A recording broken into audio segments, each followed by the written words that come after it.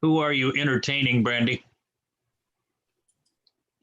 Oh, I was finishing up a Marco Polo with a friend of mine. She's getting married, and she's going through putting the finalizations on the wedding venue. Okay, we're live on YouTube, and UGTV will start in about 30 seconds. And Janet, I sent host back to you. Great, thank you.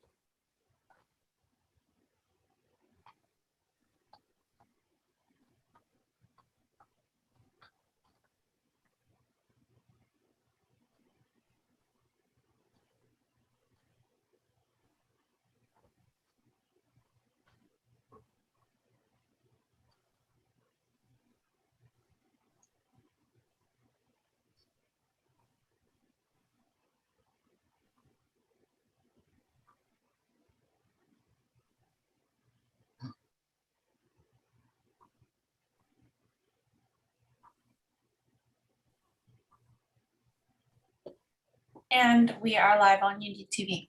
Okay, thank you.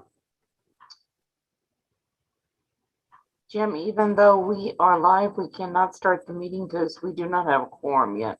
Yes, ma'am.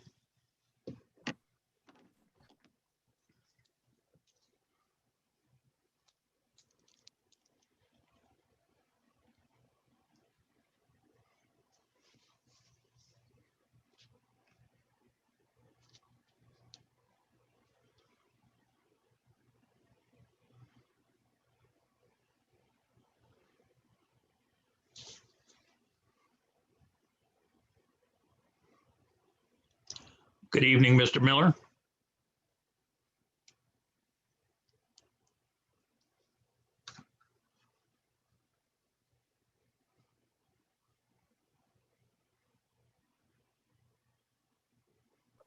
How are you? Sorry, I minimized my screen and couldn't figure out how to open it back up. I am fine.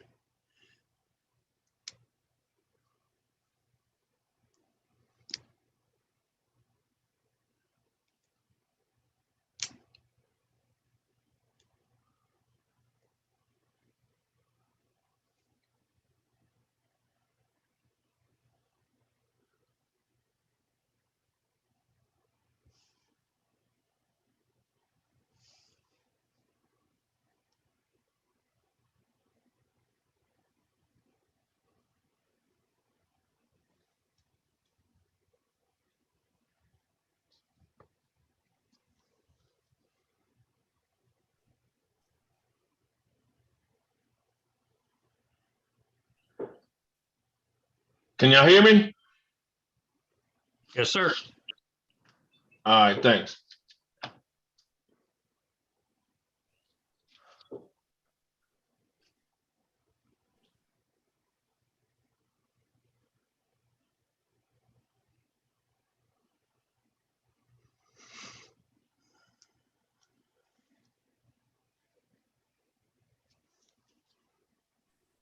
Mr. Vice Chair, we do now have a quorum. We have 6 members that are present. So if everyone could turn on their video, then we can get started.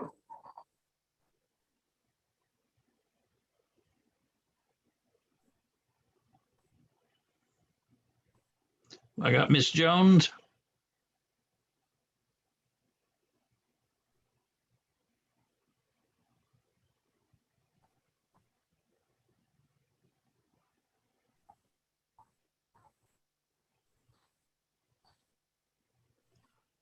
If you're ready. Welcome to the May 10th meeting of the Board of Zoning Appeals. Jeff Carson, Chairman of the Board of Zoning Appeals, is delayed, so I will start the meeting. My name is Jim Ernst, and I'm the Vice Chair. With us tonight on the panel are Gunnar Hand, Director of Land Use and Urban Planning, Janet Parker, Executive Assistant to the Department of Land Use and Urban Planning, members of the Planning and Engineering staff, Byron Toy, I think is the only one there right now, and Daniel Kuhn, Unified Government Legal Counsel. The following Board of Zoning Appeals Commissioners are present. Brandy Armstrong, Suzanne Pauley, Jake Miller, James Connolly, and Karen Jones. Now call the meeting to order and hand it off to Ms. Parker for everything important. Thank you, sir. I would just like to remind the board that we have 6 members right now on the screen. So I will need you to stay here in order to have a quorum. We would like to welcome those participating by telephone or Zoom to the meeting of the Board of Zoning Appeals. Due to COVID-19, the members are participating remotely by Zoom. Mr. Jim Ernst, Vice Chairman, is serving as Chairman at this time. Please note the following instructions for the meeting. If you are joining by Zoom video, please make sure you have an appropriate background and plan to stay visible during the meeting. Board members, use the raise your hand feature when you want to speak, and after Chairman Ernst recognizes you, please unmute your microphone and state your name when you begin to speak. If you need to recuse or if you need a personal break, use the raise your hand feature. For those attending the meeting this evening, please use the raise your hand feature if you want to speak on an application. After the chairman recognizes you, please state your name and address and make your comments. If you are having issues getting in the Zoom meeting, please email planninginfo@wicokck.org and let Secretary Parker know. Proper meeting decorum is expected of all participating in the meeting, and anyone who fails to act properly may be removed from the meeting. The city reserves the right to discontinue a meeting if any improper behavior occurs which prevents the uninterrupted conduct of business. The format for this evening's meeting is as follows. The applicant will make the opening statement explaining the proposal. The applicant will be given 15 minutes to present their case, which includes the applicant, consultants, and other members of the applicant's team. Members of the board will then address any questions they may have to the applicant. Any persons wish to speak in favor will be recognized and allowed to do so at that time. Then those persons in opposition will be recognized to make their statements and ask questions, with each member of the public being given 5 minutes to express their opinions. Time may not be shared between speakers. A speaker's time may be extended in 5-minute intervals by a 2/3 majority vote of the board. The applicant will then answer questions and make a closing statement. The public hearing portion of the meeting will be closed, and the public will only be allowed to address the board if a question is directed to them. The staff will make their recommendation. The board will discuss the application and make their decision with a brief statement of the reason for the motion preceding the making of the motion. Motions to approve shall include the staff stipulations unless otherwise stated in the motion. Mr. Chairman, I would note that I believe Commissioner Yui has joined the meeting, and so has Mr. Carson. Our first appeal tonight is BOZA 2021-006, Clifford R. Spurlock, for property at 2100 South 51st Street. At this time, does any member of the board have any contact to disclose with regard to this case? No. No. No. You?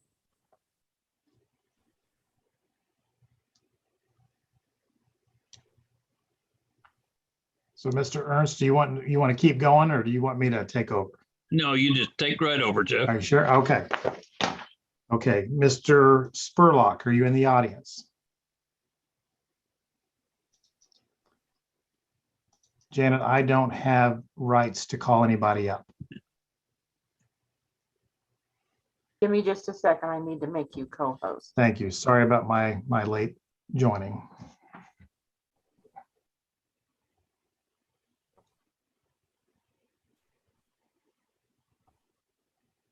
You should be good now. Here we go. Okay, Mr. Spurlock.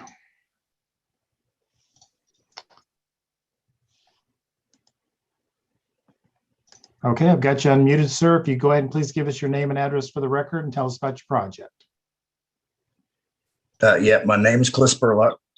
My address is 2100 South 51st Street, Kansas City, Kansas. And actually, it's just an outbuilding to park my vehicles and my yard equipment, things like that. I have a few things laying around the yard now, and they're out in the open. And I'm just trying to really get a structure that I can bring all my items inside and protect them from the weather. Are there any questions for the applicant from the commission? Seeing none, we'll go to the audience. Is there anyone in the audience that wants to speak in favor of or in opposition to this request? Got a lot of hands up, but I'm going to go ahead and lower everybody's hand because I don't know that everybody wants to speak completely on this case. But if there's anybody in the audience that wants to speak in favor of or in opposition to this case, please raise your hand electronically and I'll call on you.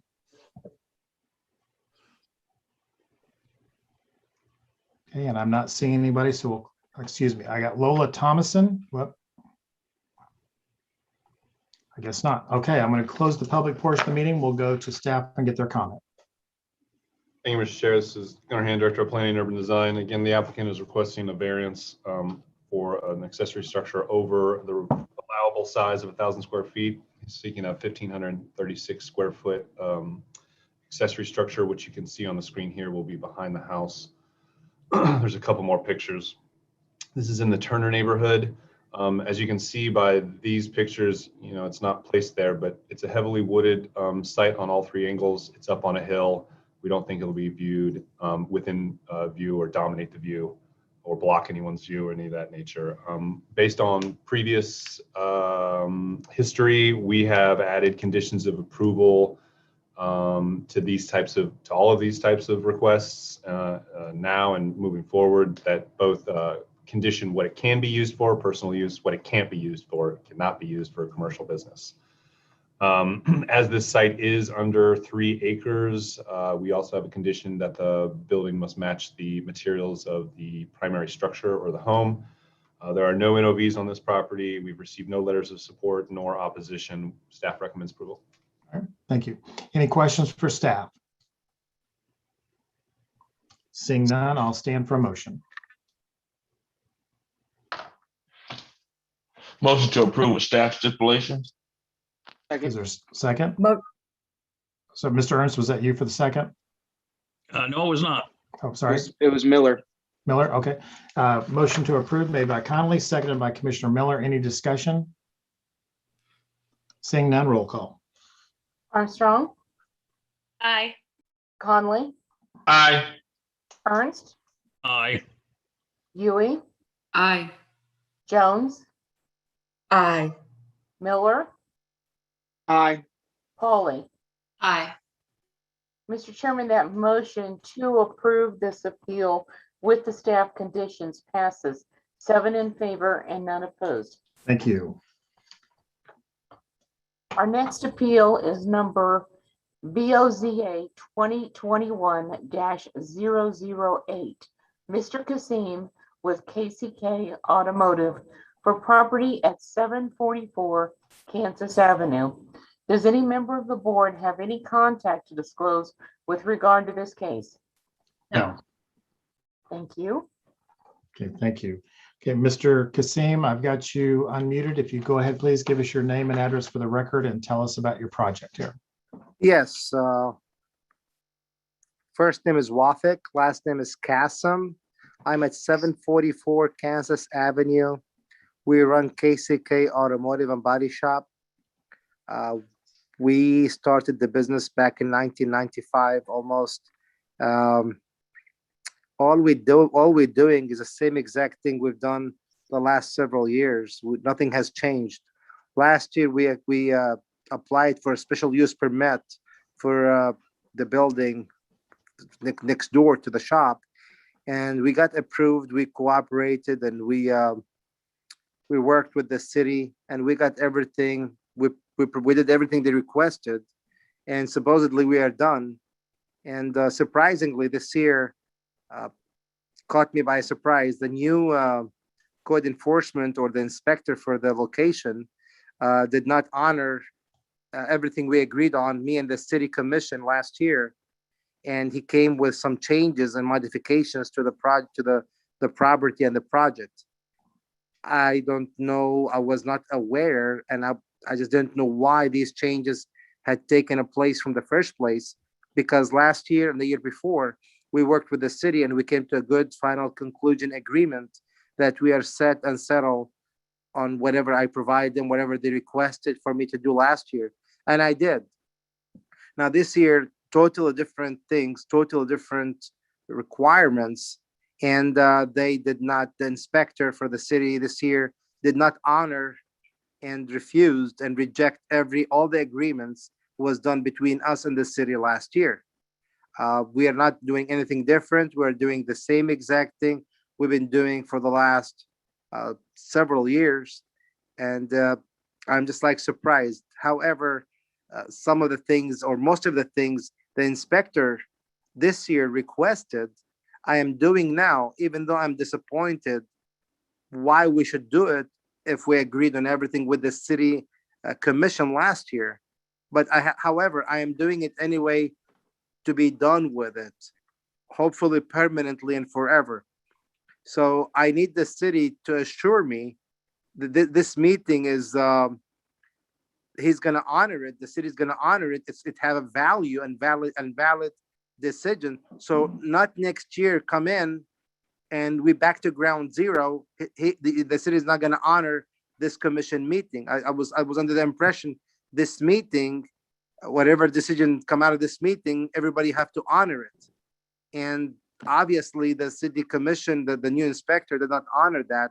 So therefore he's telling me or obligating me or enforcing me to do some additional things were not addressed in the last year commission meeting.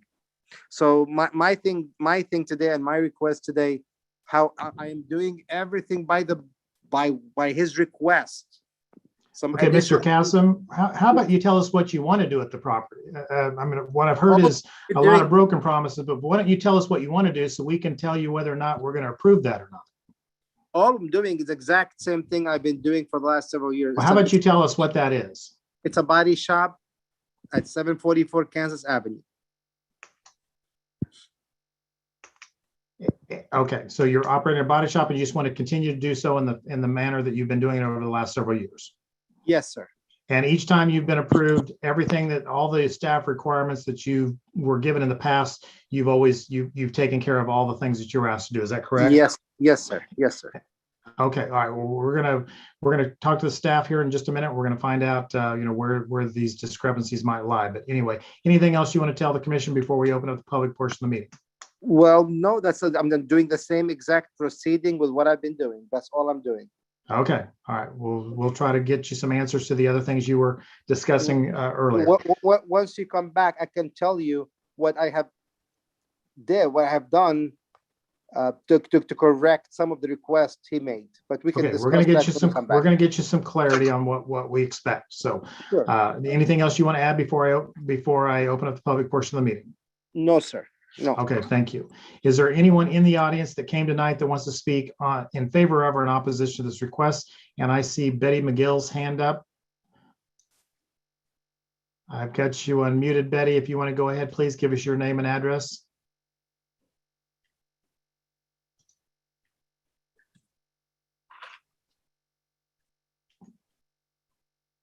Go ahead, Betty. Ms. McGill? Hello?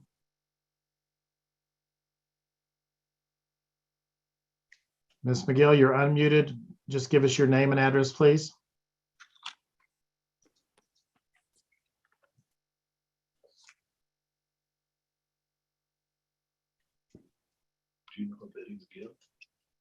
We're having trouble. She's unmuted.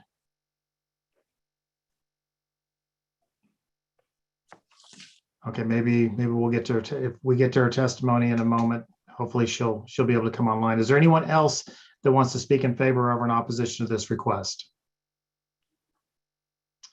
Seeing none, other than Ms. McGill, I will go ahead and close the public portion of the meeting. We'll go to Director Hand for his comment. Thank you, Mr. Chair. This is Gunnar Hand, Director of Planning and Urban Design. This case is being heard in conjunction with a special use permit, SUP 2020-101 at the City Planning Commission hearing later tonight. Staff has written both staff reports and cases tying one to the other. We've had this conversation before. Essentially, we don't want another Fred Del Toro situation where we approve a variance and then don't get the SUP. So we're tying the two cases together. We cannot have one without the other. So if the SUP is denied, it then nullifies these variances if the variance is approved, and vice versa. There's a couple of things that I'd like to clarify about this case, namely that this is their second renewal, so third entitlement. The first two renewals, or excuse me, the first two entitlements required the property owner to essentially close this. He has two drives in and out on Kansas Avenue. The initial entitlement and the first renewal asked for that enclosure to be, that gap and that driveway apron to be closed. Mr. Kassim is doing that right now. We just received some photos from today of that condition after multiple years, multiple entitlements finally being put on into the site, which we appreciate very much. Additionally, in between the last entitlement and this entitlement, originally there had been some parking that was provided inside. That inside parking is now being replaced by uses for that business, so they cannot park the cars inside any longer, which is why they're in front of us today for a parking variance. They also did not build that parking lot to code, and so they are asking for variances retroactively. For that reason, we technically are requesting denial, but staff ultimately wants the improvements to be made as designed in their site plan. The other thing that I would quickly mention is although this is the Boza case, so we shouldn't necessarily talk about it now, but because they're tied together, an SUP, even though it's technically a renewal, is a new case where we start from scratch and re-review everything from top to bottom every time. So whatever happened in the previous SUP ended when that term ended. And now we're here again, the Planning Commission later tonight, seeking additional years to use this business for this purposes.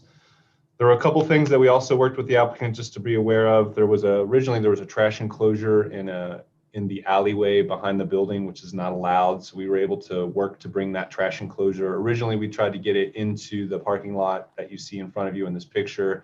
They ended up deciding to move that into the building. That removed the requirement for an additional variance. So you only have 4 in front of you today instead of 5. I would also note, again, we're very happy that the wall section is being filled in. They still need to repair the curb so that there is no driveway apron and that it's an actual curb. So we'll follow up on that. We have it in writing twice during the review of this Boza and this SUP that they were going to refuse to do that. So again, we're glad to see that it's being done, starting to get done today. I would also just note, we added some standard conditions that you see for this type of use. We do ask them to look into repaving and restriping the lot to accommodate to the new design.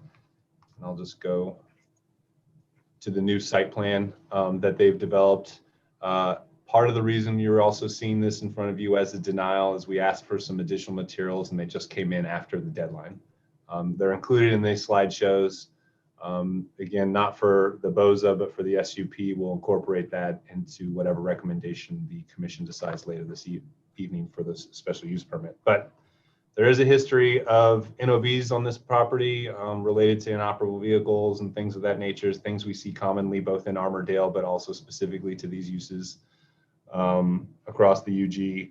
We had no letters of support, no opposition. Again, because this is a self-imposed hardship, technically staff recommends denial, but we want to see this property improved as per our conditions. So we do have a set of conditions of approval if the if the Board of Zoning Appeals decides to move that way, that we would like to be included by motion.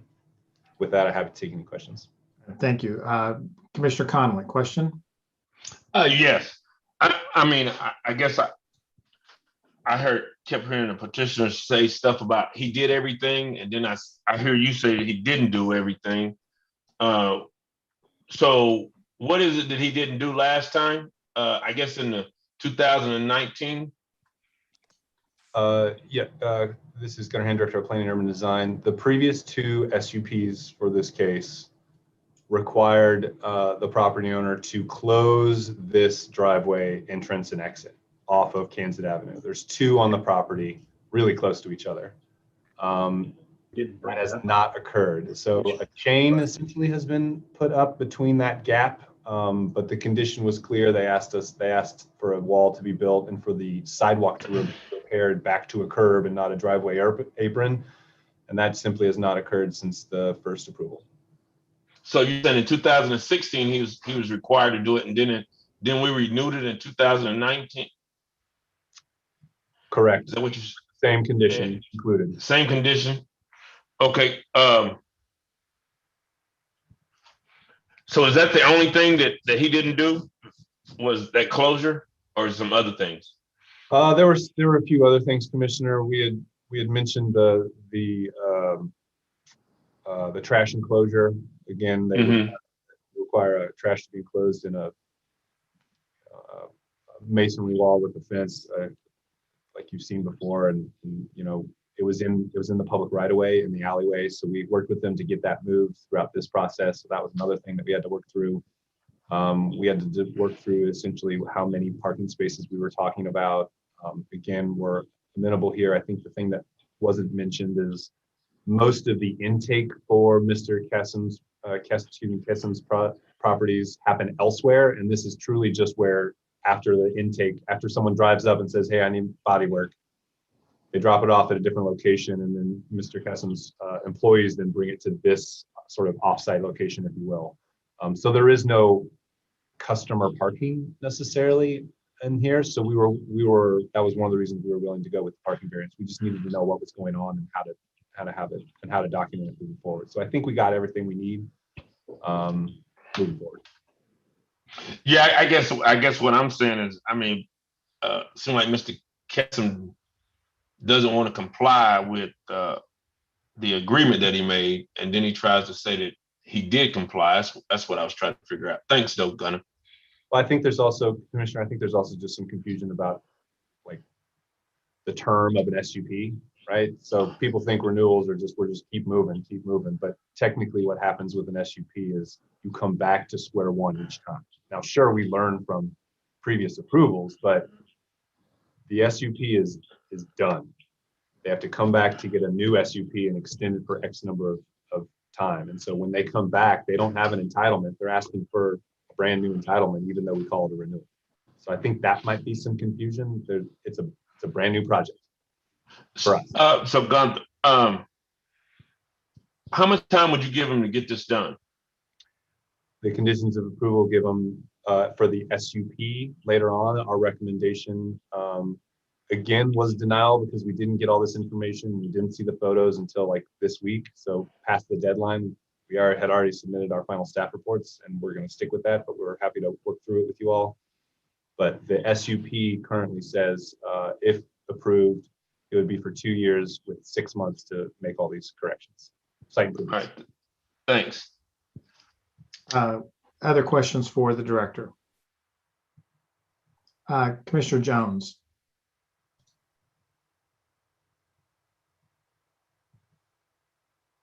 I'm sorry, Karen, you're still muted. And by the way, too, just so you know, my connection is saying sometimes it's unstable. Can you hear me okay now, too? Yes. Okay. I understand where Commissioner Connolly was coming from, Gunnar, because it just seems that the petitioner does not understand the process, especially on the special use permit side. And I know that's the other side, but because of the connectivity that you talked about, I think we should just be sure that he understands the process so that this will go as it's supposed to go. So I don't know that I heard, does he have a deadline for getting the remaining items done, or he's done everything at this point that's been requested of him?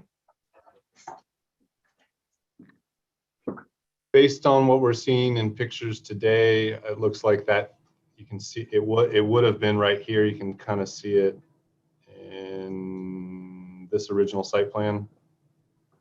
There's a couple versions here because we've received a couple versions, so we wanted to show the evolution. But essentially, again, they've moved the trash enclosure inside, so that doesn't occupy a parking space.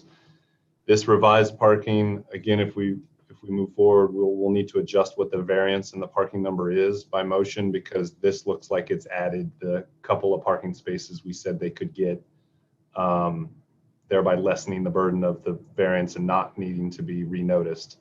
I see 16 parking spaces outside. Originally, before the deadline, he had submitted a site plan that said there were 12. So really, I think that we've made the point with the applicant. I think they started to do the work that we've asked them to do years ago.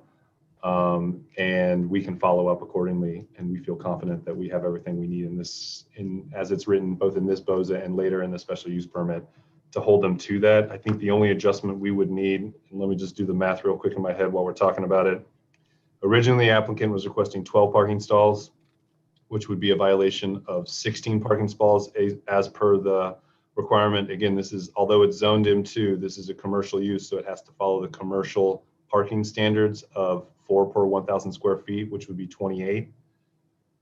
So if he now has 16 on his site plan, which is not in your packets because we just got it after the deadline, he's requesting a parking variance now of 12 stalls total. And that would be what we would need to move forward with based on this updated site plan that you're seeing for the first time tonight. Mr. Jones, does that satisfy your question?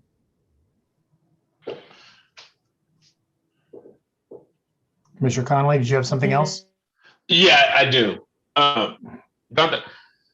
So would it be a problem if we only approve this for 6 months and ensure that he does what is required of him? Because I mean, it seems like 2016 to now he hasn't complied, and I want to make sure that he complies with what staff is recommending. So would just recommend it for 6 months to ensure that he got everything done? Would that be a problem to you? This is Gunnar Hand, Director of Planning and Design. I think if we wanted to, we would want to adjust the timing for the special use permit. If that's what you saw fit. For this BOZA case, if you pass the variance, it's in perpetuity. It sticks with the land, regardless. So I think that's one of the reasons why we wanted to tie these together, is because these variants are so very specific to Mr. Cassim's use. Okay. So I think it would be okay if the commission decided to move forward and approve these variances with staff's conditions. And then if we looked at the SUP, you could adjust the timing and allowable time frame for the special use permit if you felt that was necessary. I think that would be appropriate. Okay. All right. Thank you. Any other questions? I've got one quick one. Gunnar, when you talk about the self-imposed hardship, are you referring to the parking lot and the other things that were done and built on the property without authorization or approval? Yes, we're getting variances for a parking lot that's already built. And so in that sense, it's a self-imposed hardship. They're coming back and asking for forgiveness, not permission. Again, that's a technicality based on previous cases that we've talked about how we're going to handle self-imposed hardships at BOZA cases moving forward. So we did end up recommending denial, but again, I think staff at the end of the day wants to just see all the conditions met. All right, thank you. Any final questions for the director? Commissioner Miller. You just beat me to the punch. I was just going to make the motion. That's fine. I'll stand for that motion. Move to approve BOZA 008 with 16 parking spaces and for a variance of 12 stalls, also subject to staff stipulations and comments. All right, thank you. Is there a second? Second. Okay, there's a second by Commissioner Armstrong for motion for approval made by Commissioner Miller. Any discussion on motion for approval? Seeing none, roll call, please, Janet. Armstrong, Aye. Conley, Nay. Ernst, Aye. Ewing, Aye. Jones,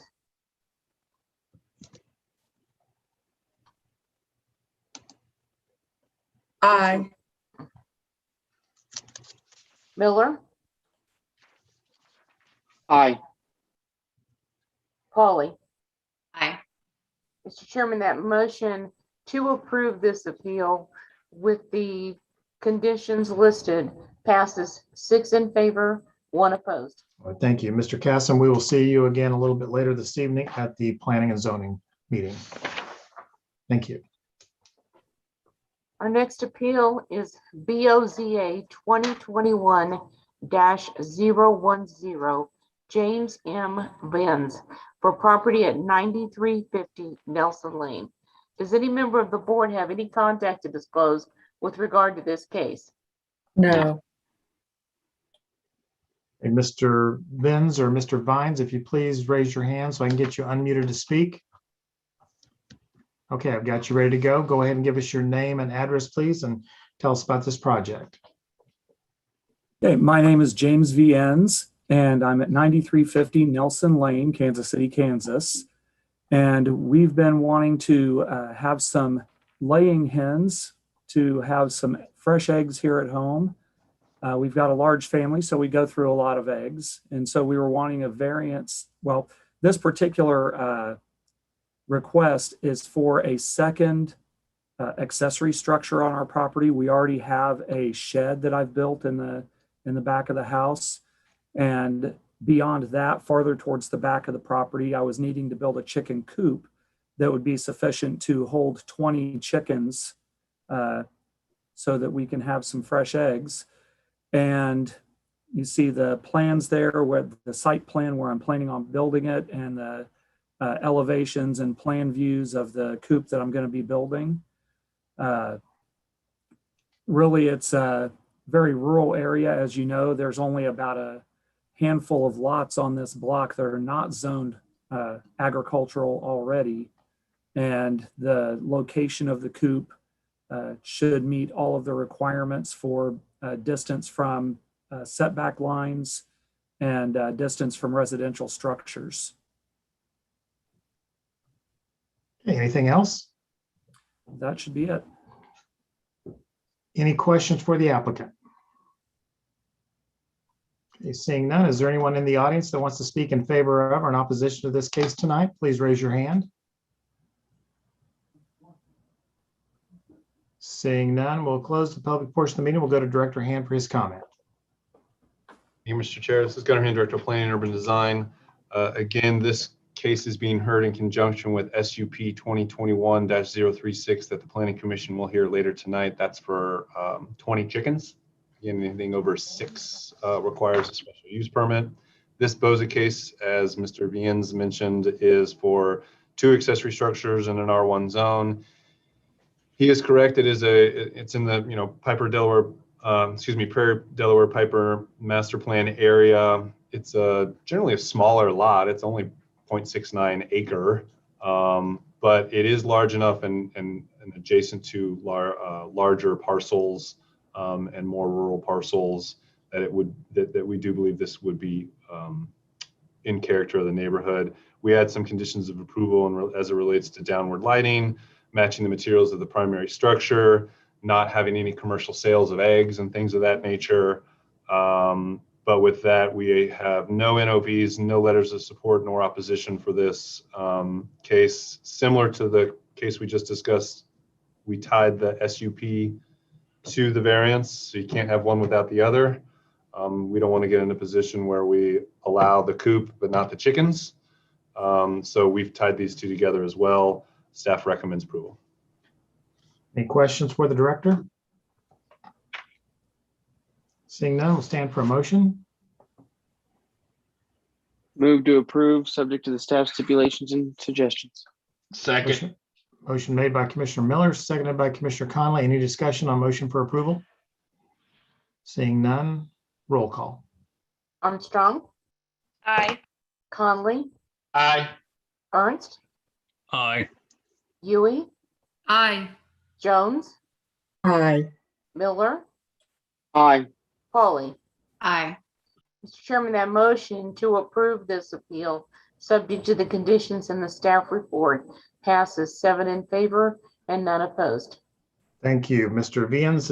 We will see you a little bit later this evening at the Planning and Zoning Commission meeting. Chairman Carson, would you like to make an announcement about the Planning Commission meeting? Yes, I will. Thank you. Those of you that are here for the Planning Commission meeting, we will start that meeting as soon as the Board of Zoning Appeals meeting concludes. We have one more case to hear. We'll take a 5-minute break after that case, and then we will convene the Planning and Zoning Commission meeting at that time. Thank you for your patience. We'll be with you shortly. The last item on the agenda is VOZA 2021-011, Joe Morton, for property at 4621 Dover Street. Does any member of the board have any contact to disclose with regard to this case? No. Thank you. Mr. Morton, please raise your hand and I'll get you queued up to speak.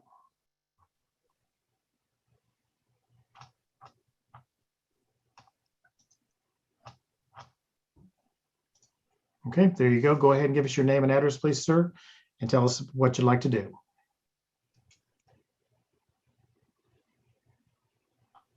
I've got D. Cord queued up to speak. Are you speaking on behalf of Mr. Morton? This is my computer, but he's on the phone on there too, as well. Can you hear him?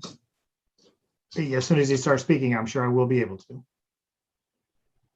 Okay, yeah, I was wanting to build a garage. First of all, give me your name and address, please, sir. I'm sorry, Joe Morton, 4621 Dover Street. And go ahead and tell us about that project. I was wanting to build an outbuilding so I'd have somewhere to do my hobby work and maintain my vehicles. Okay, and how big is this building and where is it going to be located in relationship to the house? It is in the side lot. I had proposed 2,400 square foot because that fit within the setbacks, but it seems that the overall footprint of it is too large.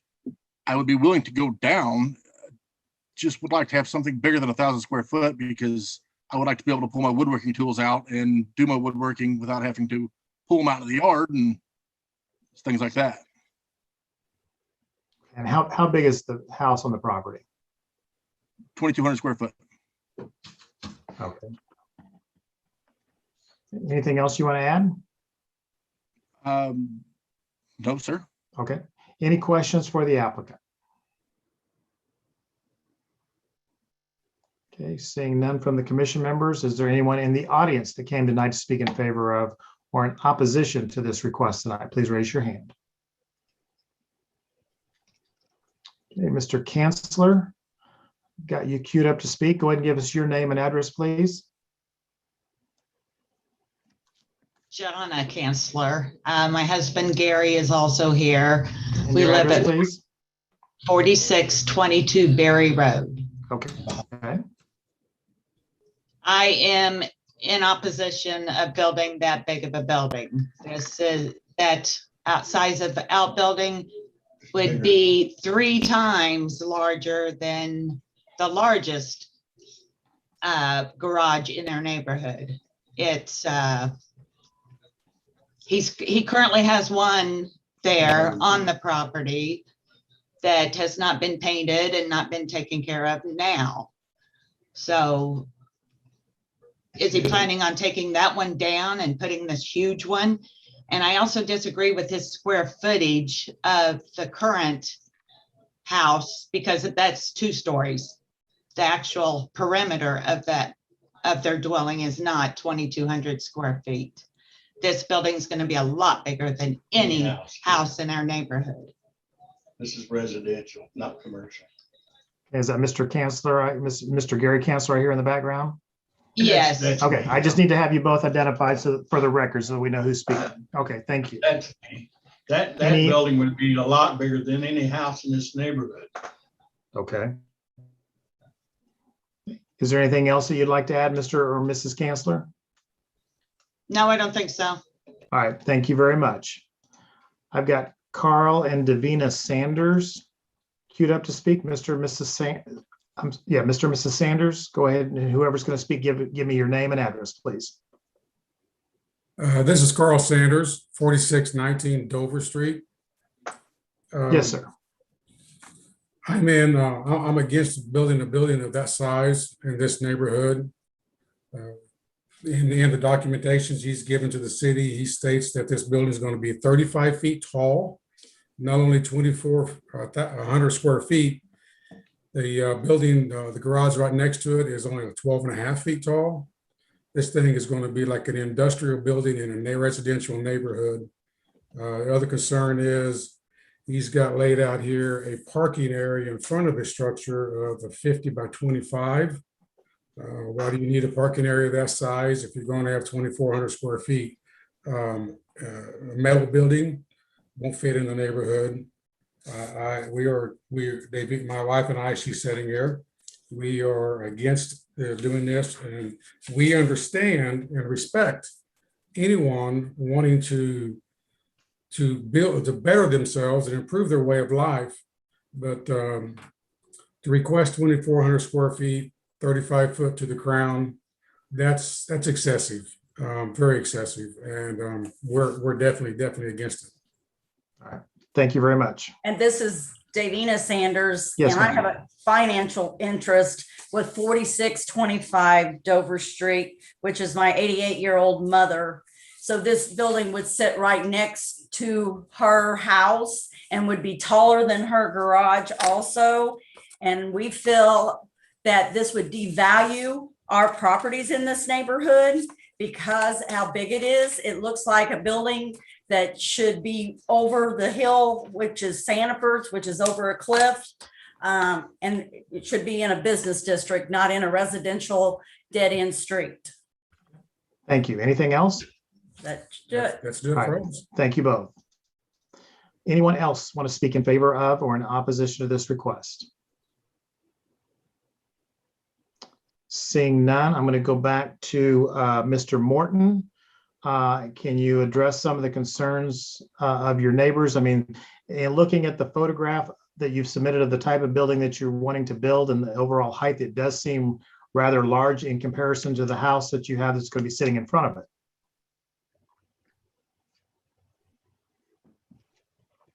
Mr. Morton?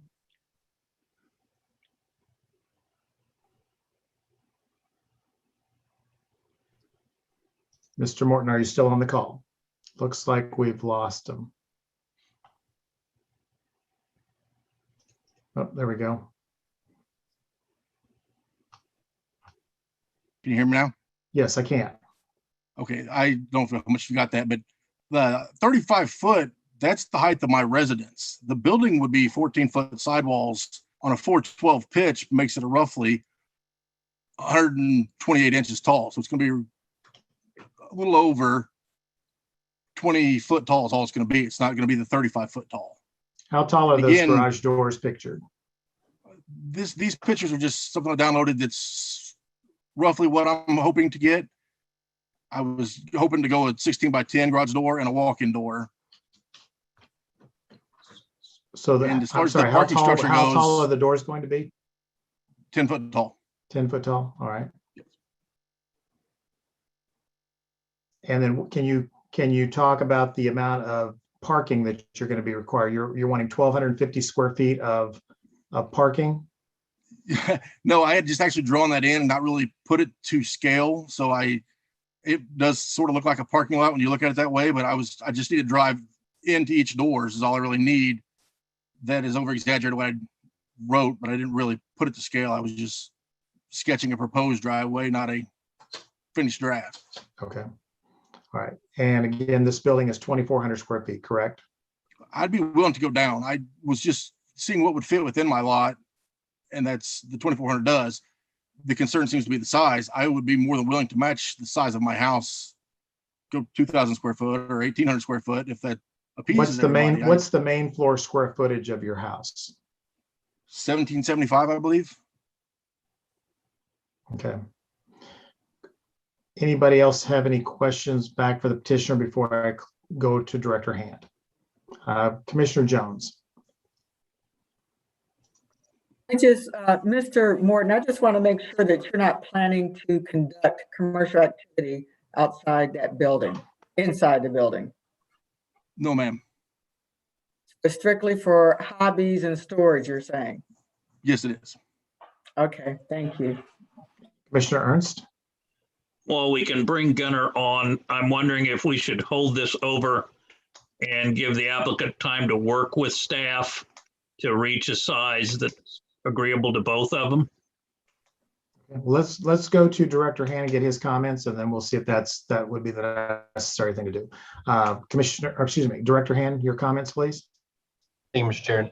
This is Gunnar Hand, Director of Planning and Urban Design. Again, this is for accessory structure, 1,400 square feet over the allowed 1,000 square feet for an accessory. I would note in an R1 zone, you can build as of right up to 2.5 stories or 35 feet. So that's not germane to this case. This is below. This would be under that requirement for this building. I think the issue that's in front of us is this is a relatively small parcel in a relatively mostly residential neighborhood. Across the street, as you can see in the map, there is larger parcels, and it's in proximity to larger parcels, which is not uncharacteristic of the Turner neighborhood. But this site in particular is larger than others, about the same as some in and around the neighborhood, but relatively small parcel in general. So there's no hiding behind a hill or a tree or within the site or anything of that nature. It's front and center. I think the other issue is that because there is a lack of a backyard here, this is basically going to look like a side-by-side, even if you push the accessory structure back. I think the applicant has mentioned that they want to have this for woodworking and to fix his vehicles. I think for staff, we are concerned about this request in this context.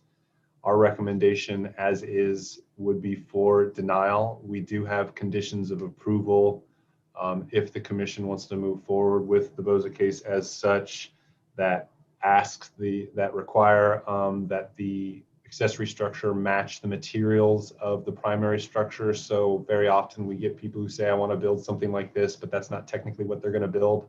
This is one of those cases. If and when this was approved, and let's say hypothetically, Mr. Morton comes in with a building permit, we would look at that application. We would see that they would have to match materials. We would not allow a metal building on this facility, or excuse me, at this location, or at least a pole building that he pulled from the internet to see what it would look like. We also have conditions of approval that we've standard conditions for this type of request that enumerate what an accessory structure can and cannot be used for. Again, as we said earlier in this meeting, it can be used for hobby activities or personal use. It cannot be used for commercial use. That would be a condition of approval. We would also ask the applicant to demolish their current accessory structure before constructing, they work it out in building permits, but they would have to demolish their existing accessory structure before this one were to be approved. I think based on the conversation, it might be advisable if the commission continues this for a date certain, so that we can work with the applicant so that they can put together what they actually want to build as opposed to just a hypothetical, and maybe get to a point where we can come back and recommend approval based on community concerns and opposition that we've heard tonight. Okay, questions for the director?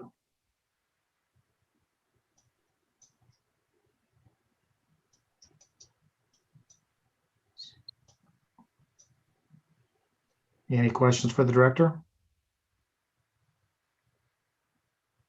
Okay, so Gunnar, would it be better to hold over than it would be for us to assign an arbitrary square footage? Yes, I would not ask that we determine what square footage works tonight. Okay. That's something we would want to hash out with the applicant. All right. Commissioner Jones. Gunnar, are you recommending a 30-day holdover in your mind? I'm not 100% sure what the timeline for the applicant is, but I think this will take more than 30 days.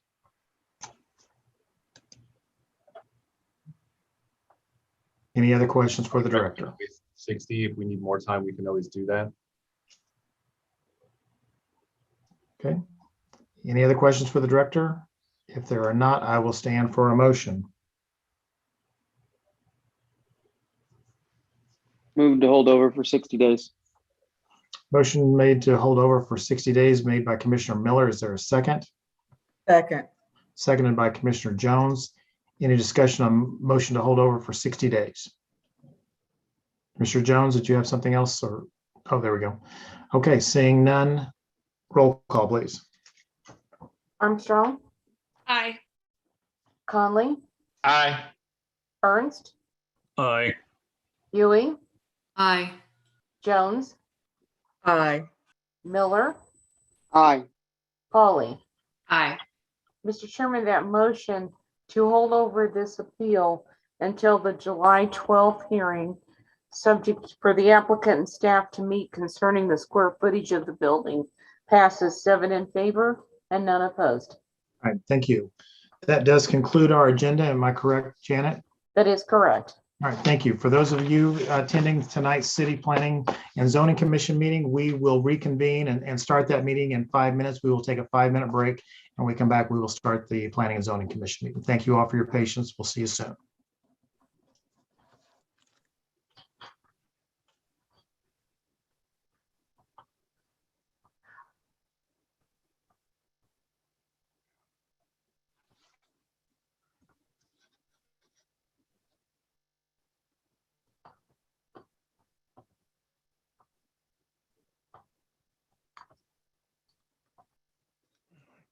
Guess I just have to reconnect with that one guy and find out what the scoop is now. Should we just stay on and see what they say? Sure.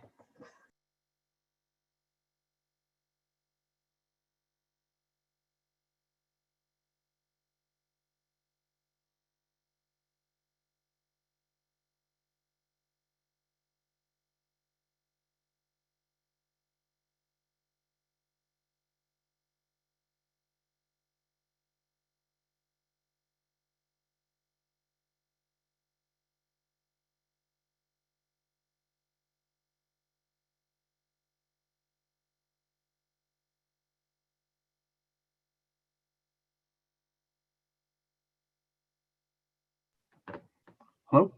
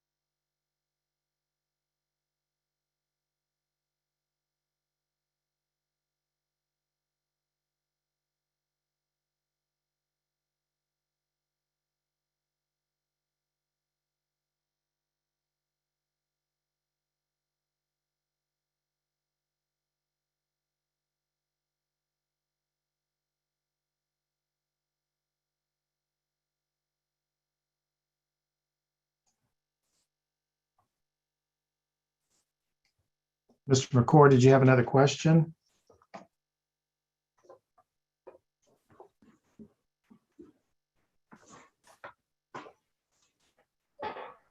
Mr. Morton, did you have a question? Yes, sir. I was just kind of curious, where do we go from here? Okay, so basically your case was held over for 60 days. So you'll need to get with the planning staff tomorrow and try to work out some sort of resolution on the size or something that we can come back in either the next 30 or 60 days and we'll hear the case again. Okay. Okay, thank I you, will but you get don't with- need to stay on the call. Okay, thank you, sir. Thank you, you bet. All right.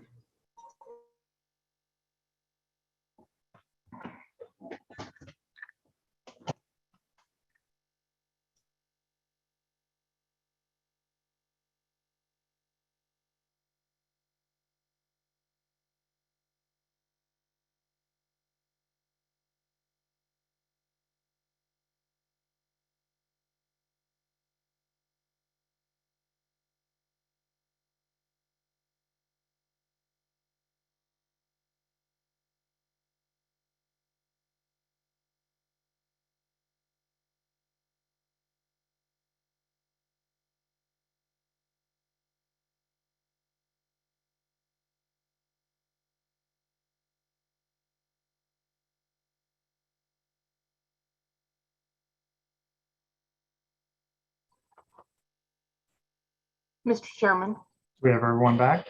yeah, I just wanted to tell you that Patrick Waters is now on with us. Okay, thank you. So, Mr. Chairman, is there a way that I can send you a text or email? You can email me. Okay, Janet, would you provide him with my email address, please? I have it. Okay, thank you. Janet, are we ready to go? Is the director back?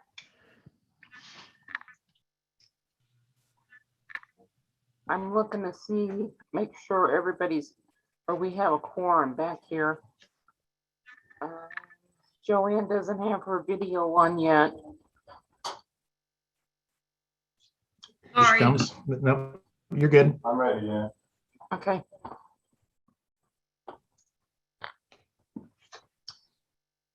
Janet, are you ready? Yes, sir. All right, thank you. First of all, I want to thank you all for your patience and welcome you to the May 10th meeting of the City Planning and Zoning Commission. My name is Jeff Carson. I'm chairman of this evening's meeting. I want to make a few introductions. Karen Jones is the vice chairman of the Planning and Zoning Commission. Gunnar Hand is the director of Land Use and Urban Planning. You'll be hearing from him quite a bit tonight. Janet Parker, the executive assistant to the Department of Land Use and Urban Planning, is on the call along with Byron Toy, Byron Toy and Martin Tangira, also with the planning staff.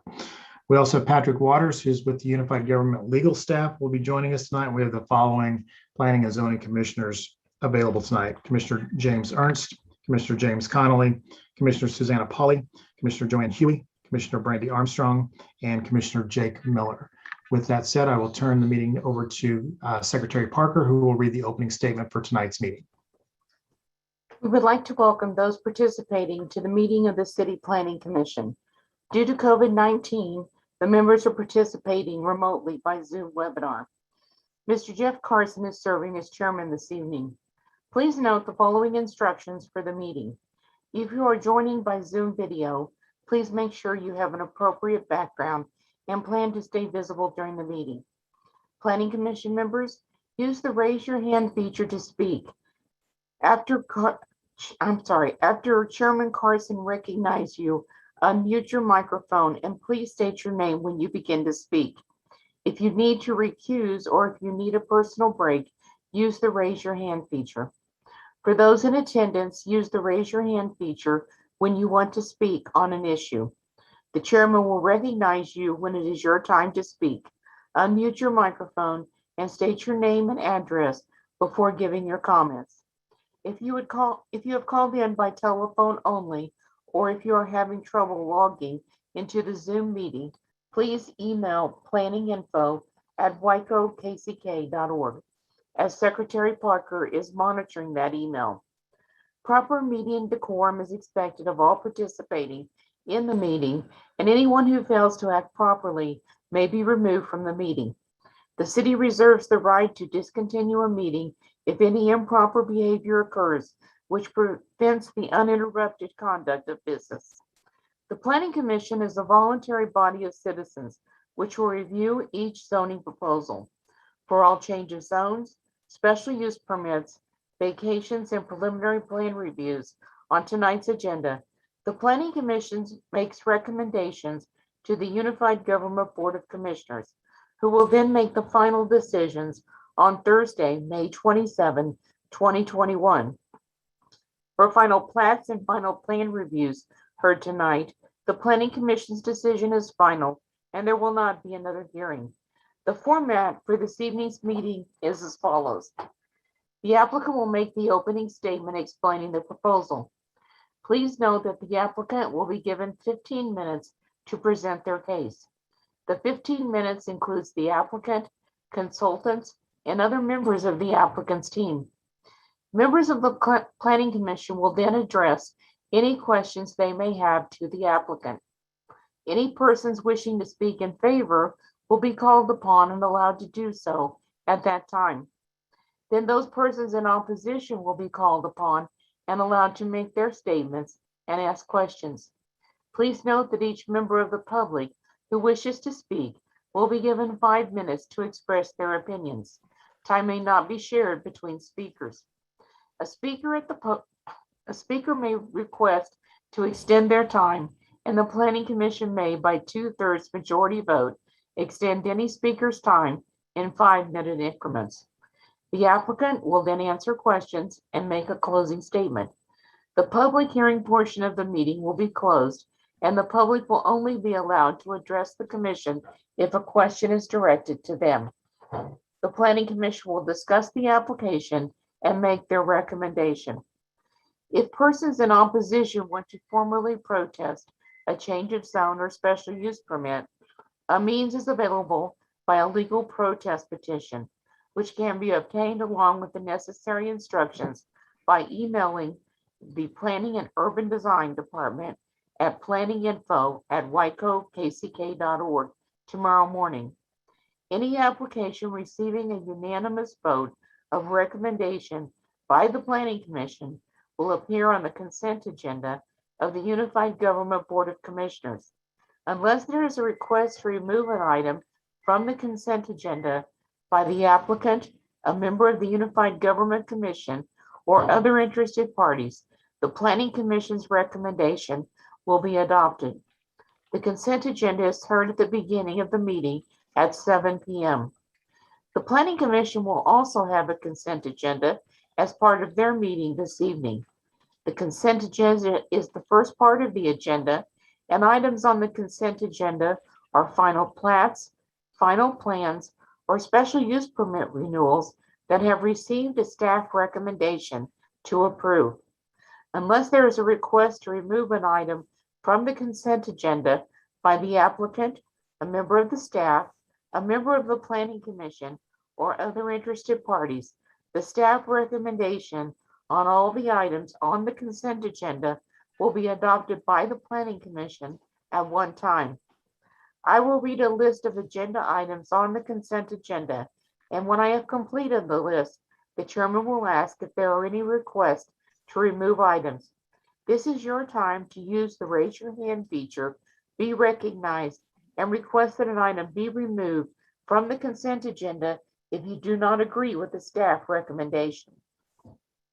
The Planning Commission is required to disclose contacts about any item on the Planning Commission agenda. Before each item, I will ask if any contacts have been made, and members of the commission will be asked to disclose those contacts. Please note that your opinions will be forwarded to the governing body for their consideration in making a final decision. In addition, those who receive notices for this evening's hearing will again receive them for the notice for the hearing on Thursday, May 27th, 2021. I will now read the items on the consent agenda. Consideration of the April 12th, 2021 minutes. SP 2021-015, Daniel Castillo with the Mockingbird Lounge. renewal of a special use permit for a drinking establishment and live entertainment at 204 Orchard Street. Current special use permit SP 2019-21 just recently expired on March 28th. SP 2021-025.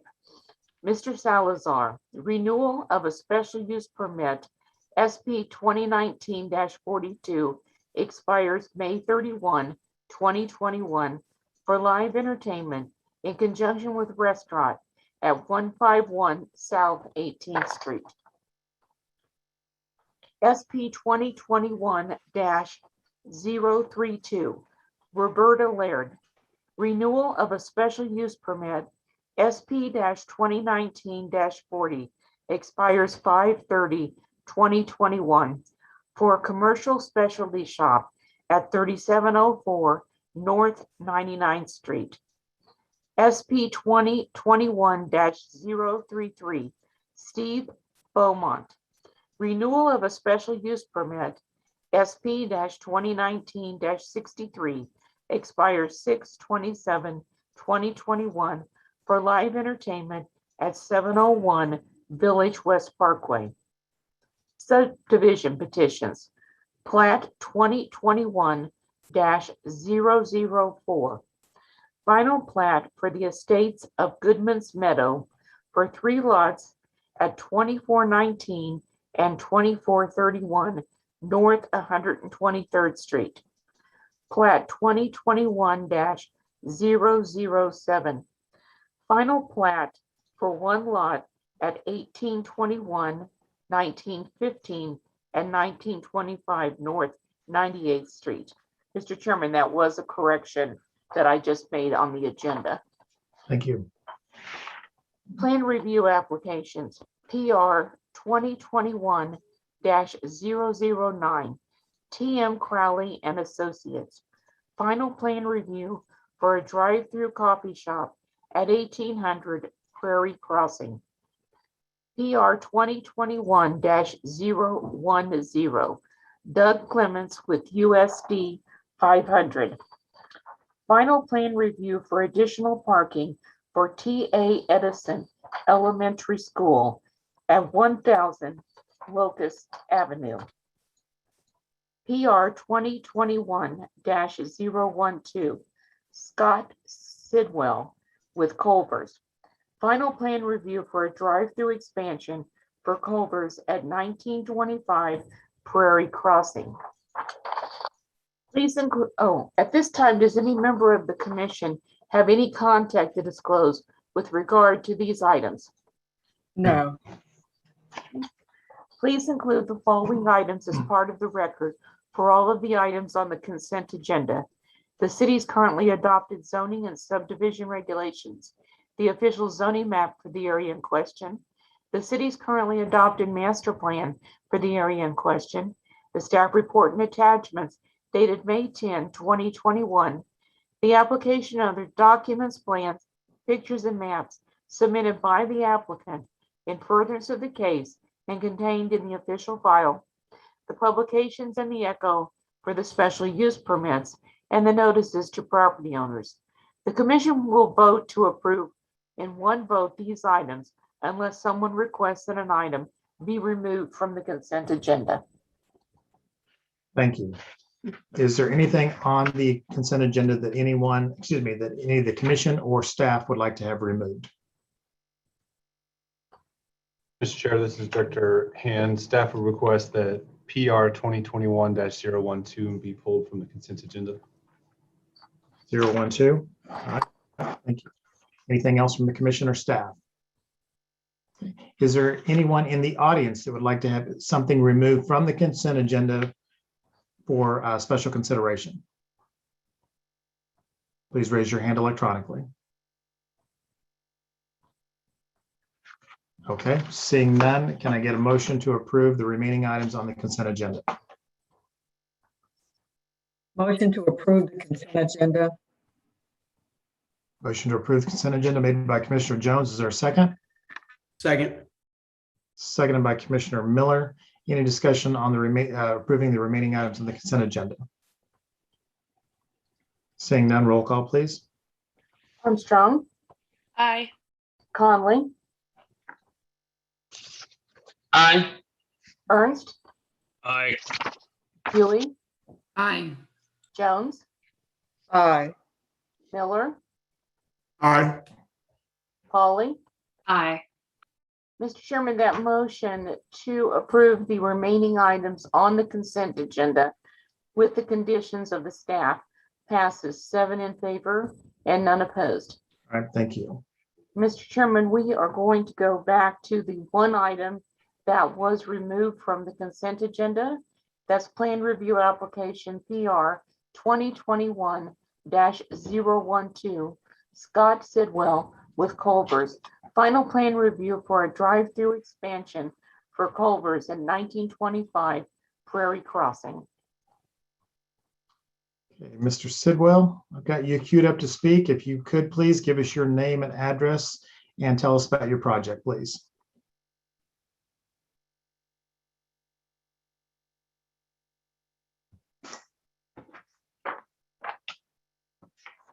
Mr. Sidwell?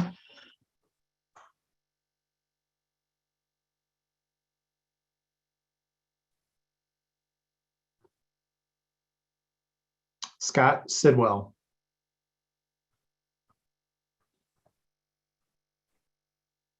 Okay, I don't, either Chairman. either we can't hear him or he's not on the call. Go ahead, Janet. Judd Clausen has his hand raised and I he see may that. be representing him on this Okay. case. Mr. Clausen? Hi, this is Jed Clausen. Can you hear me? Yes. Thank you, Chairman and Commissioners. My name is Jed Clausen with Phelps Engineering, 1270 North Winchester, Olathe, Kansas. For the record, I'm appearing on behalf of the petitioners, Mr. Sidwell. We're doing his civil engineering on this. Okay, go So ahead then. Thank you. Available for any questions you have. Can you go ahead and tell us what's being done on this project, please?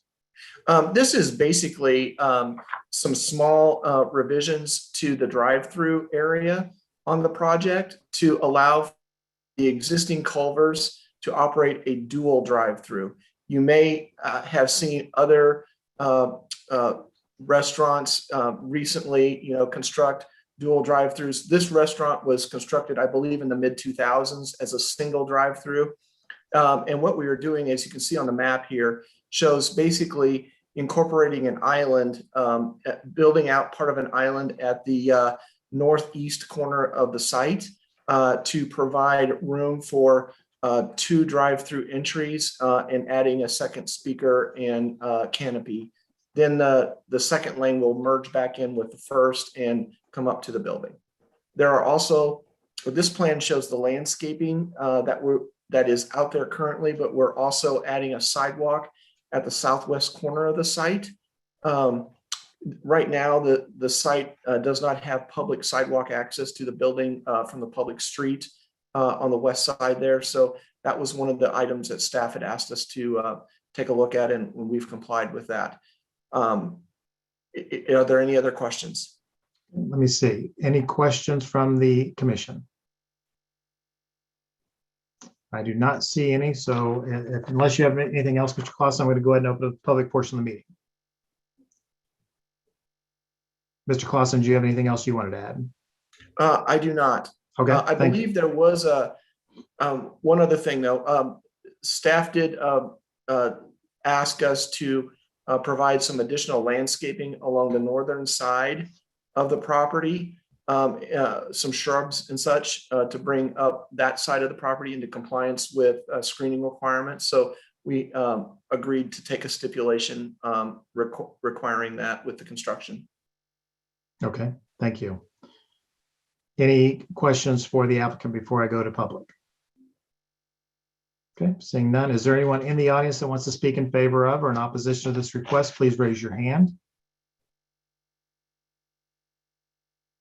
I'm not seeing anyone, so I'll close the public portion of the meeting. We'll go to staff and get comments from Director Hand.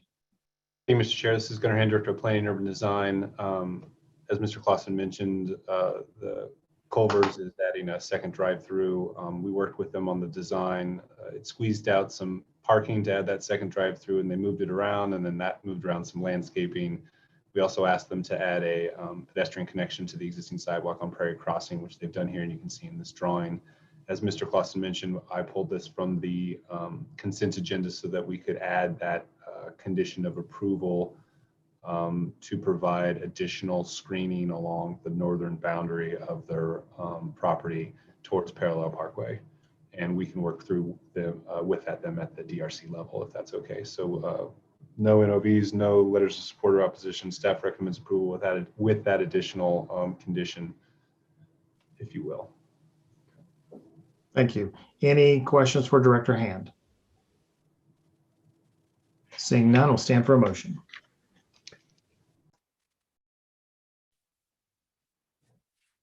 Commissioner Jones? With the addition of the landscaping stipulation, motion to approve. Thank you. Is there a second? Second. Motion approved made by Commissioner Jones with the added stipulation on the landscaping, seconded by Commissioner Miller. Any discussion on motion for approval? Seeing none, roll call, please. Armstrong, Aye. Conley, Aye. Ernst, Aye. Yui, Aye.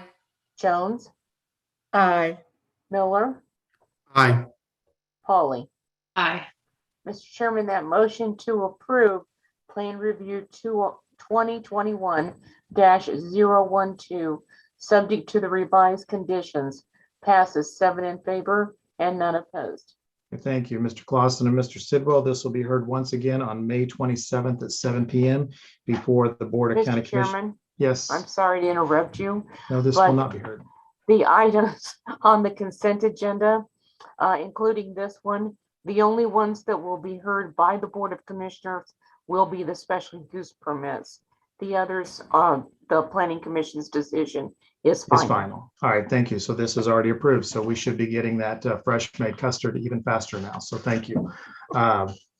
So those of you that had an item that appeared on the consent agenda, they have all been approved at this time, so you do not need to remain on the call. So just want to make sure that that's clear to everyone. So thank you, Janet, and we'll go ahead and go start with the first case. Mr. Chairman, we'll move to the non-consent agenda to the change of zone applications. The first one is Olivia Diane Moore. Change of zone from R1 Single Family District to AG Agriculture District for horses and chickens at 3860 Bell Crossing. Please include the following items as part of the record for this case. The city's currently adopted zoning and subdivision regulations, the official zoning map for the area in question, the city's currently adopted master plan for the area in question, the staff report and attachments dated May 10, 2021, the application and other documents, plans, pictures, and maps submitted by the applicant in furtherance of the case and contained in the official file, the notice in the Wyandotte Echo, and the notices to property owners. Does any member of the commission have any contact to disclose with regard to this case? No. Thank you. Ms. Moore, are you available? Please raise your hand for me so I can find you. Thank you. Okay, I've got you queued up to speak. Go ahead and give us your name and address, please, and tell us about this project. Hi, my name is Olivia Moore. Kansas City, Kansas. This application is to allow the housing of 4 horses and up to 24 chickens. Currently, I have 3 horses on the property and 12 chickens. Okay. Anything else you want to add? That's all. Okay, thank you. Any questions for the applicant, please?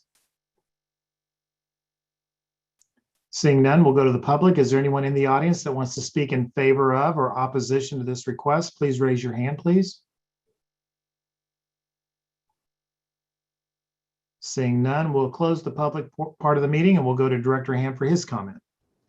Hey, Mr. Chair, this is Gunnar Hand, Director of Planning and Urban Design. Again, this is a change of zone to AG. As Ms. Moore mentioned, to house 4 horses and 24 chickens. There are also, as we can see from the aerials, probably around 2 accessory structures on the property without a primary structure. So this would correct that measure as well to change the zone to an agricultural district. It's 30 acres, nearly 30 acres parcel in the, let's call it northern Midtown neighborhood, really on the downslope going towards the Missouri River. I cycled to these pictures in particular. It should be obvious, it's included in their covenant on the land, but the gas pipeline easement goes through this property. So we added a condition to make sure she understood you can't plant or build or fence any of this easement moving forward. Also, the Conservation District mentioned that this is a heavily wooded area, and heavily wooded areas are not necessarily the best for horses, and that any area for those horses be pinned off from those wooded areas. With that, there was some support for this project from some of her neighbors. We have no active NOVs on the property. No one was submitted anything in opposition. Staff recommends approval. All right, thank you. Any questions for Director Hand? Seeing none, we'll stand for a motion. Commissioner Ernst? I move the Kansas City Planning Commission recommend approval of petition COZ 2021008, subject to any staff stipulations. Thank you. Commissioner Pauly? Second. Okay, motion to approve by Commissioner Ernst, seconded by Commissioner Pauly. Any discussion on the motion for approval? Seeing none, roll call, please. Armstrong, Aye. Conley, Aye. Ernst, Aye. Huey, Aye. Jones, Aye. Miller, Aye. Pauly. Aye. Mr. Chairman, that motion to recommend approval of this application, subject to the conditions in the staff report, passes 7 in favor and none opposed. Thank you. This will be heard once again on May 27th before the Board of County Commissioners at 7 p.m. Thank you, Ms. Moore. Mr. Chairman, our next change of zone application is COZ 2021-010, Lola Thomason. Change of zone from R1 Single Family District to R2 Two Family District to bring an existing duplex into compliance at 2716 and 2718 South 53rd Street. Please include the following items as part of the record for this case: the city's currently adopted zoning and subdivision regulations, the official zoning map for the area in question, the city's currently adopted master plan for the area in question, the staff report and attachments dated May 10, 2021, the application, other documents, plans, pictures, and maps submitted by the applicant in furtherance of the case and contained in the official file, the notice in the Wyandotte Echo, and the notices to property owners. At this time, does any member of the commission have any contact to disclose with regard to this case? No. No. I have two Lola Thomasons queued up to speak. Go ahead, please, and give us your name and address and tell us what you'd like to do here. Okay, we'll see. Is it coming through my computer right now? Yes, it is. All right, then I don't need this one. I didn't know, I've never used it, so I didn't know if it'd work. We hear you just fine. Okay, I'm Lola Thomason. I'm the trustee for the Yahweh Blessed One Trust. And did you say you needed my address also? Please. Of the property. The property address is 2716 and 2718 South 53rd Street in Kansas City, Kansas. Okay, and what are you wanting to do with this property? Okay, we have owned the property for about 20 years, and we are wanting to sell it right now. And it is a duplex. My question is, in the information that I sent back in, I sent a communication base, a 6-page communication for everyone to be able to read as to what has been going on and where there is a problem with the zoning, and we are trying to sell the property and it's being turned down by federal loans, Freddie Mac and Fannie Mae, because of the zoning. So did that letter get to everyone, so everyone has the ability to know what I'm talking about? we have the packet that was available. Is that what you're referring to? Yes, the letter was in that packet. Where's my letter? Mr. Chairman, it is in the staff in there. report. Yeah, there we go. It is, we do have it. Okay, so basically, I'm understanding from that that probably it was not read, so you're not aware of what the information is in the letter. Is that what I'm We understand there's a understanding? financing issue because of the type of zoning that currently exists on the property, which makes getting the loan difficult, if not impossible. Yeah, well, it is impossible. That's what we found from every angle we have tried, that it is impossible. It is, apparently this property is very old. It was built, it was put on the tax roll in 1940 by the then owners, and I can't remember their name at the moment. It's in the letter, and I was hoping that everyone would have read this because there's a real back issue on the property. It was the original property of the area, and in 1958, this street, and when they put the street in, apparently they didn't have enough room, so they took 10 feet off of the side of this property, and so that left this property with only a 20-foot setback on the whole south side of the property. In about 2006, we drew up a plan to build onto both sides because it was a duplex, and we didn't know at that time that it was zoned R1, but we didn't have any idea that it needed to be zoned R2. We were just told that if it burnt down, we could not replace it with a single family dwelling or a duplex. It had to be single family, which wasn't a problem to us, but it was fine. And so we drew a plan up and brought it before the board to build onto both sides. And we was turned down, and we were turned down because there was not enough setback easement. It would, the garage on the south side would be into the setback easement, and that was not allowed.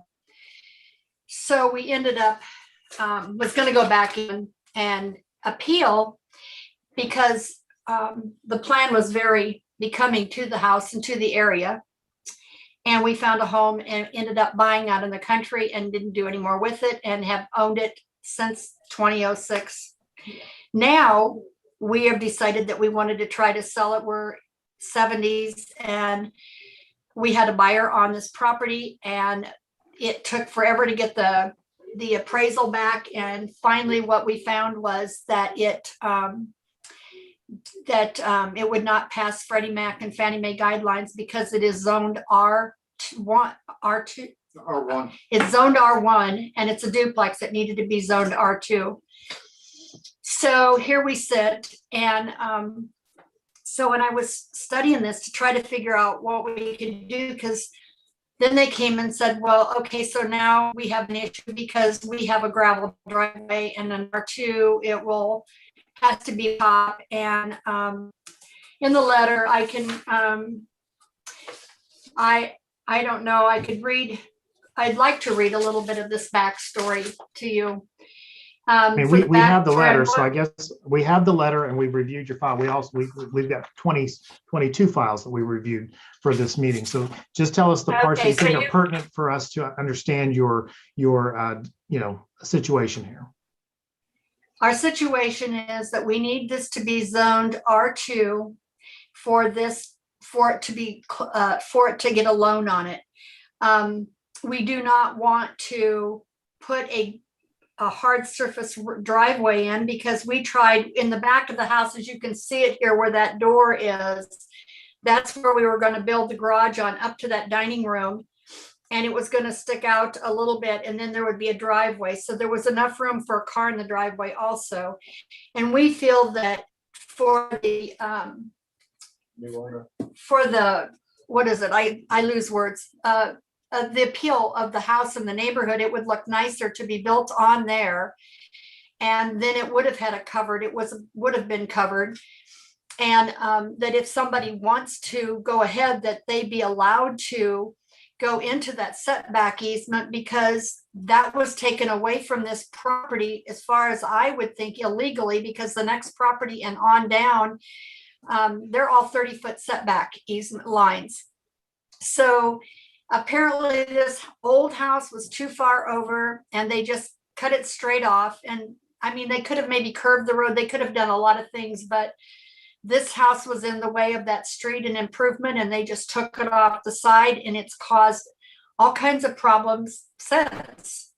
So now we want to sell it because, we want to be done with it at our age. And now we're having a problem because the buyer was turned down for his loan, and his loan was denied because of the zoning issue.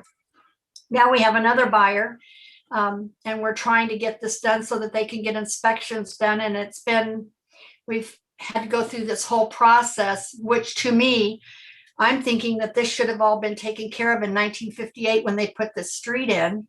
And then they zoned it that it's a single family subdivision, and this house is number 1 lot in that single family subdivision, but it was already split up like this then. And so I'm not quite sure why they didn't put provisions in that agreement for this property instead of making this, the last people, if she knew it, we didn't know that. We just knew that if it burnt down, we couldn't rebuild it in a duplex. It would be single family. There we sit today, and we have, I mean, it's costing us a lot of money to try to get this right so that we can sell this. And that's 2 electrics, 2 water, 2 gas meters. Yeah, there's 2 electrics, 2 gas meters, but there's water meter. There's one water meter. Yes, there was only 1 water line coming in here, apparently for the original house that only had 1 water meter. And when I asked the lady that I bought it from, she said, no, they won't. She said, I've tried it and they won't give us another water meter for the other side. And she said, but it works fine. And it did. We've never had any problem with that. But it has 2 electrics and 2 gas lines coming in and 1 water meter. So anyway, that's not been a problem with any of the buyers. We've had 25 offers. And there has not been one person that was concerned about the driveway. And we just don't feel like we want to put a hard surface driveway where that's at.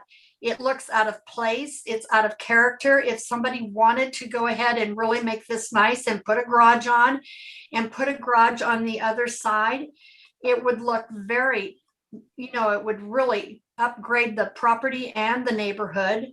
And we just don't feel that putting a driveway in the middle of nowhere on a lot is kind of like they do kind of in the backwoods. And I just don't want to do that. I'm not going to do that. Is there a secondary driveway to it, ma'am? Or is that the only driveway? This driveway to the back side of the house, no, that little driveway there isn't even a driveway because you denied that as a driveway when we tried to, that little area right there. Uh-huh. We drive on it just when we pull up to the house if we were unloading and furniture and stuff. But no, the only place to park is this one right here. Can you see this on my mouse? Yes. This is the driveway in the back south side by this shed. And this little area in the front, we just did that when we were working on the duplex, and we pulled a motorhome up there to stay in while we were working. And so we just put some gravel when we did this at the very end, but otherwise it's never really had much gravel, and nobody parks up there. Nobody drives there. Everybody parks back here. But you're not willing, you're not willing to put in a hard surface driveway, and you believe that's out of character for the neighborhood to have a hard surface driveway? No, that's what you said. It would be out of character right back. Is my mouse showing you where I'm at? Can you see my mouse on the front corner? I see 2 driveways. I see one at the back, and I see a little small gravel portion at the front of the property.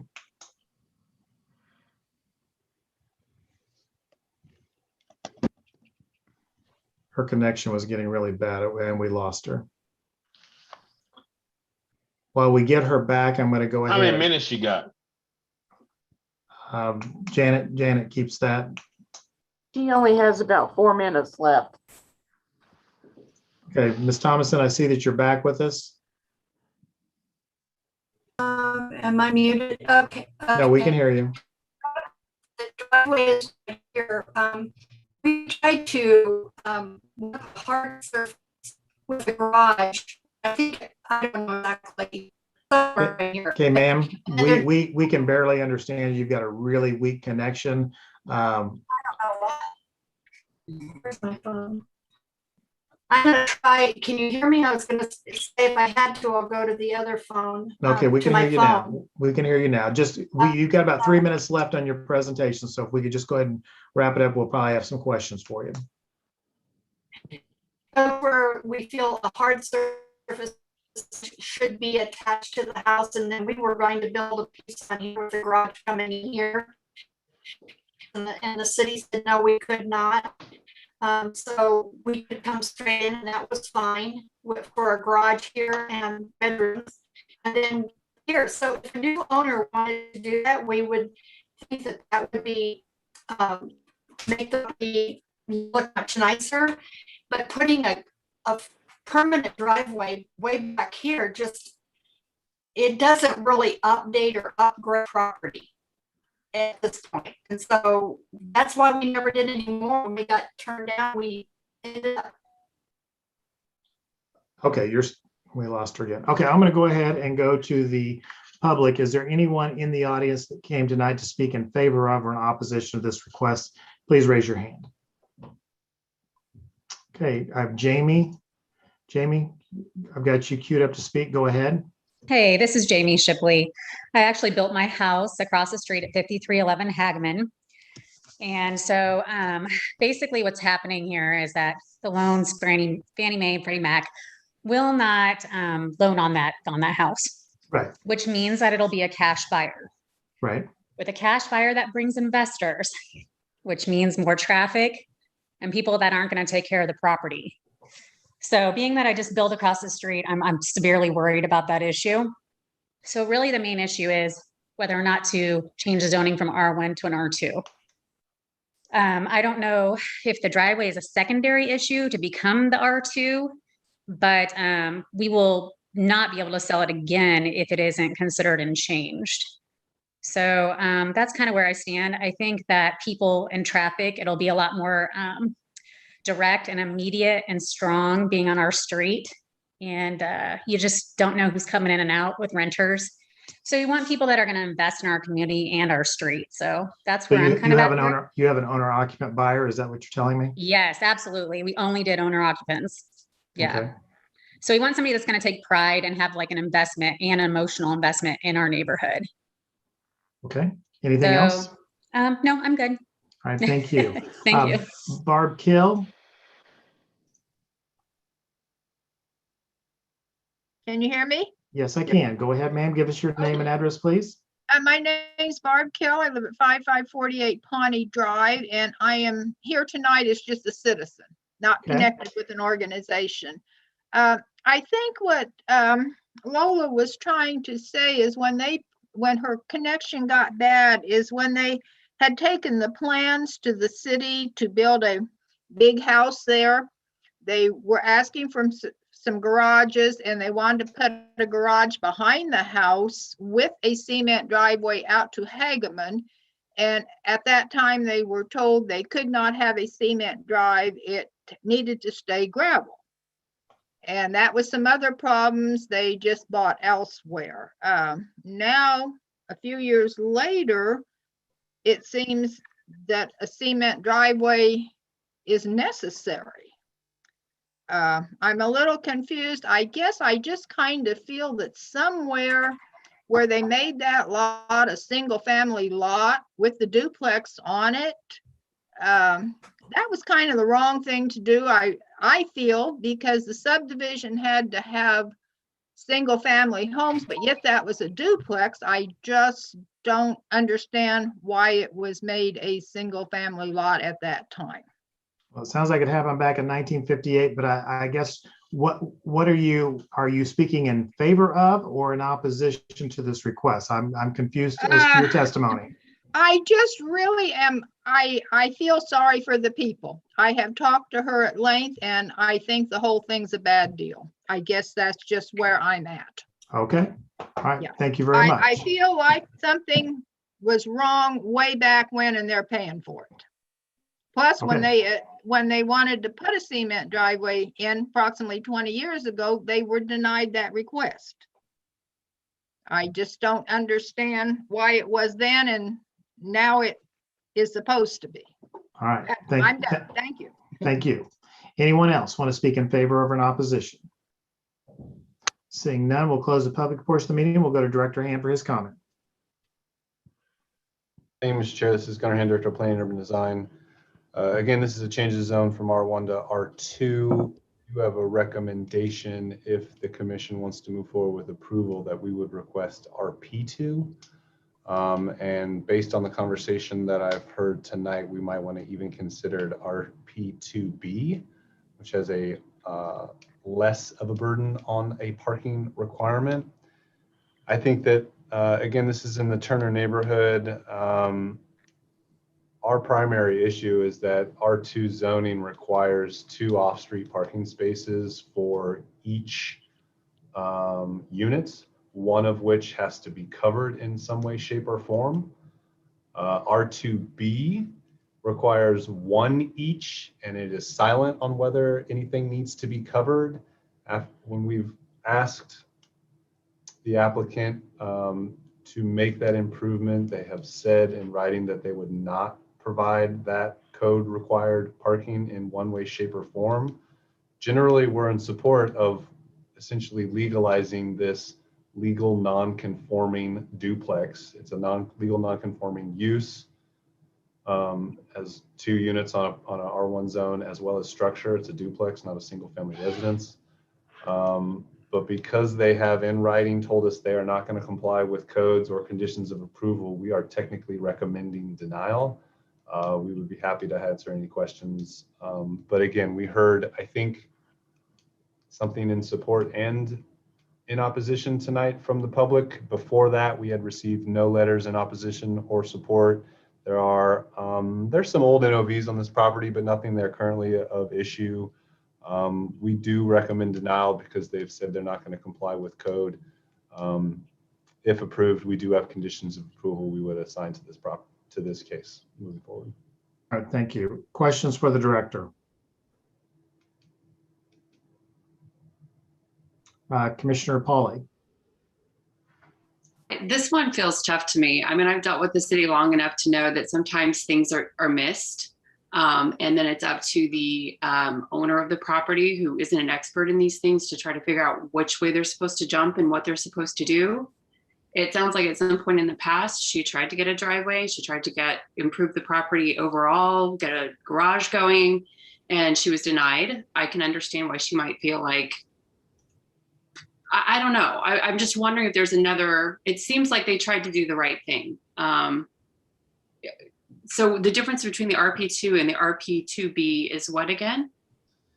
R2 zoning district, I guess, this is Gunnar Hand, Director of Planning and Urban Design. If I may, I'll answer that in a two-part answer. The first part is we want the plan district because we believe that it is appropriate for this to be noticed as well as reviewed in a plan review if any other future development happens at this parcel. This is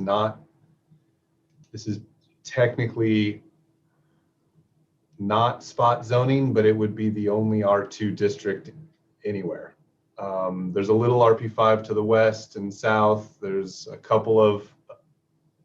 are similar, what we would consider kind of leftover properties from historical development that during either unification or before that during annexation, it just turned into an R1 district without really any review of this specific parcel. There's a couple other examples of this in Turner, so there's some that it's not outside of character as how I would put it, but specific to your question, R2 requires 2 off-street parking spaces for each unit, so 4 total. 2 of those, 1 each, has to be either in a garage or under a carport. Code requires for residential, specifically R1 and R2, except for I think in AG zones, you have to have an improved parking surface. Gravel parking lot is not an improved parking surface. So that's what that condition of approval says. If the planning commission decides to move forward, R2B has less of a parking burden. They only require 1 for each unit, period. So just to follow up that question, I know that in Prescott neighborhood where I live, you can have gravel down and that's considered a parkable surface. Why are we asking for concrete or an improved surface in this instance?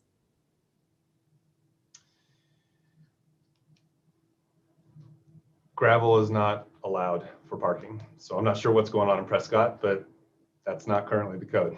You'd be surprised. So you're always thinking of a way around this. It's in order to get the zoning change, they are going to have to put some sort of hard packed or graveled or rather asphalted or concreted surface down. We currently have it as a condition of approval. You could read into the narrative of what's going on with this property owner and what they want to do with their property. But if the commission wanted to move forward with the conditions of approval as we've outlined, something will have to be done about parking. And that something will have to be done by someone at some point. Okay, so if hypothetically, well, no, it doesn't matter. Okay, thank you very much. I appreciate it. If they sell Mr. the Connolly. person they sell it to should be disclosed that they have a condition on their property that they need to do some parking improvements. Yes. Okay, thank you. Commissioner Connolly.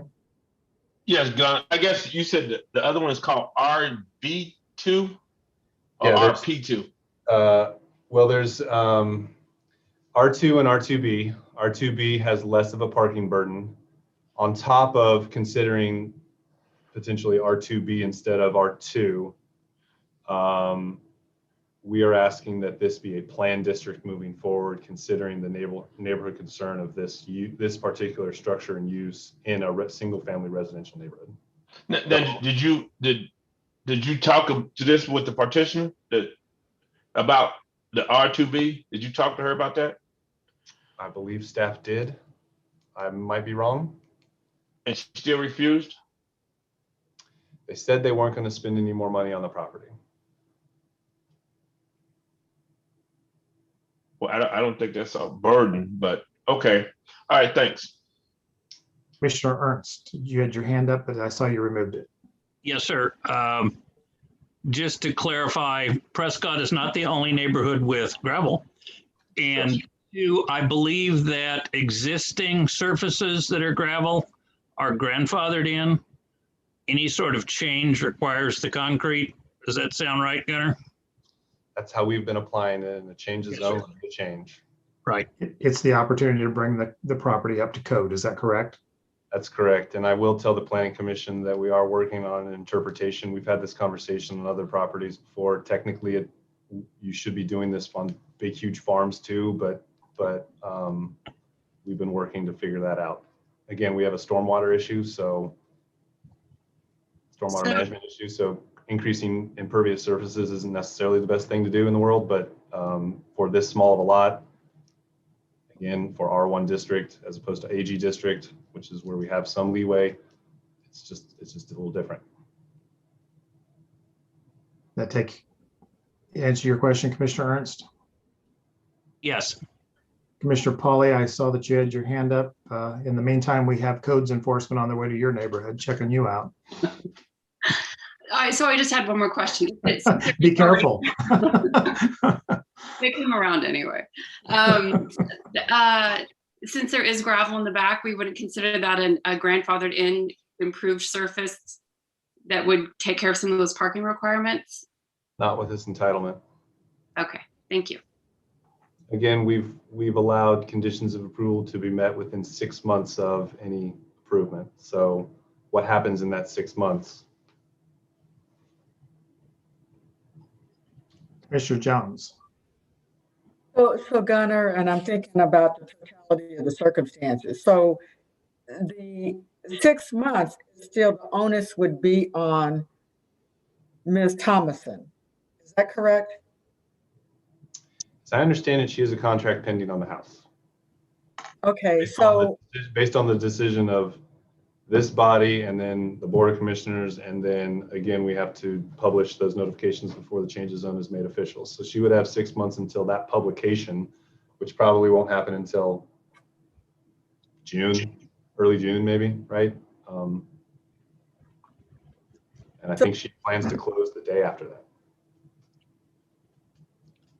okay, but one way or the other, correct me if I'm wrong, somebody's going to have to do it within the 6 months, but it could be her prerogative to write, have an agreement with the buyer that they would take on that ownership of what needs to be done.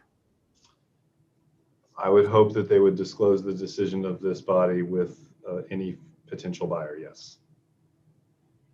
Okay, but for now, the stipulation is just that they have 6 months.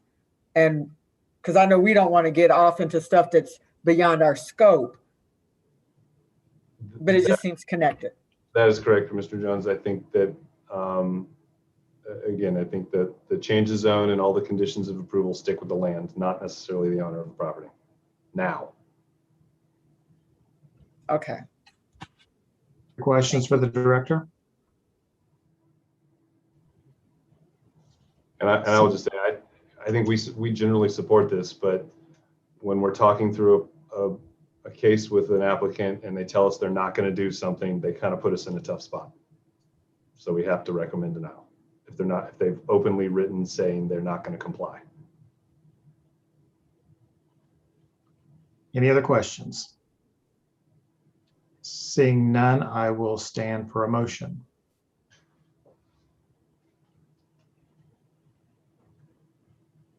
Motion to deny because they refuse to comply to staff stipulations. Motion is made for denial based on the petitioner's admission that they will not comply with the recommendations. Is there a second?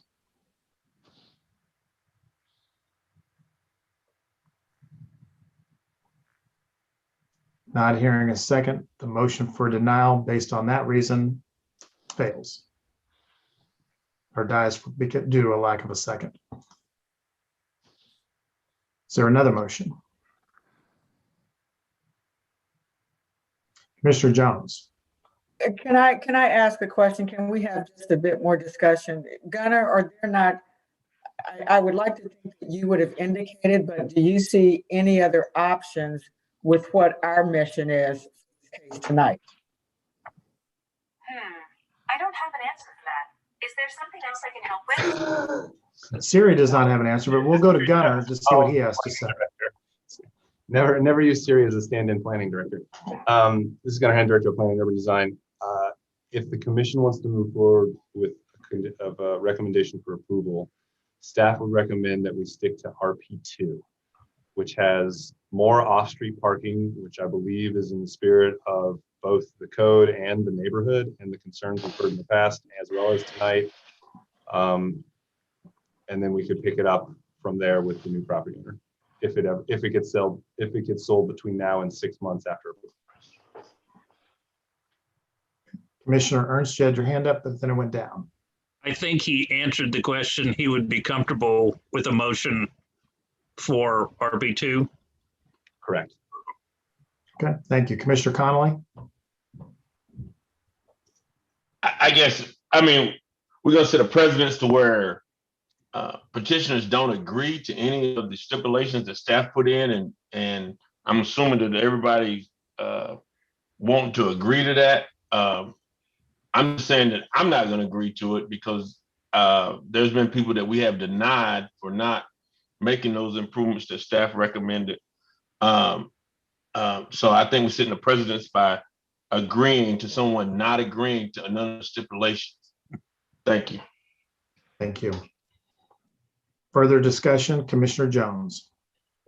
I totally understand where Commissioner Conley is coming from and, have some of those concerns, but one of the reasons I use that phrase, the totality of circumstances, and maybe Gunnar, so this business about the history of this and the property owner has requested certain things. I mean,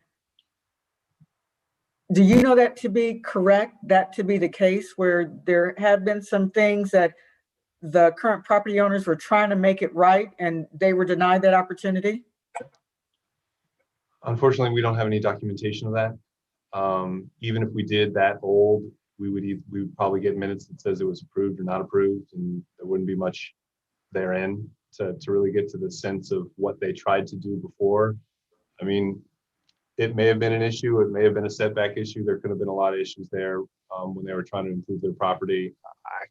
Unfortunately, I just can't speak to that. Yeah, I think that's what unreadiness and apprehension is about, at least in my case, quite frankly, to some degree. Thank you, Commissioner Armstrong.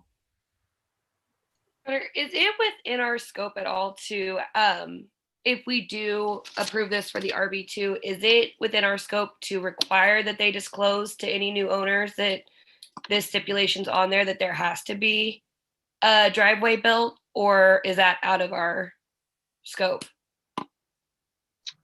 I would defer to legal counsel on that one. I'm not 100% sure if we should be doing that. I don't know how we could enforce that. We're not going to have access to that contract. I mean, I understand it makes sense, but I would hate to put a stipulation in there that we can't really enforce. We would only know once 6 months has passed, whether or not the new owner, got that information. And then if it was not disclosed, then that would be a civil issue between the new owner and the current. Correct. Commissioner Jones, you had your hand up, but I saw one down. I think it's because Patrick ended up with the latter half answering that, because I was just thinking about something. It wouldn't, of course, be a lien, but something equivalent to help ensure, what needs to happen happens. But it doesn't sound like, that's just, I think, beyond our scope is what you're saying. And again, this is Gunnar Hand, Director of Planning and Urban Design. It's a bit outside of this specific case, but we all have experienced this multiple times where we've told applicants they should have done their homework when they bought that property, right? This is us setting up that situation. Okay. Thank you, Gunnar. No further discussion. I will stand for a motion.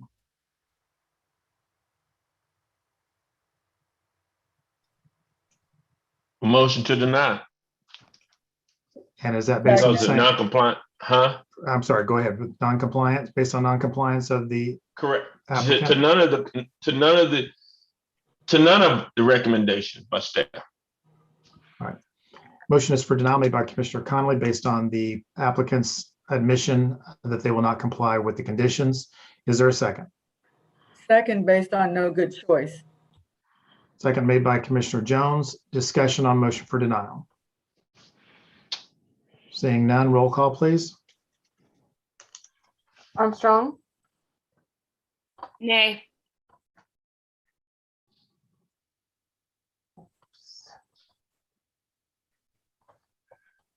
Mr. Chairman, hang on just a second. I just had a computer glitch. There we go. Okay, so Brandy, you voted no, correct? Correct. Conley, Aye.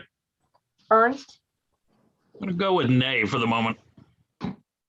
Huey, Nay. Jones, Aye. Miller, No. Pauly. No. Mr. Chairman, that motion to recommend denial of this application fails. 2 in favor and 5 opposed. I'm going to throw this tennis ball back onto the court. Is there another motion? Motion to approve subject to staff stipulations as an RP2 zoning change. Motion to approve made by Commissioner Pauly to RP2. Is that correct? For RP2B, RP2. RP2, which is what the, okay, yes, thank you. Is there a second? Second. Okay, motion to approve, subject to staff stipulations to RP2 zoning made by Commissioner Pauly, seconded by Commissioner Armstrong. Discussion, I see Commissioner Connolly's hand up. I guess my question is, I don't know if the petitioner is still on the phone, but does she agree to those stipulations? I mean, there's stipulations in there too. Is she going to agree to those stipulations? If they don't agree to if they don't agree to those stipulations, then this case goes nowhere. Is that correct, Gunnar? The zoning goes nowhere. At this point, it's the commission's decision. Staff made the recommendation based on the interaction we had with the applicant. But the motion on the floor is for approval subject to the staff recommendations. So if those are the recommendations made, the applicant must comply or there will not be a change of zone to RP2. Well, That's Mr. Chairman, could I ask a question? Yes, Patrick Waters, legal counsel. I just want to make sure we're on the same page. Once the change of zone is published, then that's that. The stipulations, the change of zone would take place before the 6-month timeframe within which to pave the driveway. So I just want to make sure everyone understands that the change of zone. Thank you. So that's a better explanation. So we will change the zoning. So the driveway is going to have to be put in either by the applicant or by their buyer. Correct? Because the zoning will have changed. Yes. Based on this motion tonight. Further discussion, Commissioner Jones. If for some reason it doesn't happen then, so then what? Notice of violation, code enforcement? Director Hand. Sorry, I was looking for my mute button. That is correct. We would, if we went back after 6 months and saw that nothing had happened, we'd issue a notice of violation and begin to follow up accordingly. We have administrative citations as an enforcement tool. I'd have to defer to legal counsel. It's not like SUPs where you can just pull the SUP. The change of zone is a change, and that's it. Yeah, that's final. What about rental licensing? They would need to be. Would that be an avenue? In order to move forward, if they wanted to use the duplex for a investment property, yes. Thank you. Commissioner Connolly. Yeah. I mean, what are the other stipulations? I mean, it's just, everybody seems to think it's to pave the driveway. What's the other ones? They're on the screen right now. I'm going to double check to make sure that there's no additional ones because sometimes we abbreviate what's on the slides. Give me 1 second. I can't see the screen. I'm on my phone. Okay, let me double check if these are all of them and then I can read them out loud accordingly.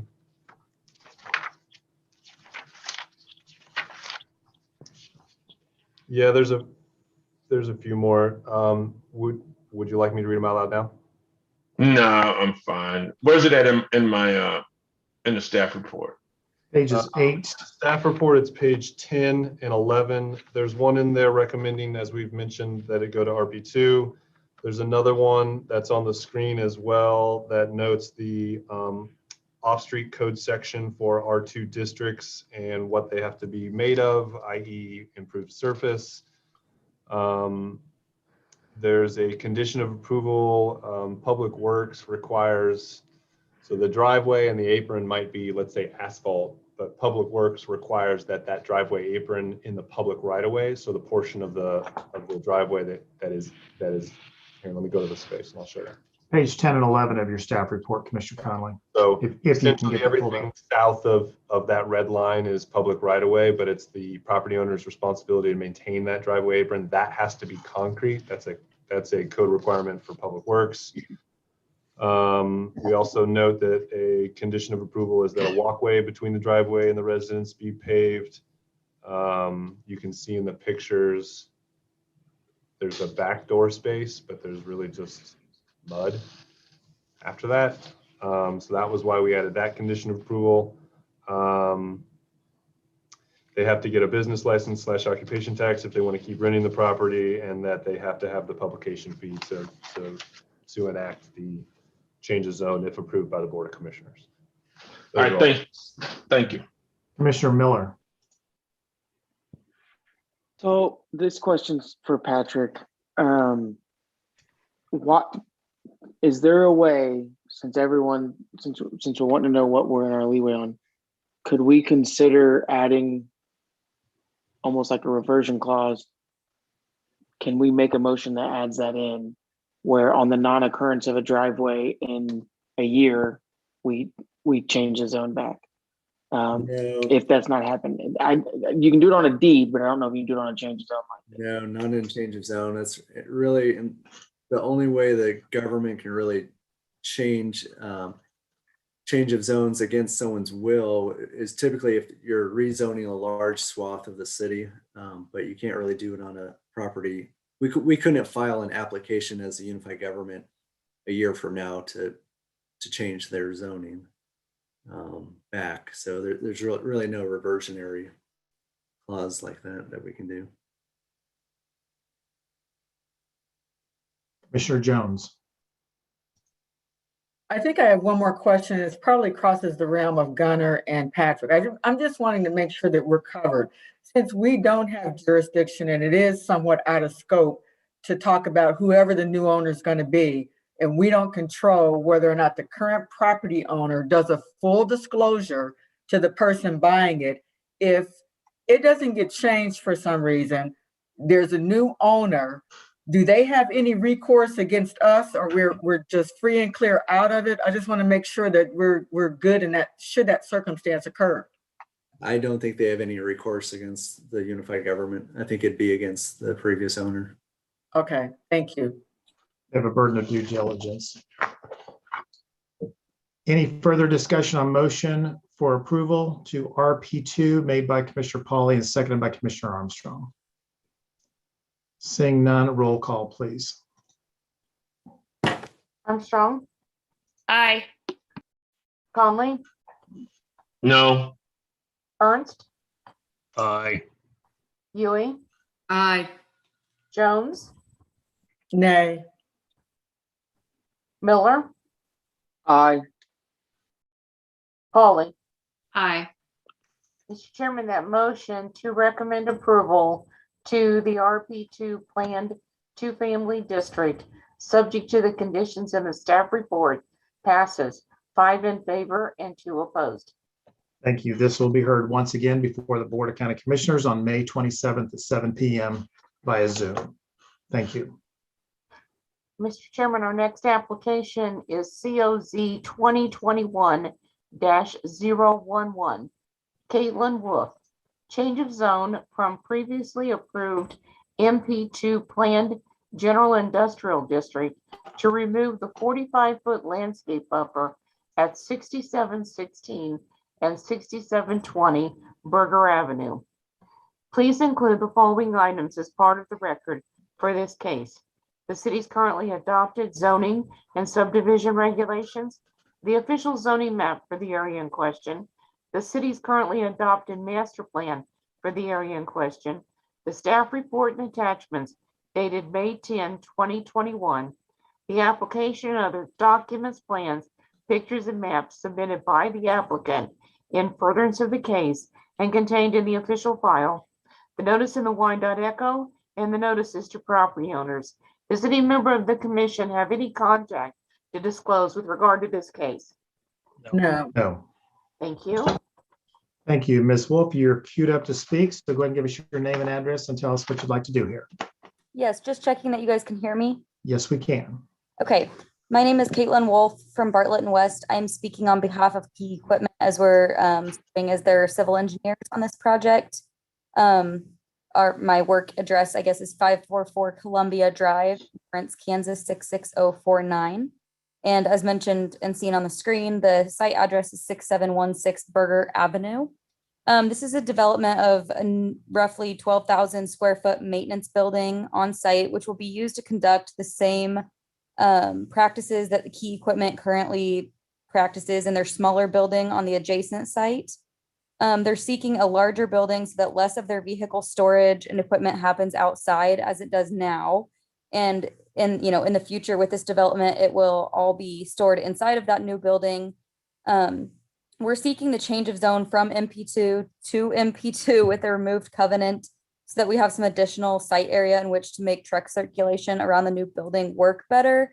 It was a covenant put into place in 1988 for the 45-foot landscape buffer on the west side of the property, which at that time it was a different property owner and they had a lot heavier of semi-use, I guess, semi-trucks, parking and everything there. But our proposed building will still be 63 feet from the property line, which falls outside of that 45-foot buffer. However, with our proposed development, there would be a retaining wall that kind of tapers between the height of 2 feet and 6 feet, and a drive lane for truck traffic within that 45-foot landscape buffer. Really, we find it necessary to have the drive and the retaining wall there just for safe circulation, and it reduces, backing maneuvers of trucks circulating the site. Even though we are asking for, a reduction in that landscape buffer to get rid of that 45 feet, we are still meeting the zoning requirements for landscape buffer and exceeding the landscaping itself in that buffer. So we actually believe we're making it a better appearance to the neighbors from the west. And again, it won't have, very drastically minimizing the amount of outdoor storage and equipment with this new building. We believe it will be overall a better look for the area. And I think that's all I have unless you guys have questions for me. Okay, we'll find out. Any questions for the applicant? Seeing none, we'll go to the public. Is anyone in the audience that wants to speak in favor of or opposition to this request tonight? Please raise your hand. Seeing none, we'll close the public portion of the meeting. We'll go to Director Hand for his comments.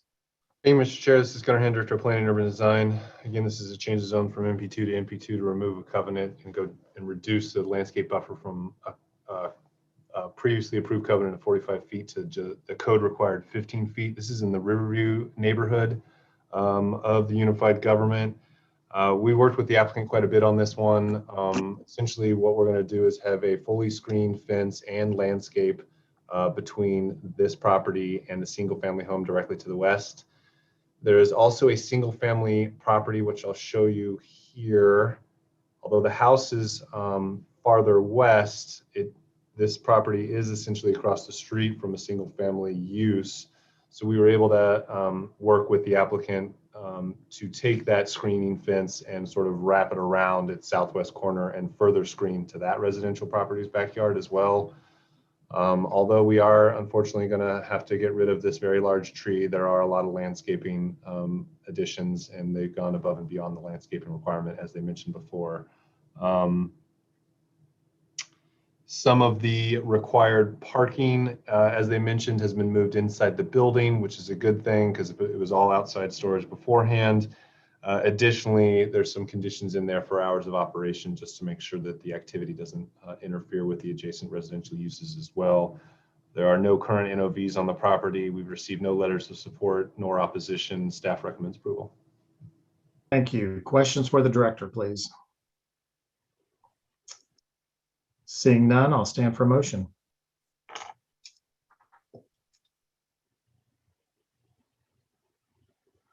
Motion to approve, subject to staff stipulations and comments. Motion approved made by Commissioner Jones. Commissioner Pauly, I see your hand up. Oh, I was just going to second. Okay, seconded by Commissioner Pauly. Any discussion on motion for approval? Seeing none, roll call. Armstrong, Aye. Conley, Aye. Ernst, Aye. Ewing, Aye. Jones, Aye. Miller, Aye. Pauly. Aye. Mr. Chairman, that motion to recommend approval of this change of zone, subject to the conditions in the staff report, passes 7 in favor and none opposed. Thank you. This will be heard once again before the Board of County Commissioners on May 27th at 7 p.m. Thank you. Our next change of zone is COZ 2021-012, Ray Sawyer. Change of zone from R1 Single Family District to AG Agriculture District for horses at 3726 North 47th Terrace.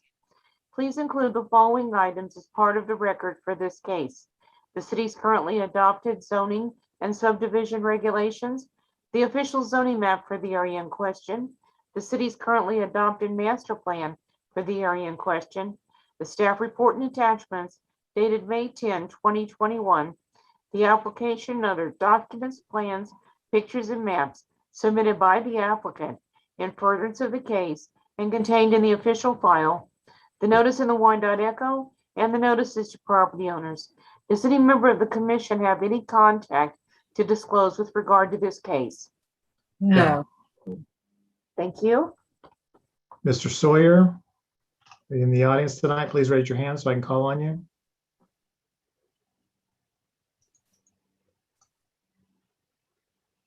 Okay, I've got LG Stylo 3. I'm assuming that is you, Mr. Sawyer? Yes, can you hear me? Yes, thank you. Go ahead and give us your name and address, please, and tell us what you'd like to do here. Hi, my name is Ray Sawyer. The address is 3726 North 47th Terrace. And basically I was looking to change over to agriculture for the purpose of horses. Okay, anything else you'd like to add? No, that's basically I'm a little jittery here. I had a surgery earlier today, so bear with me. Oh, no problem. Any questions for Mr. Sawyer on his request? Sir, it's my understanding you have a pond on the property? I do. And there was some construction debris put into that pond or dumped into that pond, is that correct? That's not correct, sir. So there's been no construction debris brought in or dumped on that property?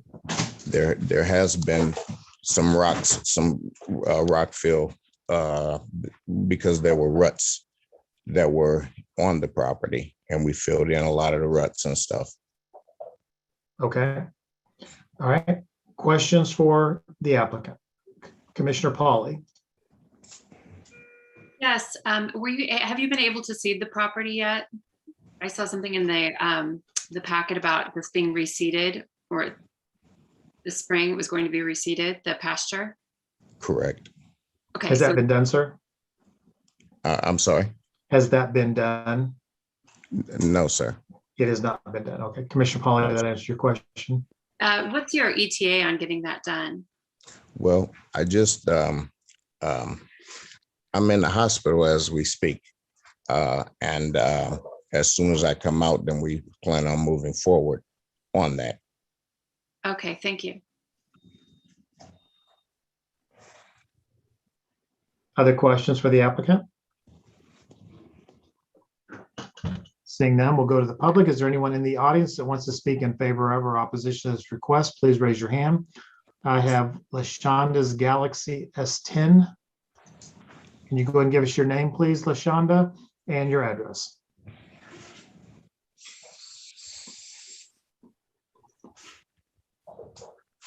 LaShonda, go ahead and unmute yourself. There you go. All right. So, I reside at 3726. LaShonda, I can barely hear you. Okay. Let me try this again. Can you hear me now? Yes. Okay. I reside at 3726 North 47th Street as well. And your last name, please? Jackson. Jackson. Okay. Thank you. It's an area that is known for horses. I grew up with horses right on 50th and State Avenue, and to have horses, you have to maintain them. And we do have 5 horses, and there's just a need for the things that come with horses. We take care of the animals, stables, putting the things that you need for the horses as far as saddles and what they need, their feed, and they're just additional places on there for it, and want to change over to agricultural for that reason. And you're speaking in favor of this request, am I correct? Favor of, yes. All right, thank you. Anything else you'd like to add? No, sir, that's it. All right, thank you. Anyone else want to speak in favor or in opposition to this request? Raise your hand. Seeing none, we'll close the public portion of the meeting. We'll go to Director Hand for his comment. Thank you, Mr. Chair. This is Gunnar Hand, Director of Planning and Urban Design. Again, this is a change of zone to agricultural. It's about less than a 7.5 acre parcel. Again, the request is made so that they can do all the things they need to do to take care of their horses. The Conservation District did have a couple of conditions of approval that they wanted to add, specifically around manure plan. They also noted that there did seem to be some construction debris infilled on the site.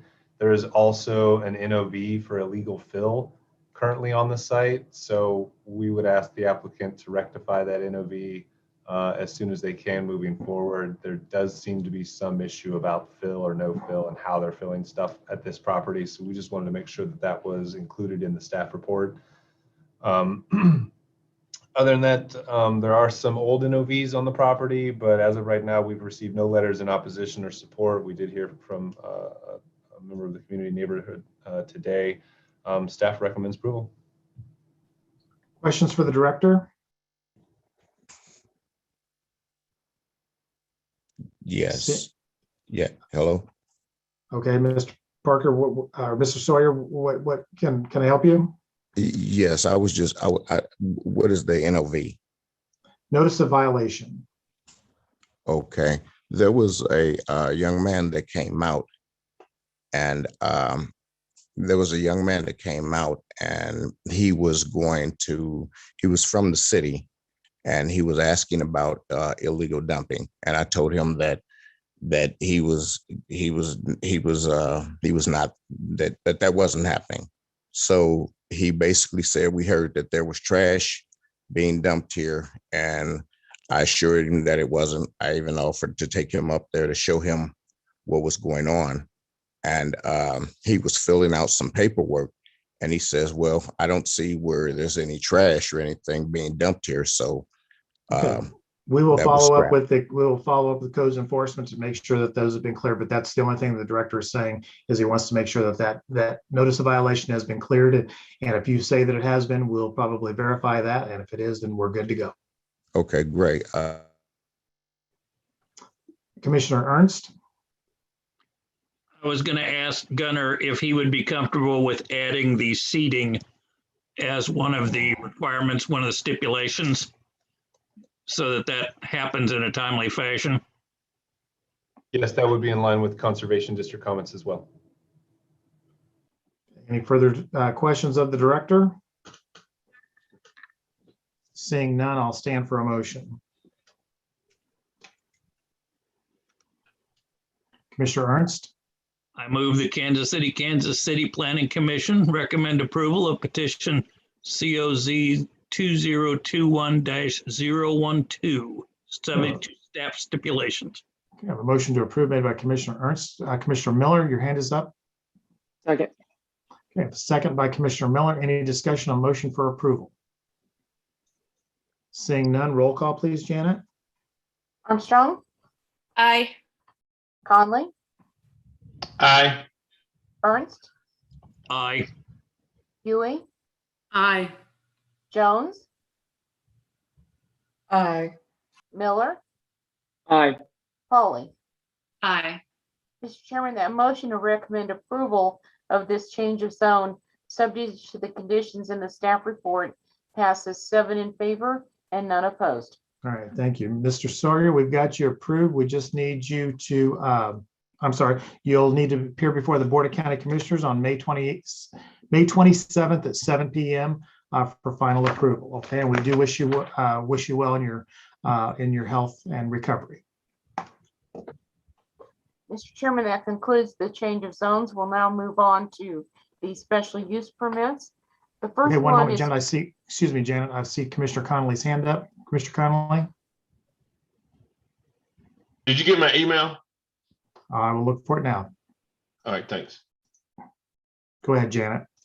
Special use permit application SU 20-00097, Cameron Mills. Special use permit for a transitional group home at 933 Quindaro Boulevard. Please include the following items as part of the record for this case. The city's currently adopted zoning and subdivision regulations, the official zoning map for the area in question, the city's currently adopted master plan for the area in question, the staff report and attachments dated May 10, 2021, the application and other documents, plans, pictures, and maps submitted by the applicant in furtherance of the case and contained in the official file, the notice in the Wyandotte Echo, the notices to property owners, and the additional information submitted by the applicant Friday afternoon and emailed to the City Planning Commission today. Does any member of the commission have any contact to disclose with regard to this case? No. Mr. Before I Chairman, call, go ahead. I would remind the commission that this application was heard last month. It was held over for 30 days for the applicant to submit a detailed plan of their operation and also to contact their neighbor that's appeared at the two previous hearings. All right, thank you. I'm gonna, before I call Cameron Mills to the microphone, I'm gonna go back to Mr. Sawyer. I see you have your hand up, sir. Is there something I can help you with? Yes, sir. I didn't catch the date. May 27th, sir. May 27th at 7 p.m. before the Board of County Commissioners. 27th at 7 p.m. Okay, are they sending me an email or a letter for that? Yes, you'll be getting something, sir. Okay, all right. All right, Thank you so much. All right. Good evening. Okay, Cabron Mills. Please raise your hand so I can call on you. Who is representing Cabron Mills? Okay, Dennis Mills. Okay, go ahead and unmute yourself, please. Give us your name and address and fill us in on what has transpired since we spoke to you last month on this project. I'm Dennis Mills. I'm one of the board of directors of Casey Healing Hands, Olive Olivia House, a transitional home we're trying to put together. We sent the PowerPoint, and I hope you have that. If not, I wanted to run through that, what we actually have. And then maybe if you have any question and give clarity, we will have the founder to answer the question as they occur. Did you get that PowerPoint at all? Yes, we did. Okay. We got that. Actually, that came in very late. So you just submitted that today, is that correct? Oh, was it today? Ooh, I thought it was earlier. I thought it was much earlier, but it's a pretty quick PowerPoint. If you can't get it up there, I'll just go with what we have and take one page at a time, and it shouldn't take very long to go through. Gunnar, do you have that to call it up, or do you want to just go through it with us? I don't have it on me right now. I'm sorry. All right. Due to the late hour that it was received, sir, we're not going to be able to pull that up on the screen. So if you want to go ahead, why don't you just fill us in on what you've done? I mean, the fact that you have a PowerPoint. Basically, we just kind of solidified the structure. I think last time we were talking, it was kind of pretty much vague. It wasn't a clear, wasn't pretty much clear. It was our first time coming before you. And so the PowerPoint kind of explained basically the whole plan, what we're trying to do here. We're just basically trying to provide a safe environment of living to enhance the quality of life for at-risk males in Kansas City, developing a sense of stability and community for at-risk youth we serve. We want to empower them. Kansas City Healing Hands is founded with the mission to empower at-risk male. We changed the age group to 13 to 16 to kind of give us a little bit more control over that year age. We aim to provide the essential resources to be productive and engaged in our community. We want to educate. We offer community partnership. Our youth will learn critical life skills, best method to enhance networking, support in the education endeavor. We believe that teaching and aiding our youth with adequate skills to be independent and successful after they complete our program. Again, that place is at 933 Winter Boulevard, Kansas City, Kansas. 66104. All programs and service will be located at the property in Wyandotte County. All program and services will be serviced 24 hours a day during a 12 calendar year to offer best practice in delivering a network of program and services to our youth, boys, and girls. At all youth and girl boys have the daily schedule that they are expected to follow. 5 a.m. to 6 a.m. there'll be breakfast. 7 a.m. to 2:30 p.m. school scheduling, some type of education they will be engaged in. 4 p.m. to 7 p.m. there's a mentorship with community network helping. Following dinner, 8 to 9 p.m. basically their time. 10 p.m. lights out for the next day. We will provide a network of programs and service for our youth boys and youth, including developing a self-sufficient program of personal journey, life skills, anger management, and parenting. Our partners will be mentors from clergies, community health, and it is a tutoring type program, hands-on program. Activities. These activities are to be bridged to bridge the gap and help our youth and young boys with improving life skills, education, and parenting skills such as sports, football, fishing, parenting skills, job shadowing, housekeeping, cooking, personal hygiene. The who is all the above activity will be supervised by the staff of Kansas City Healing Hands with the help of the volunteer clergy and mentor. There will always be someone on staff. And that pretty much concludes our PowerPoint. Are there any questions? You should have that. Okay, thank you. Any questions for Mr. Mills? Commissioner Connolly. Yeah, Mr. Mills. Now, for the kids that's under the age of 16 and 17, for kids under the age of 16, will they be attending school? Yes, the goal is to have all of them involved in some type of school. No, will they be attending school, not your schooling? Will they be attending some type of Board of Education approved school? Absolutely, absolutely. And will that be a local USD 500 school? It more than likely will be a local USD. More than likely? Yeah, unless more than, yeah, they will be in US District 500. I mean, because you notice that's a state statute that they must attend school if they're under the age of 16 or 17. Absolutely, no doubt. Okay, all right. Other questions for the other questions, Commissioner Jones? Mr. Mills, as I recall, last time we had concerns about the level of security, whether or not it was going to be just a simplistic alarm or an actual person on site. And then my second question concerns, and if you could provide clarification about this, there seemed to be, as I recall, a wide range, age range, you know, like going from, let's say, preteen up to 20 or 24. Can you address that? Yeah, that's why we condensed it to 13 to 16. It's only going to be a 5-bedroom place, so it's not going to be that broad. But after the last meeting, we thought it'd be best to condense to 13 to about 16. Then what about the on-site security? The on-site security, we do have a part named security board member with us. We have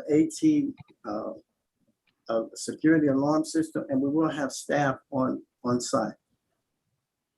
And did you all meet with the neighbor that was present at the 2 previous meetings that had concerns? I personally didn't, but I think Yolanda Scott, I think she might have some information on that. Okay, and I'm sorry, who is that? Yolanda, is she on the call? I think Yolanda, are you still with us? I need her to raise her hand if she's going to speak. Yolanda Scott, correct? Yes. Ms. Scott, go ahead, please, and give me your name and address. Hi, my name is Yolanda Scott. My address is 411 Lawn Avenue, Kansas City, Missouri. And yes, I did I did twice attempt to reach out to him, but I wasn't able to get in contact with him. But I did reach out to him. I had some paperwork. I wanted to take him over there and show him. I have a flyer that I was going to show him, and I was just going to sit down and spend a few minutes with him and explain to him what our purpose was in the neighborhood. Okay. Commissioner Jones, did you have a follow-up? All right, thank you. Commissioner Connolly. Yes, Miss Yolanda. So what was your way of communication? You left voicemail, you sent a letter? Well, I went over to his house twice to attempt to see him, and no one was there. Okay. So you went twice. You know those dates that you went? No, sir, I don't, because I was busy doing some other stuff as well. I was taking care of my granddaughter. So in between time, I was trying to do some reaching out. So did you have the right address? Let me make sure the address that I got.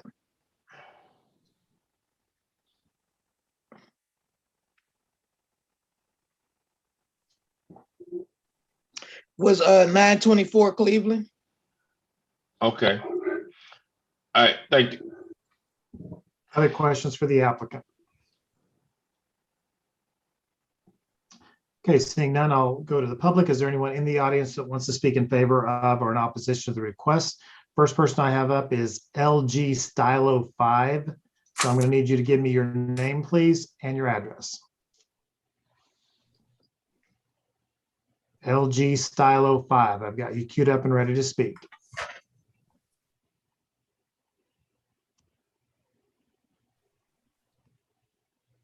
Okay, I'm going to go to LaShonda's Galaxy S10.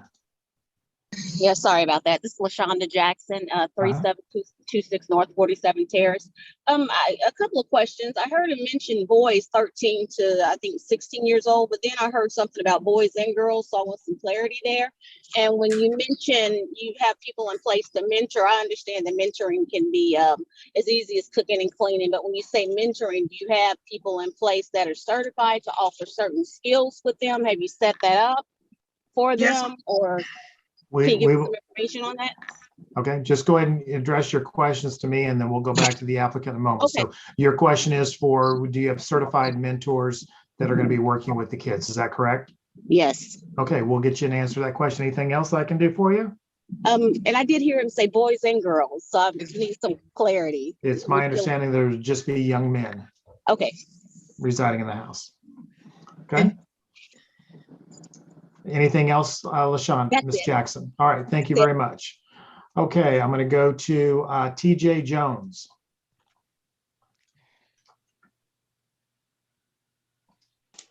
Hey, can you hear me?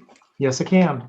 Okay, my name is TJ Jones, and I am at 924 Cleveland Avenue, Kansas City, Kansas. And like I said, I've lived in this neighborhood for 6 decades. And I'm sorry I missed your talk or connection, Yolanda. And what I was really concerned about, I've done a little investigating myself, and I was concerned about your organization. And also, I'm impressed with Mr. Mills. I don't know what Carbon Mills. I've seen the Facebook page on Carbon Mills. I don't know if that's Mr. Mills, Dennis Mills' son or whatever, but I'm impressed with his Facebook page. And I just want to say, what really impressed me was his mother in the nursing home and how he's taking care of his mother. I mean, that shows a good sign of good character, in a person. But what I'm concerned, so I'm going to cut through the chase and throw some things out there. And I'd like to know how they would handle this, because I've been here a while and I know my neighbors.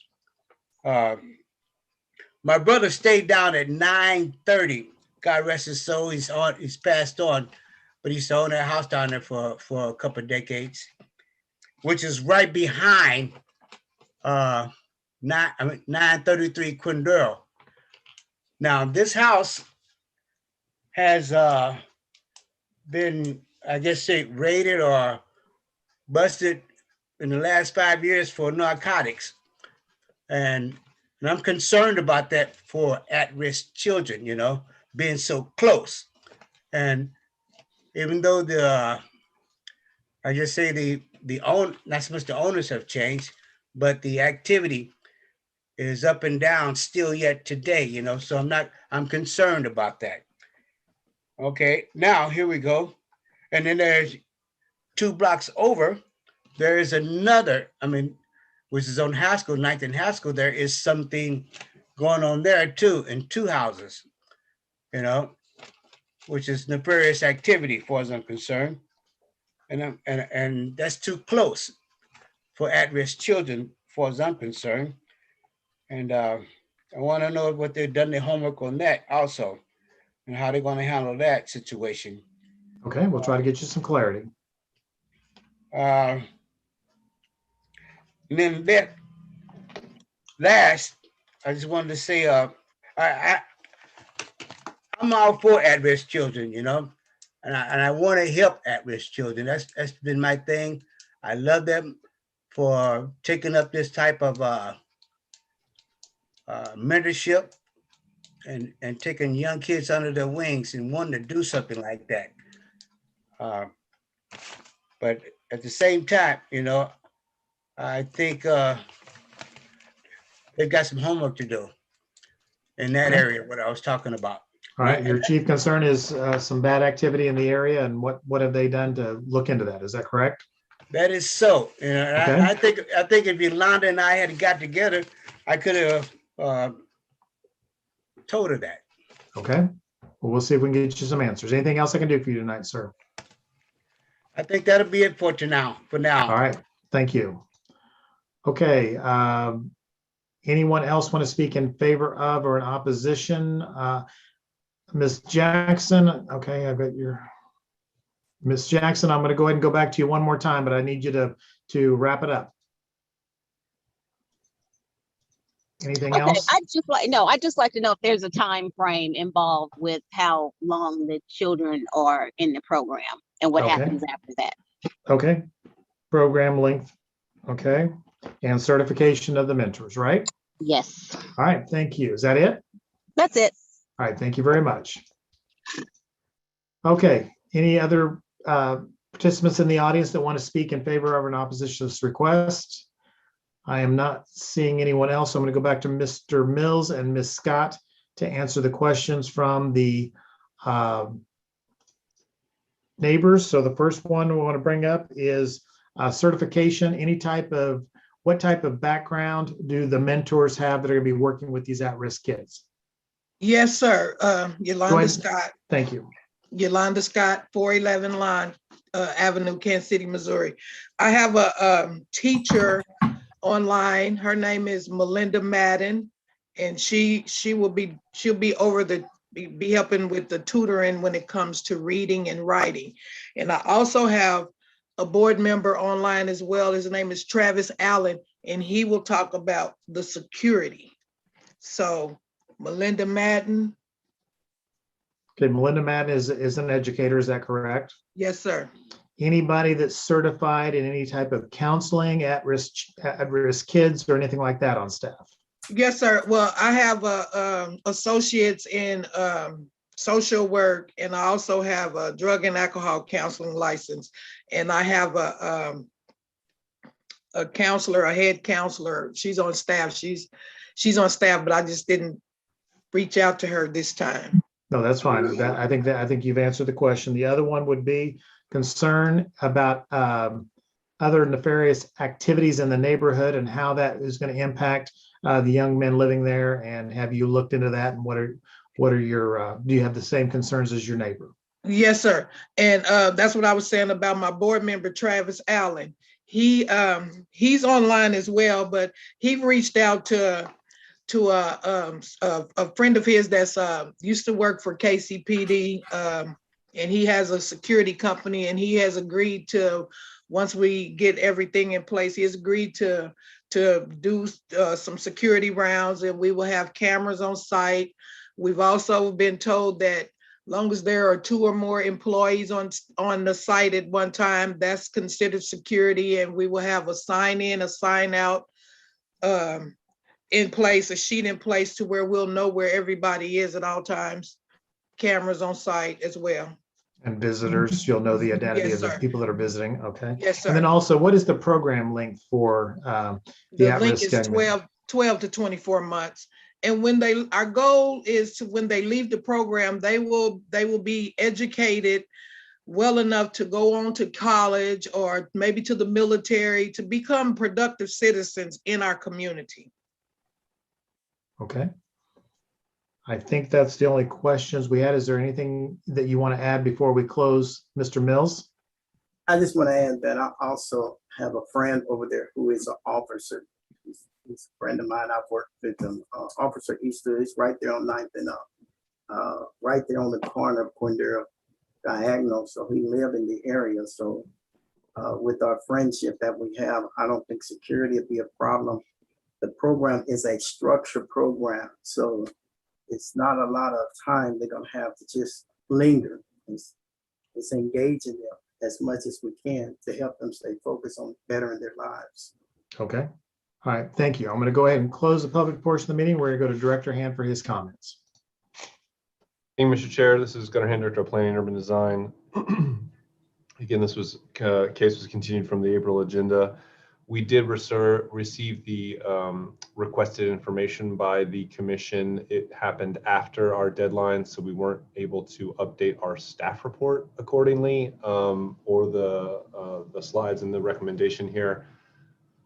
I think we will defer to the Planning Commission whether they felt that supplemental information was enough to answer all of your questions. If the commission does want to move forward, we would have to adjust some of our conditions of approval by motion. Right now, we're still operating under the assumption that there are 12 total people. Last hearing, it got reduced down to 7. I'm not 100% sure what the number is now. We also have 4 total cars max off-site at the location. Everything else related to the property, all the old NOVs that have been cleaned up, the building permit, the fact that it would need an environs review to complete the work on the exterior of the building, so on and so forth, still stands. So with that, I think we're still not 100% sure how many people we're planning on putting in this proposed group home. I would make the note while we're talking about it that up to 5 unrelated people can live in the same building without an SUP. Questions so for the recommend approval. We would just want to confirm how many people are on the site. all right, or do we need to confirm that with the applicant now, or?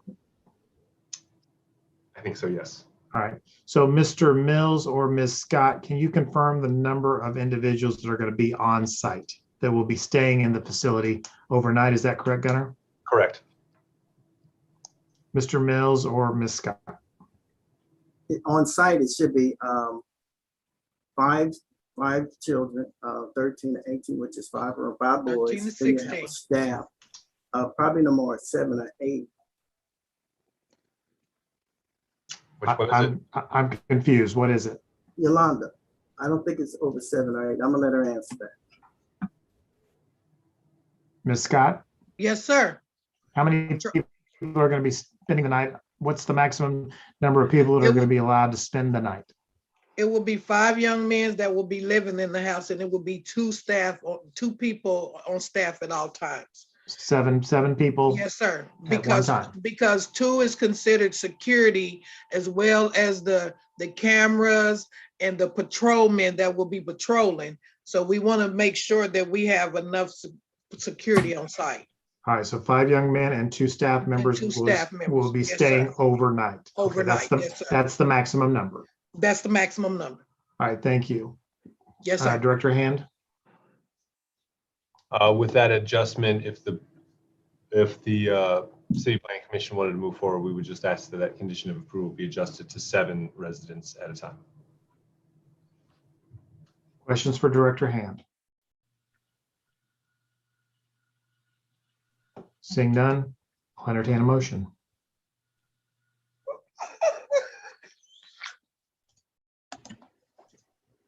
Motion to approve subject to staff stipulations and comments, including the additional stipulation that the home shall house no more than 7 residents at a time.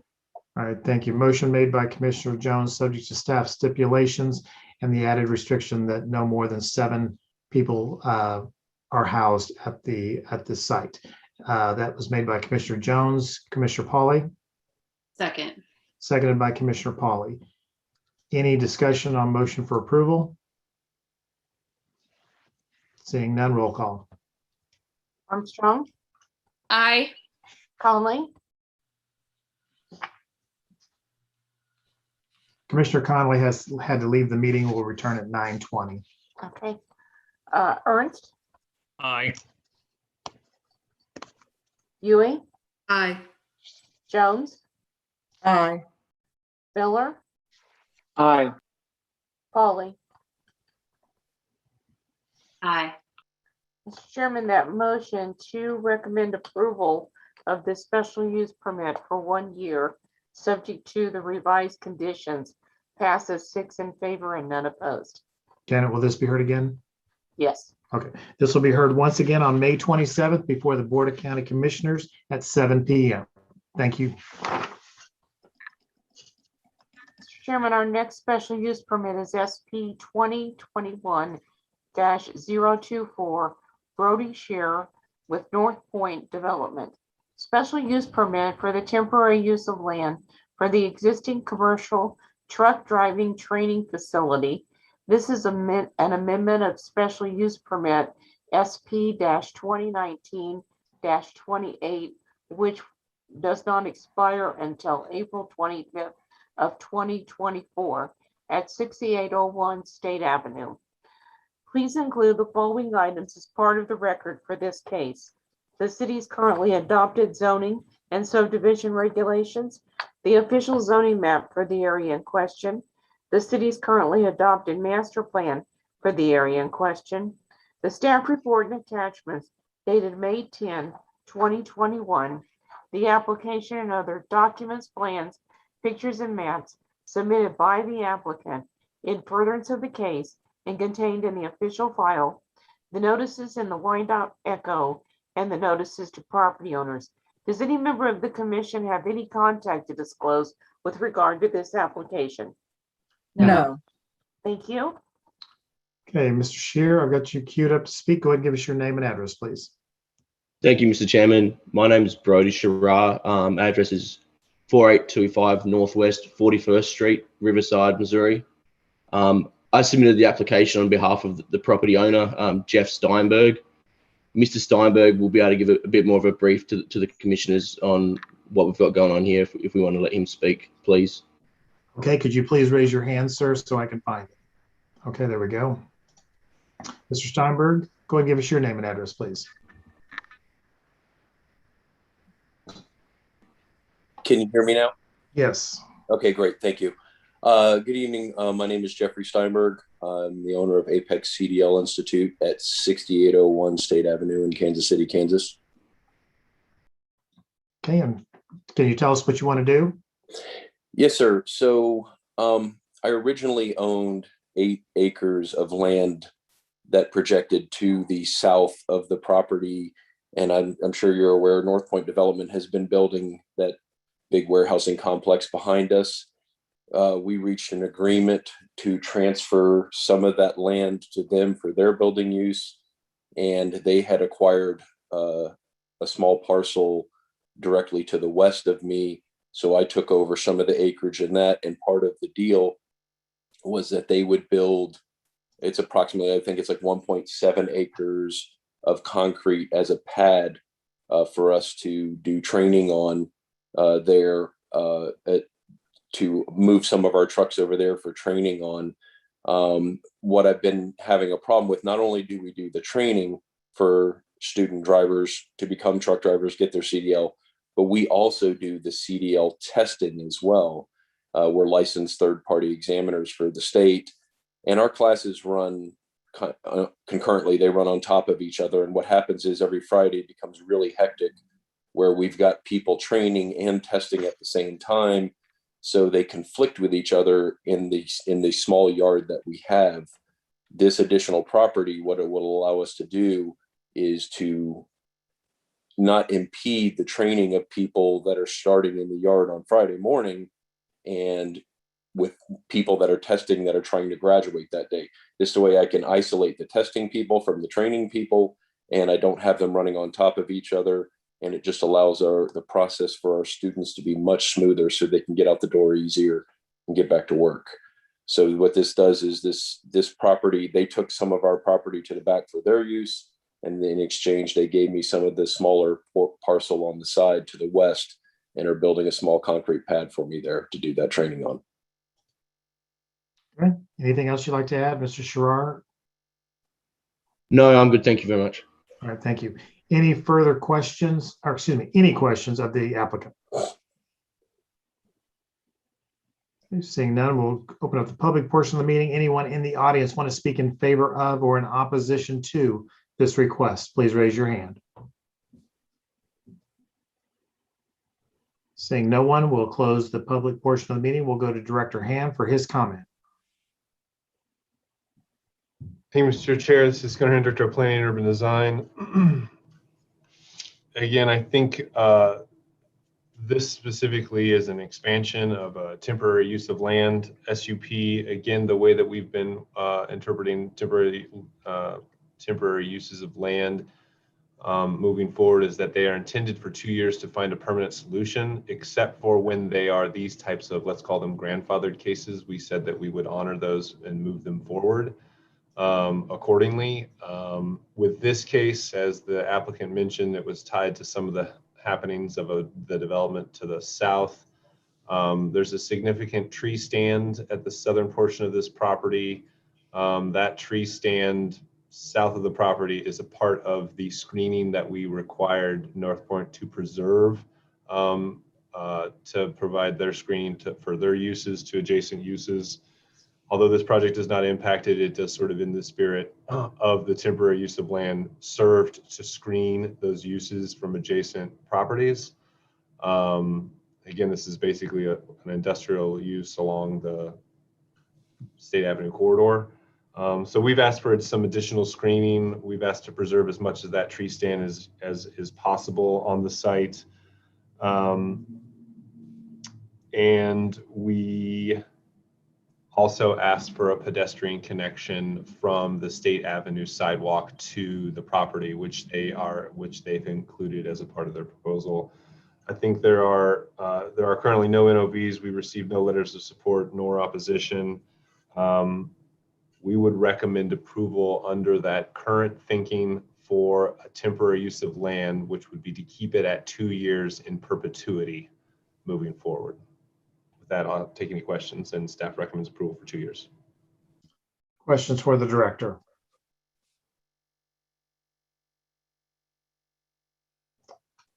I am not seeing any. I will then entertain a motion. Commissioner Jones. Motion to approve, subject to staff stipulations and comments. Motion to approve made by Commissioner Jones. Is there a second? I see Commissioner Pauly. Second. Seconded by Commissioner Pauly. Any discussion on motion for approval? Seeing none, roll call, please. Armstrong, Aye. Ernst, Aye. Yui, Aye. Jones, Aye. Miller, Aye. Pauly. Aye. Mr. Chairman, that motion to recommend approval of this special use permit, subject to the conditions in the staff report, passes 6 in favor and none opposed. Thank you, gentlemen. This will be heard once again on May 27th before the Board of County Commissioners at 7 p.m. via Zoom. Thank you. Mr. Chairman, our next application is special use permit SP 2021-028, Megan Duma. Special use permit for the continuation of a short-term rental Airbnb at 2706 Esplanade Lane. The current special use permit SP-2019-105 expired on December 5th, 2020.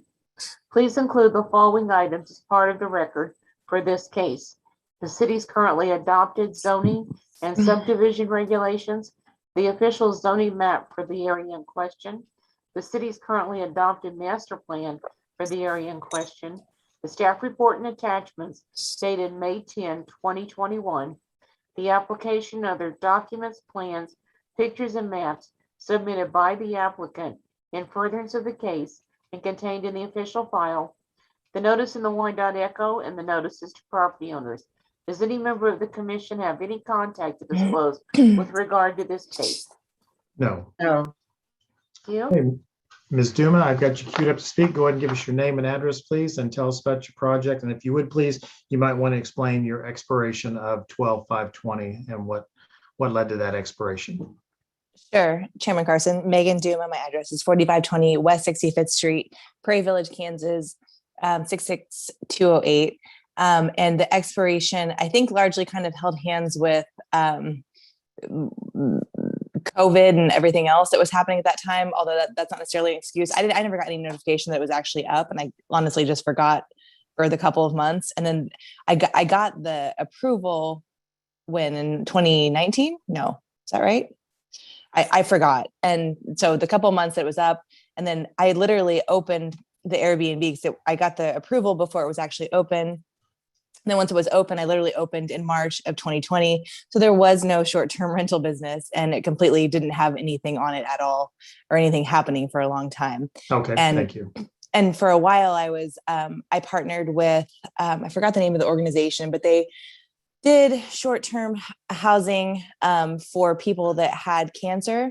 And so I opened it up for people that was going through cancer treatments, that needed to stay somewhere while they were going through their cancer treatments. And so that's what happened for a lot of 2020. And so I kind of just forgot about it, only because I was like, this is not really a short-term rental. I was losing money on the property. It was not a moneymaker. It was just doing what it was doing. My partner, who lives with me, I saw that on the thing, there's complaints about it being used for commercial tree business, which it's not. And I'll explain that. After this year, we got a wood burning stove at our house. And yes, my partner who lives with me, we're not married, but we have and raise kids together and live together. He does have a tree business, but we wanted firewood for our home. And so he uses the garage to keep his tools and things like that for us. And he did start chopping firewood, which has now all been, and I don't have any complaints from the UG, I believe, officially, because I've spoken with William, is it Nagel? And we've stacked the firewood. There was some wood that was laid out that we had a guy come and clean up, and we dumped at Missouri Organic. And then we're also planting an organic vegetable garden, which is part of a land bank property that we're acquiring behind us, and kind of a process that's running unilaterally with this particular process, but not necessarily, you guys aren't involved with it because it's land bank and not you guys. Okay. So the activity that was perceived to be commercial is really primarily your own. Even the tree cutting business is not related to the wood stacking that's going on at the property, correct? You're just using that for storage. That's right. And I can send you guys the invoices. I just had a wood burning stove put in my primary residence in Prairie Village, but it's like literally 8 minutes from this property. We're there every weekend with our kids. Like, it's our kind of home away from home. I don't live there, but I'm there all the time. Thank you. And my partner is there every day. Okay. Thank you. Any questions for the applicant? I'm not seeing any. We'll go to the public. Anyone in the audience want to speak in favor of or in opposition to this request tonight? I have Claudia. Go ahead, please give us your name and address. Yes, my name is George Higgins. George and Higgins?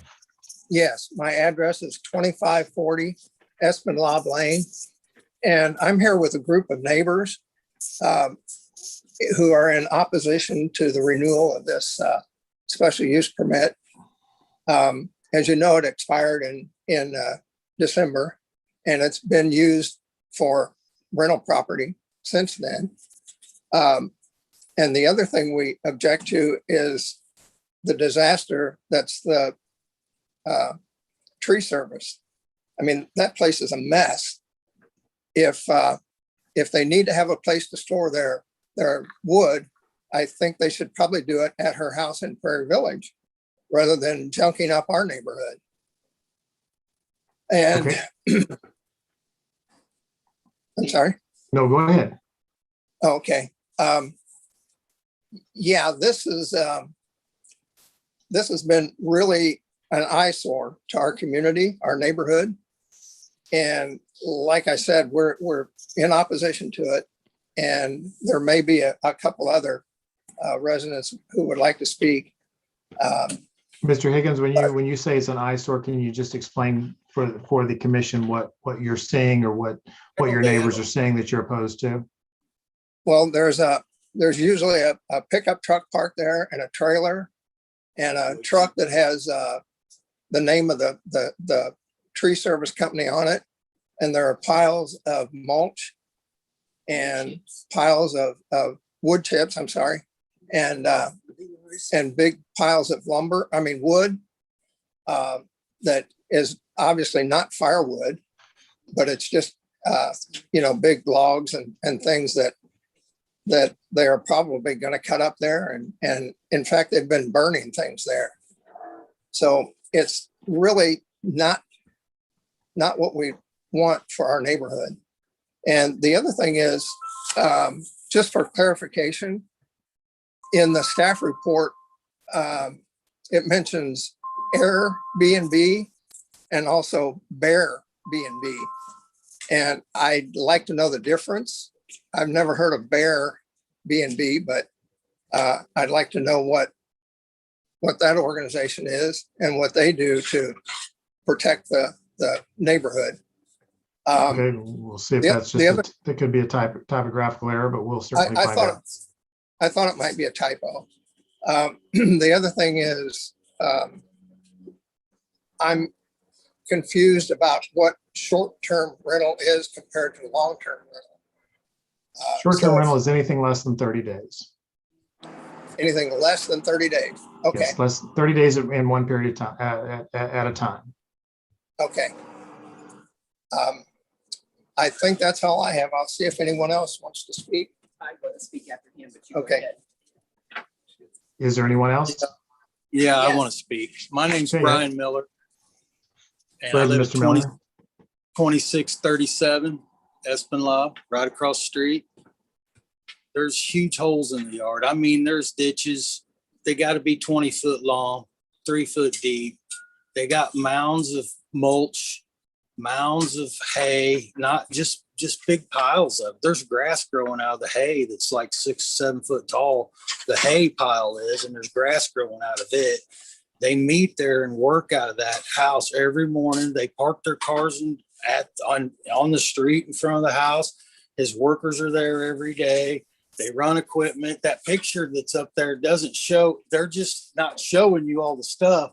They have a wood chipper there all the time. They have equipment. They're running a lawn and landscape business there, and they store the trash there. The wood there is huge piles of just wood. It's not really stacked. It's just piled. And the holes, if a kid was to come down that street and go off in their yard on their bicycle, he'd break his neck in the holes they got. It's been there 3 months. I can't believe the government hasn't done something about it. Maybe they just haven't seen it. But I'm against it totally. And I'm the one that lives across the street at 2637. All right. Thank you, Mr. Miller. Is there anyone else that wants to speak? Yes. Okay. My name is Betty McGill, and I live at 2762 Espinlaw Lane. And they are definitely running a full tree service there. The address was listed on the website till just recently, and they changed it to a Lawrence address. They are bringing in large stumps of trees and burning them. I have pictures, plenty of pictures, and they are setting them on fire. And then since they don't live there, they leave and it smolders all night long. We are an older neighborhood and we go to sleep at night. And when they rent the Airbnb out, then we get woke up because of course they're on vacation and they have no concern about us getting up and going to work the next morning. And I also have been online and looking up stories about Airbnbs in neighborhoods. And the stories I'm reading about sex trafficking, drug dealing, they rent these Airbnbs so that they can do this little deal that they do, and then they move on. And the worst one is the pedophiles are now renting them, and we have small children in this neighborhood, and we really don't want the strangers here. We don't want the noise, and we definitely don't want the tree service. Thank you. All right, thank you, Ms. McGill. Anyone else? Yes. By the way, Okay. hang on, we got one more person. And just so you know, we had several neighbors here tonight, but they all went home because it took so long. They got hungry. And we got another neighbor. So it's not just a few of us, it's the entire neighborhood. Okay, thank you. And just for the record, we are hungry also. But go ahead and we'll hear from your last neighbor here. Yes, my name is Cheryl Mendez. I live at 2556 Esplanade.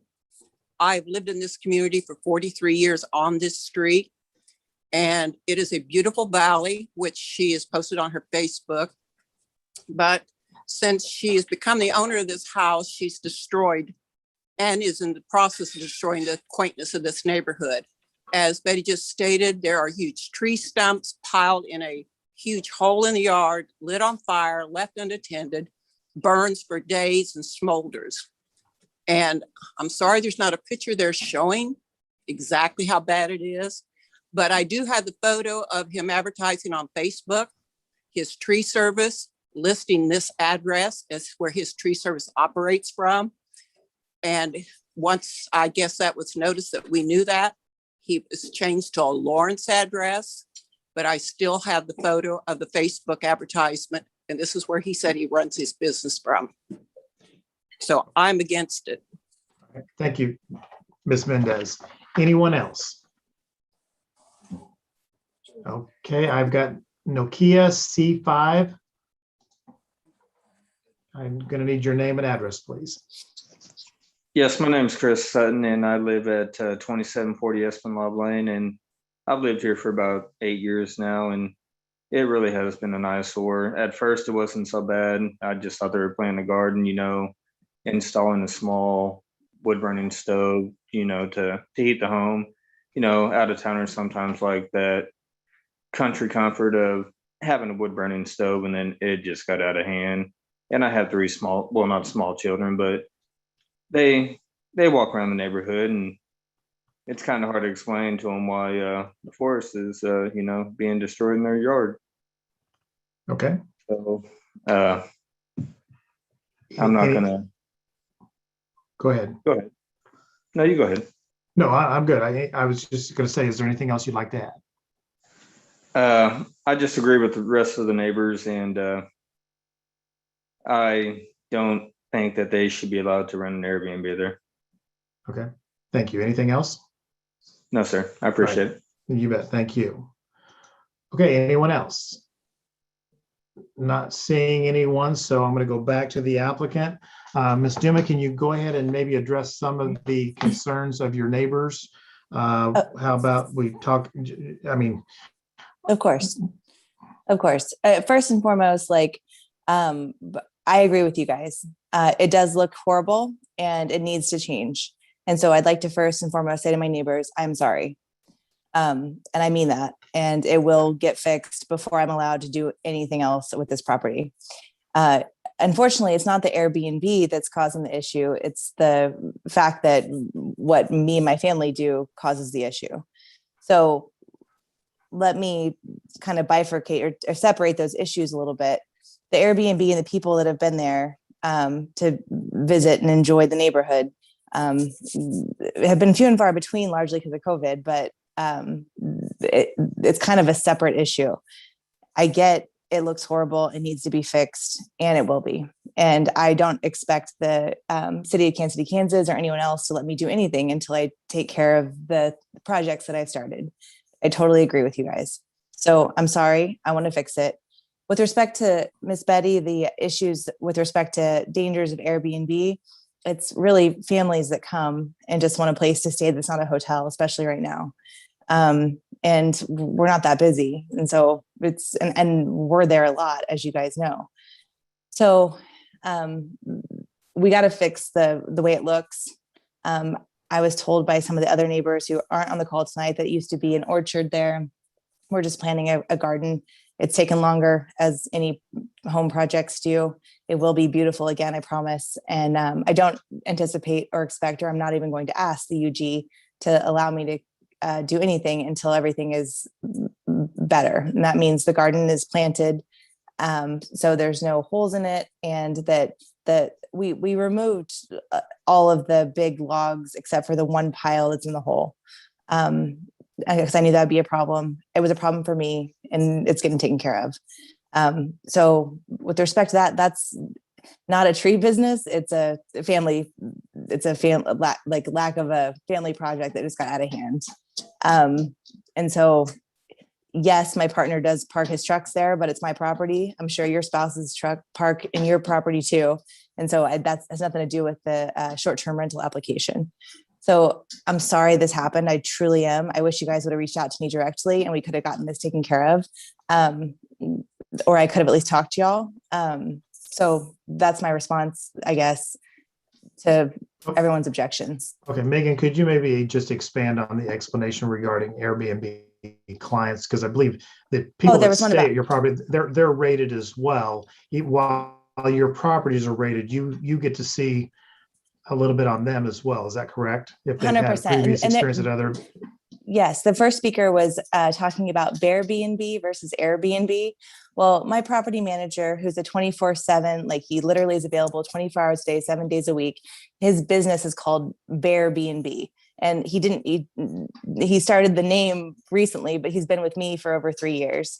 And he's amazing. And he makes sure that if there's anybody who tries to book, like biggest problems with Airbnb, and I've been an operator for a while, is that people in town try to book to have parties. And that might have been part of Betty's concern, parties or do other bad things. If you don't have previous like ratings, or you're local trying to book another place local, you're probably going to be trouble. We vet these people. We do not let them book. We have a whole system in place to make sure that nobody that's going to cause trouble actually books the short-term rental. On the short-term rental side, I don't think that, like, the complaints are about the tree, the debris that's there, and how a really pretty lawn doesn't look pretty anymore. I agree. I'm an aesthetic person. I totally get it, and it will be fixed. And there's no excuse, and I'm sorry. But the Airbnb side and the short-term rental side, I really run a tight ship. I don't let any nonsense come around. And me and my son, who's 6, and my stepkids, we're there all the time. So, and we're there with the guests that I have booking the Airbnb there. I don't let any nonsense happen.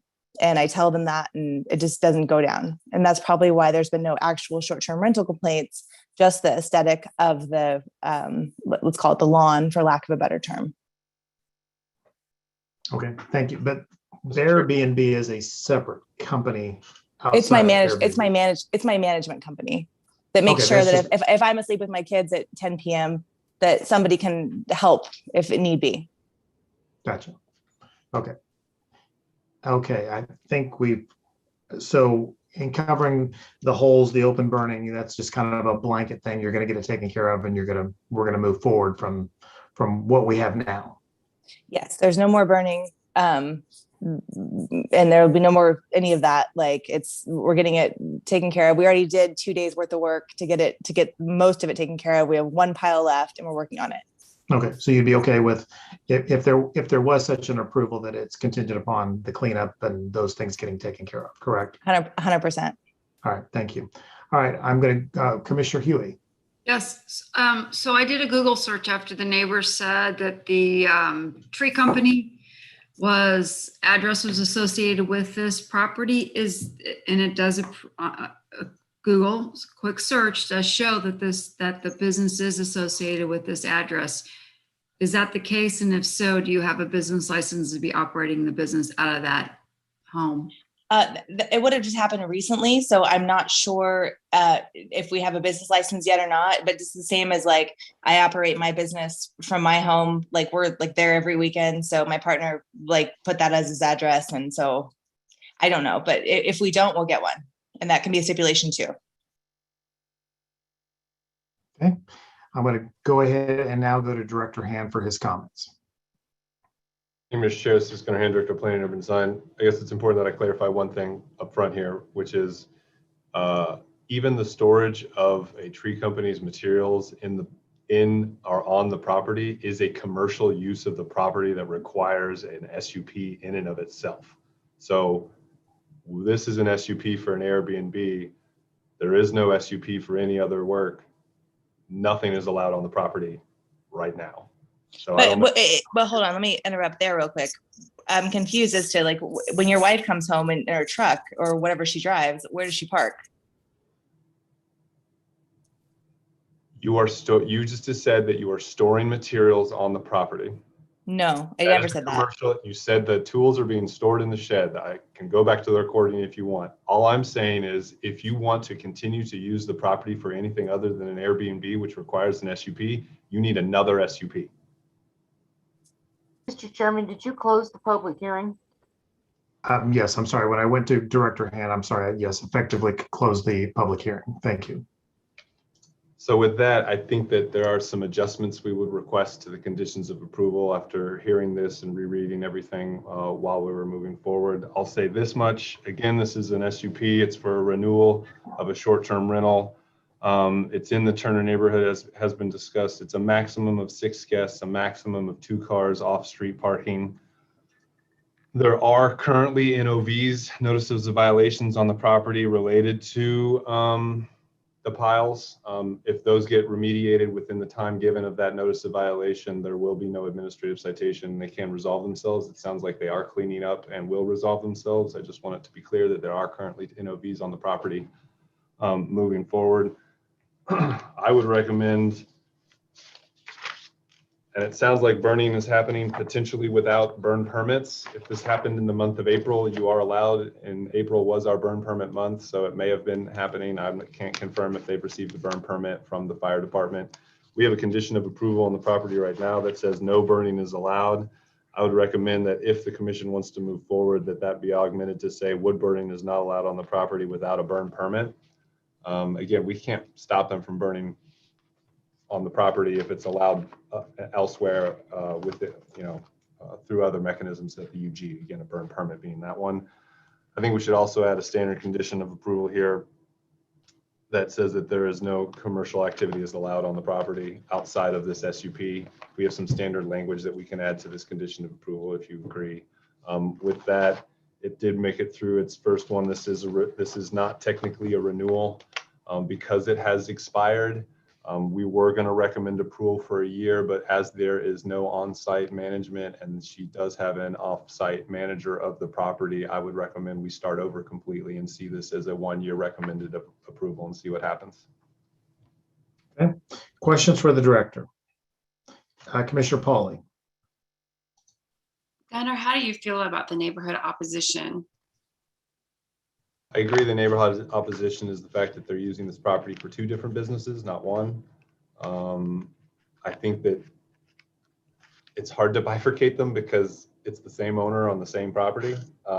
It demonstrates something about how they manage their property, if you will.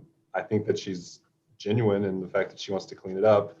She knows she has to because she has an NOV or else she'll face fines. So that might have been the impetus, which is fine. That's how we do it at the unified government through code enforcement. But I think that is why I would say if we do want to move forward, if the commission does want to recommend approval, that we add those conditions I mentioned earlier to make sure that that doesn't happen in the future, that this is about an Airbnb and nothing else. Okay, thank you. And at any point, if there continues to be violations or complaints, the SUP could be pulled, correct? That is correct. All right. Other questions of the director? Seeing none, I'll entertain a motion.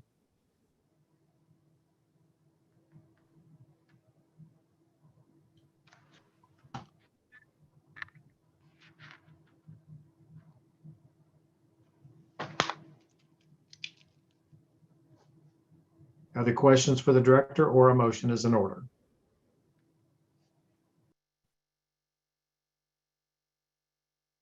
From someone on the commission this evening. Commissioner Ernst. Sorry, you're muted, sir.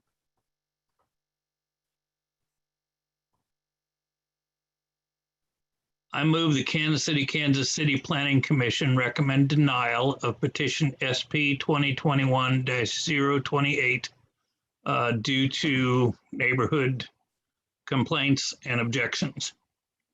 Can't do it just because of neighborhood opposition. You have to give another reason. Yeah, we can't. Yeah, And this, I don't know, other than the things that we've described, they're running a business out of it, they're burning things. It does not seem suitable for the neighborhood right now until some period of time has passed that they're in compliance. If that's not good enough, I don't have anything else for you. Legal counsel Waters. Yeah, I mean, a commissioner, you can adopt the things that neighbors have said if you believe that there is support in the record for those and use those as your reasons.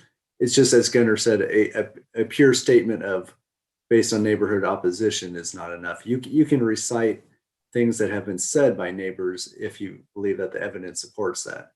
So that's why we just have to clarify that in a motion. I believe that based on comments the neighbors made, as well as my own personal observation at times, that it's just not conducive to the neighborhood. All right, thank you. The motion is on the floor for denial based on the reasons stated by the maker. Is there a second, Commissioner Pauly? Second. It has been seconded by Commissioner Pauly. Discussion on motion for denial. Gunnar, I just have one question. If the application is denied, how long does the applicant have to wait before they can show good faith, clean up the property, and come back before this body and make application again? 1 year. Okay. Any questions, any additional, any more discussion on the motion for denial? Okay, seeing none, roll call. Armstrong, Aye. Ernst, Aye. Ewing, Aye. Jones, Aye. Miller, No. Pauly. Aye. Mr. Chairman, that motion to recommend denial of this application for the reasons outlined by the maker passes 5 in favor and 1 opposed. Okay, this will be heard once again on May 27th at 7 p.m. before the Board of County Commissioners. Thank you all. Okay, at this time, I've had a request for a short comfort break, so we are going to break for 5 minutes and we will return. I apologize to everyone and I thank you for your patience, but we will return in 5 minutes.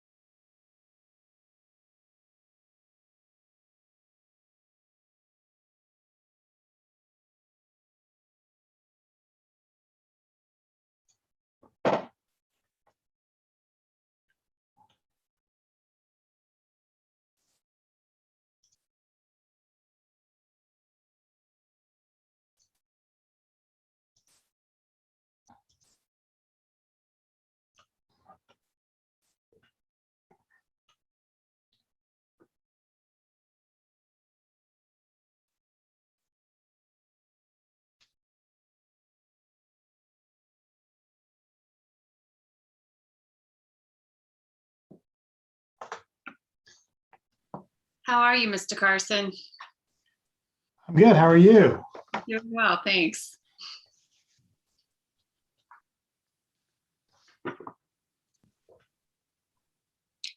Feel like these poor folks, like they're at Disneyland and they just finally made it up after a 3-hour wait. We just closed down the roller coaster.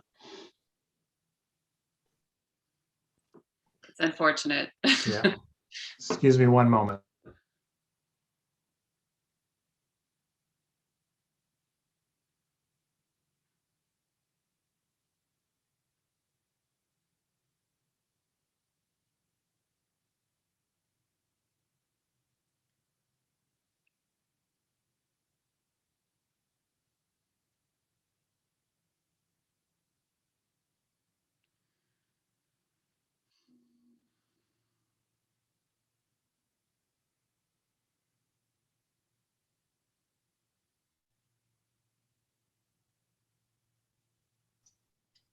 Okay, is everyone back?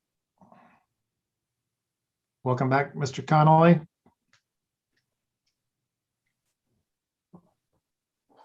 And once we get the director and legal counsel back on, we'll reconvene.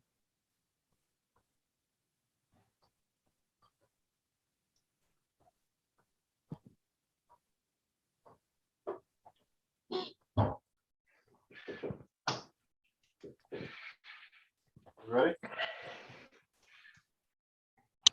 How's that cake?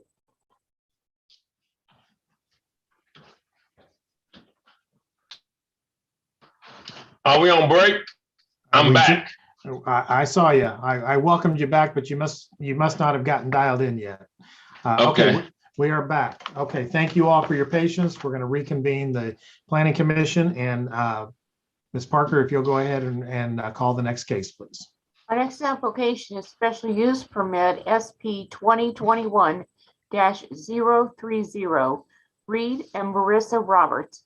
Special use permit for the continuation of an event venue with live entertainment at 3150 North 91st Street. The current special use permit SP-2015-65 expired on December 10th, 2020.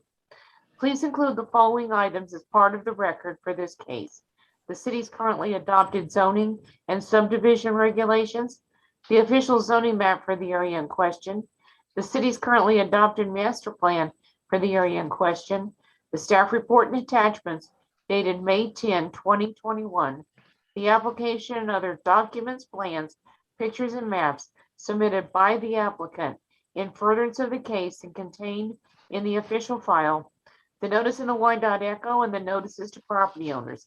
Does any member of the commission have any contact to disclose with regard to this case? No. Thank you. Okay, Mrs. Roberts, I've got you queued up to speak. If you go ahead, give us your name and address, please, for the record. Tell us about your project, and you might just kind of give a little bit of an explanation on how your special use permit expired. Okay.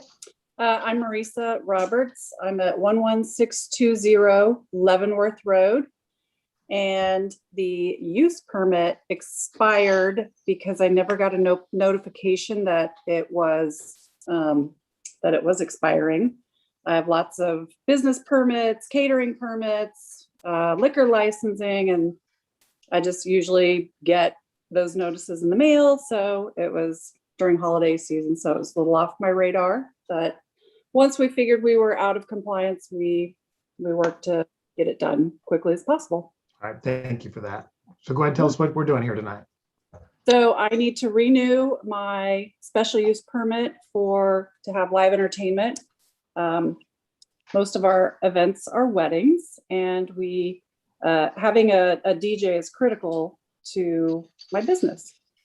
Generally, it's Saturday nights are most of my weddings. Our events are over by 11 o'clock.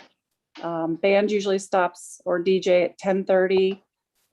All guests are out by 11. We've had 0 complaints ever.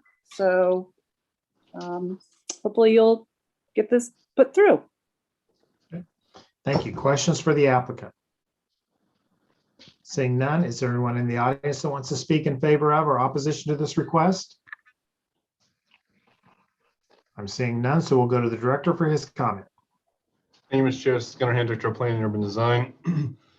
Again, this event space is located pretty close to Wyandotte County Lake Park in the Prairie Delaware Piper master plan area.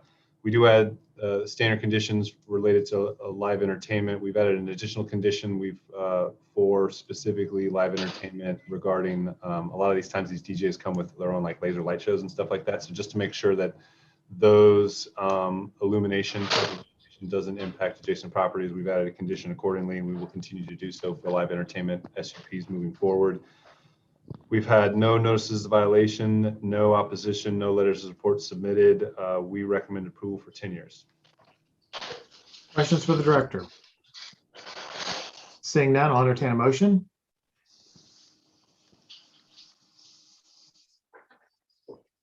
Motion Commissioner to, Jones?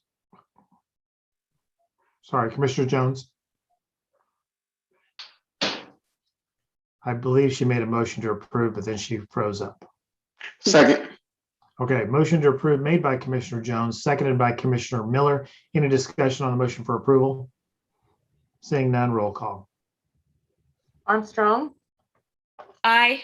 Conley, Aye. Ernst, Aye. Yui, Aye. Jones, aye. Miller, Aye. Pauling. Aye.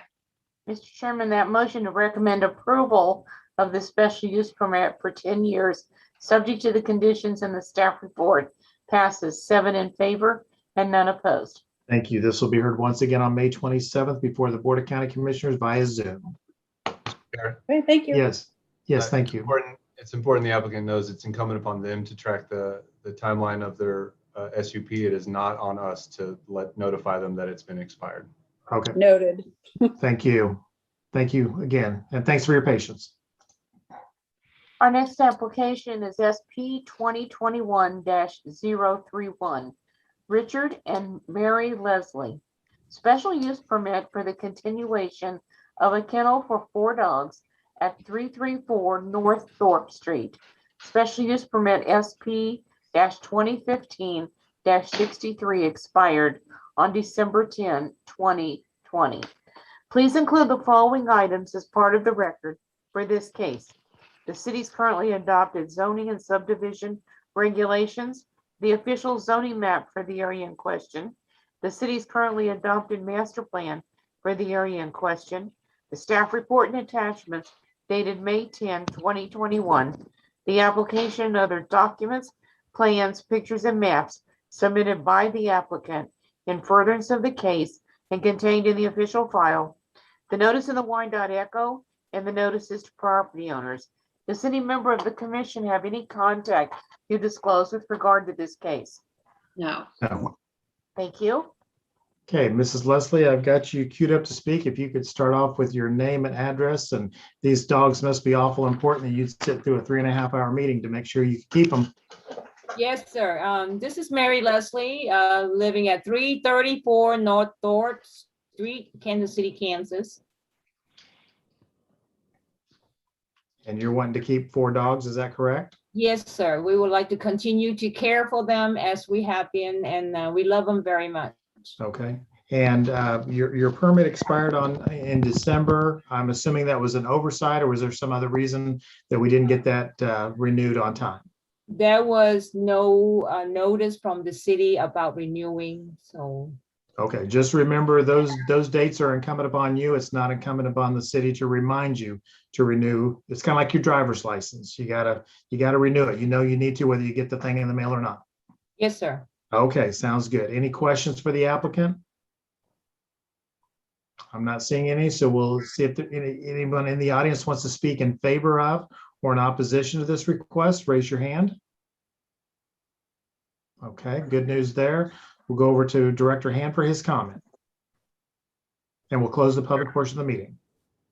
Thank you, Mr. Chair. This is Gunnar Hand, Director of Planning and Urban Design. Again, this is an SUP for 4 dogs. Code requires an SUP for anything over 3 animals.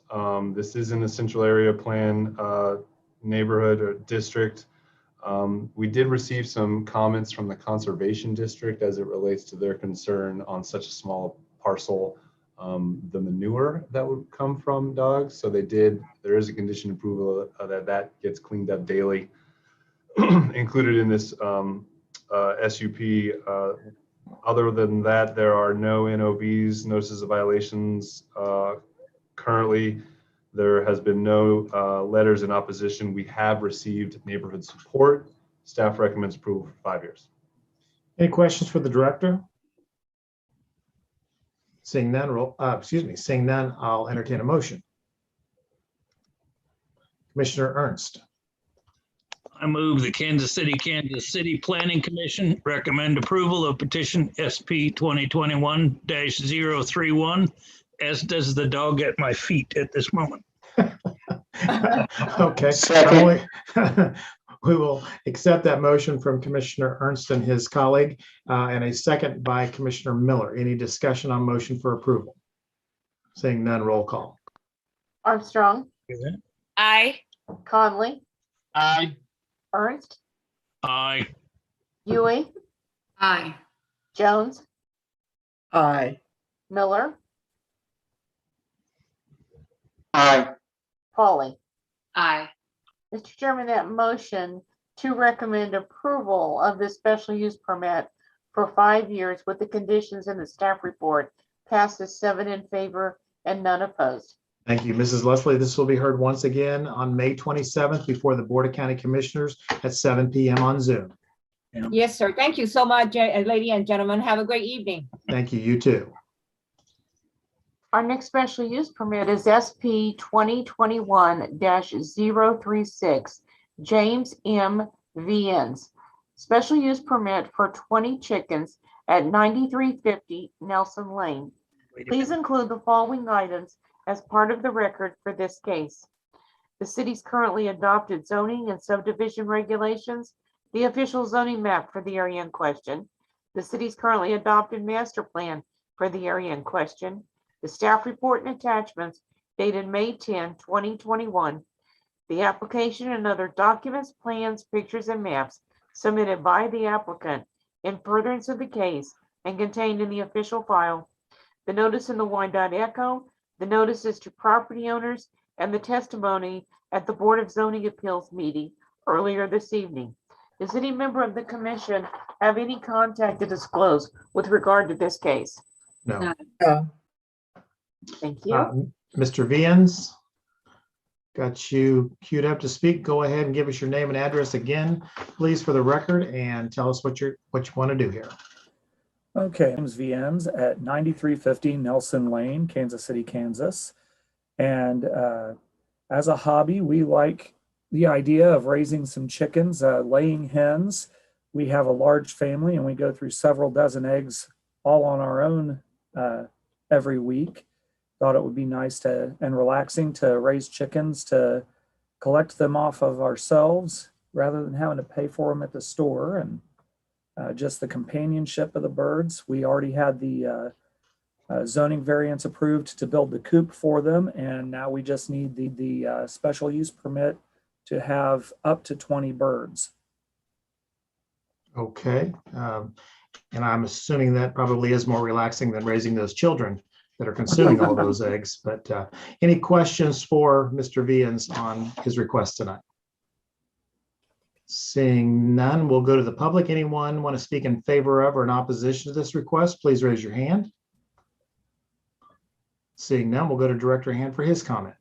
Thank you, Mr. Chair. Gunnar Hand, Director of Planning and Urban Design. Again, this SUP was being considered in conjunction with BOZA case 2021-010 that the Board of Zoning Appeals approved earlier today. That would allow 2 accessory structures on an R1 zoned parcel. Again, for this chicken coop, the SUP is for keeping of 20 chickens, no more than 20 chickens. We have conditions of approval related to matching materials of the existing primary structure, that no less than 10 feet from a property line or 25 feet from a habitable building, the coop be placed. Sometimes these coops tend to move around, so we wanted to make sure that that was in there. Also, no commercial sales are allowed of those eggs, and it should be without saying, but we also have the condition that there are no roosters allowed in Wyandotte County. So staff recommends approval for 2 years. Any questions for the director? Seeing none, we'll entertain a motion. Come on. Mr. Commissioner Ernst. I move the Kansas City Planning Commission recommend approval of petition SP 2021-036, subject to staff stipulations. Okay, you don't have any chickens under that desk that are helping you make this motion, do you? No chickens here. Okay, great. Is there a second? I see Commissioner Armstrong. Second. All right, great. Seconded by Commissioner Armstrong. Any discussion?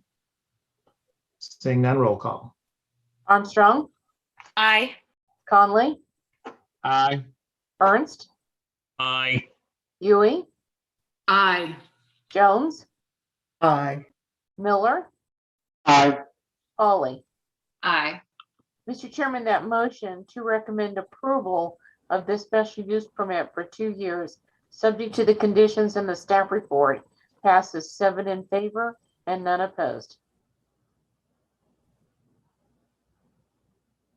Okay, this will be heard once again before the Board of County Commissioners on May 27th at 7 p.m. Thank you.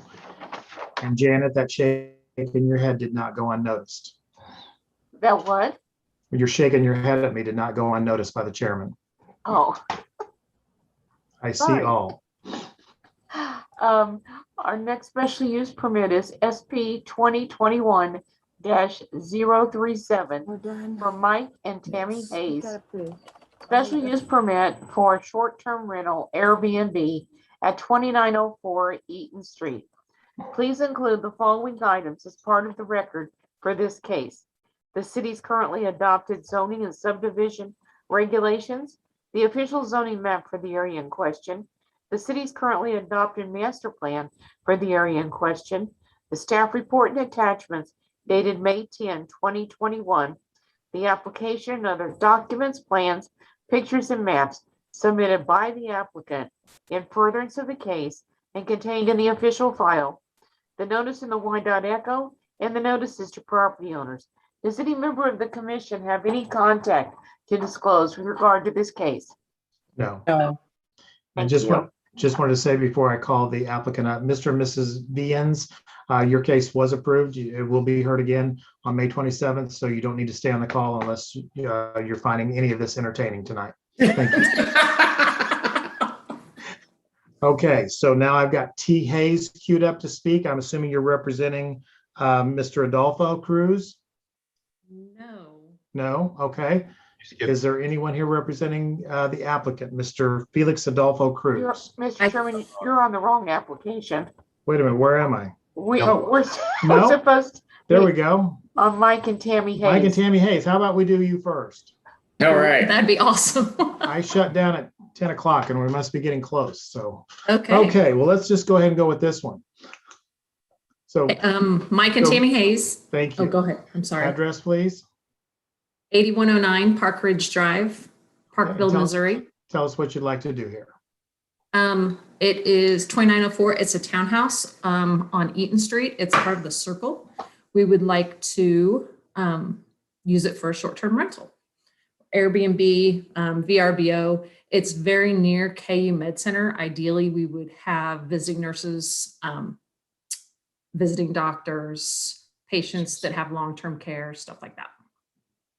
Okay. We had the meeting with the neighbors, and we are also working with Mr. Fisher to fix that picture that is up there right now. Mr. Fisher would be, The Public Works Director for All right. KCK. just wanted to clarify that. Okay, thank you. And just a question for you. How close do you live in proximity to the townhouse? And do you have an on-site manager? We're about 20 minutes away, as long as it's not rush hour. Straight down Broadway Bridge.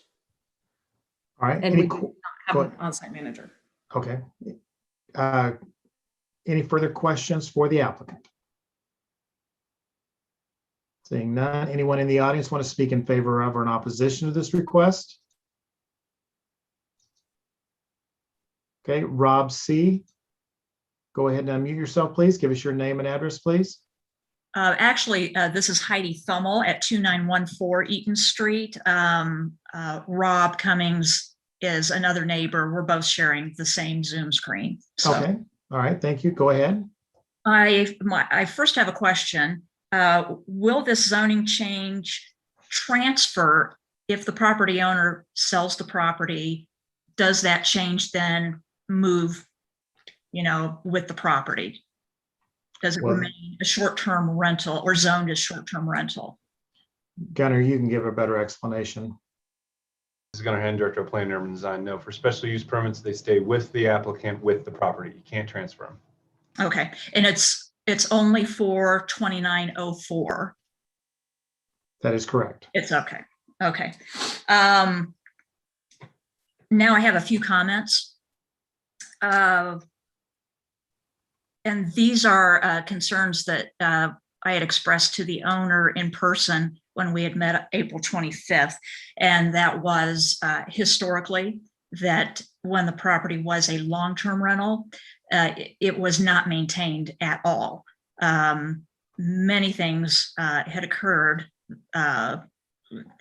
Raccoons in the attic for months, just many issues with the property. And surprisingly, the property owners were completely unaware. So even though they live, as they say, 20 minutes away, they do not visit the property at all, and hadn't historically maintained it. Now, upon meeting with the property owners on the 25th, I was able to express that. And they had promised to actually be more present, to kind of participate in the rental process, in the management of the property, that sort of thing. Most recently, that has not changed. Since that meeting, they've had work done on the property that's actually damaged property adjacent to theirs. And I will let another neighbor discuss that issue. But my concern with this moving to an Airbnb is that, again, there's a history of the property not being cared for, and moving it to a short-term rental, I've not seen any changes in there being on-site monitoring of what occurs at this property. Okay. For now, that's kind of what I have to say. And I will pass this off to the other neighbor, to Rob. Right, thank you. And my name is Rob Cummings. I'm at 2912 Eaton Street. I'm the adjacent property that they've had work done, and so first of all, I share the sentiment of my neighbor that it doesn't appear to me that they have been taking care of it. And with the construction or the repairs that are going on with it now, it still doesn't seem as though they're going to continue to keep up with this property as it should. So I have huge concerns about this becoming a short-term rental that is not going to be kept up or maintained or watched to make sure it's properly. Example of the installation of the concrete. Well, and the example of the not paying attention is they were having workers come in to repair the patio, and concrete involved. They were supposed to put down plywood to go through there. It didn't put down concrete, or didn't put down plywood to get the concrete to the back of the area. So it's got minor damage to the 2 yards going back to it. Gasoline. And the workers put gasoline on a sidewalk that's on my side of the property. I don't know where the gasoline came from, but I walked out, could smell gas, and that was it. So it's just neglect to me. Property owners were not there. And no property owners were there. This is Heidi Thummel at 2914 Eaton Street, jumping in again, just a point of clarification. I would think that if you're having something major like a large slab of concrete being poured, that as a property owner, you would be on site to manage that sort of thing, or watch that going on. That's a pretty big project. And they were not on site to monitor that. Okay, we'll get you some clarifications and some answers. Yes. Okay, anything else that either one of you would like to bring up? I'm good. Okay. Anyone else in the audience want to speak in favor of or in opposition to this request? Raise your hand. Seeing none, let's go back to Mr. and Mrs. Hayes. Would either one of you like to address the concerns of your neighbors about previous maintenance on the property and let's see, maybe not being quite visible as far as being on site and management of your property in the past?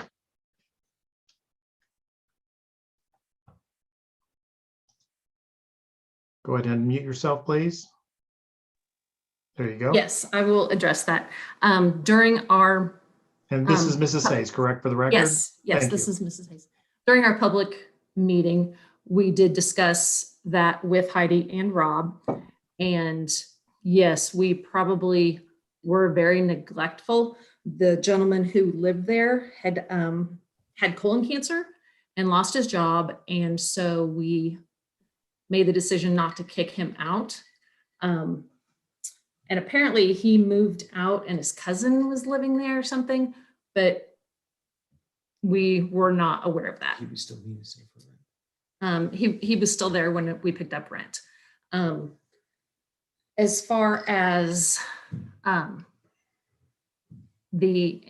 he did finally move out, he left the water on, but turned the gas off at the furnace. And that was right before all of the freezing happened. And so we have had to replumb the entire house. And because we do it on a part-time basis, it's taken longer than we'd anticipated. But things are moving forward now with renovating everything.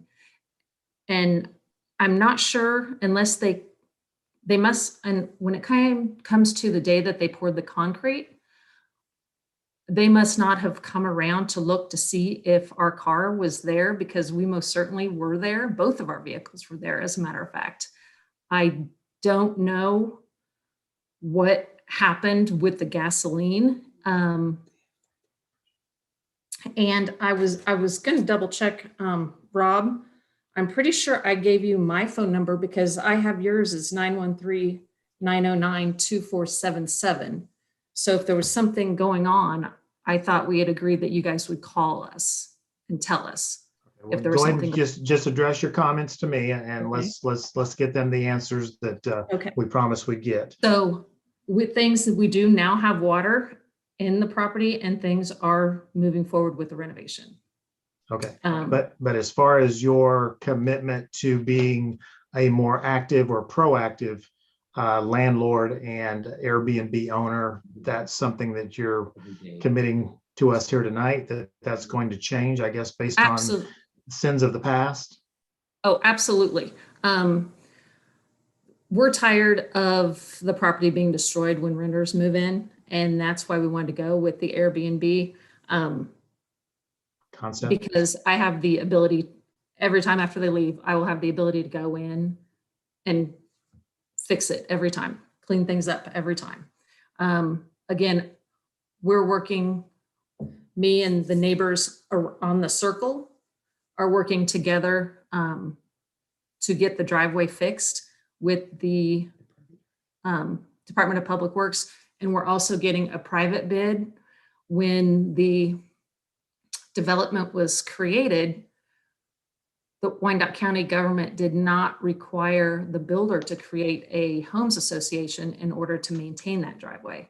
And so it is, I think there's some abandoned deeds going on there, but anyhow, so we all got NOVs, the entire circle did, but that was at my request. So that would motivate the owners to do something. And you can verify that with Jeff Fisher. Okay. And then I'm sure Gunner's going to bring this up, and I'm not sure if this was fixed or not. When the original paperwork came to me, it had some NOVs regarding a hole in the roof. And that hole in the roof, and it also had some inoperable vehicles and some debris. And I asked them, and I didn't hear back if they had checked. I do believe all of those were for the unit on the far end, because my previous renter did bring to my attention that there was a hole in their roof and raccoons were getting in. And so I called code enforcement, and they said that they couldn't do anything about it unless they could see it from the ground. And so I hired a pest control company to go up there, take pictures, and cover it, and put traps there first, trap it, and then put wire over the top so that to solve the problem, so that the raccoons couldn't get in. And then there were also perpetually inoperable vehicles in that driveway. So I'm not sure if they went back and double checked where those NOVs were actually from. Okay. So that's, but as far as the commitment to be at the property, taking care of it with the money we're putting into it, you can bet your bottom dollar we'll be there. Okay, thank you. We're going to go to Commissioner Connolly.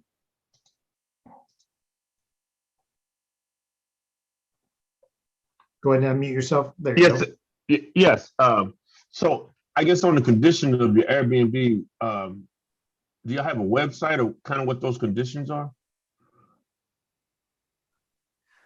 Are you going to allow people to have parties? How many people's going to stay there? What's the max? Oh, I'm sorry. I thought it was in all the paperwork that you guys got. The maximum number of people will be 2. I'm sorry, no, 4. There's 2 bedrooms. There will be no pull-out couch. In the driveway, and in the description on the Airbnb, it will say there's room for 2 vehicles and one must be a small vehicle to fit in a garage, because there's 1 garage spot and there's 1 driveway spot. And I'm planning on saying that there's no street parking, even though there is that circle drive, but I don't want to add to the congestion that's already there. Okay, so you allow, or how will you prevent people that's coming? Because I mean, the people are, I guess, signing up for your Airbnb via internet. How would you be able to ensure that they're not having a party? Because I mean, it's real close, and because it's a 4-plex or 5-plex, I can't remember, but and it is. What would you do? How would you ensure that there's no parties there? Well, I can't ensure 100%, but like the previous lady said, you vet your customers the same way they vet the owners. If they've got a bad rating, it's kind of like Uber. People who rent from you have, they get scored by the owners, as well as the owners getting scored by the renters. Well, they're not allowed to party. I'm sorry? I mean, I said other owners that they went to might allow parties because it was a different place. So, well, it states, especially during COVID, that you can't have parties. It states on there they would be in violation if they did have a party. So what do you do if they? But how There's do no you place know for them to park? Are they going to? They would have to walk. So how would you know that they were having a party? That's my question. Well, like I said, Rob. You wouldn't know, right? I would know. Hopefully, I would know because Rob has my phone number. Heidi has my phone number. Mark on the end has my phone number, and the next door neighbor on the other end has my phone number. So you wouldn't have any type of cameras or anything in the unit? No, I do feel that would be a huge violation of privacy. Okay, so you would have to get neighbor complaints before you would be able to respond, or how often will you check when your guests are there? How often would you go and check? And say they spend 5 days, how often do you think you'd go check the property? As needed.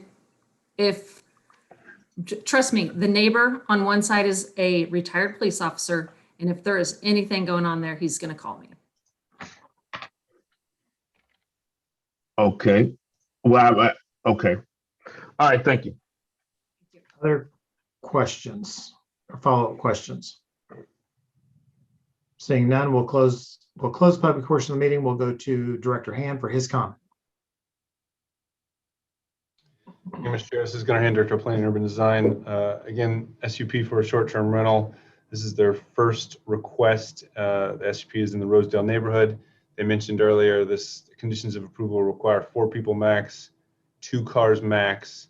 There are standard conditions as it relates to all short-term rentals that we apply related to parties and other posting of information within the unit. While there is a history of NOVs, the only one that we see active right now is the one to repair the common driveway, which appears to be owned in common ownership. But I agree, based on what I'm looking on our UG maps, there's probably some research that needs to go into who is actually responsible for that piece of for that driveway.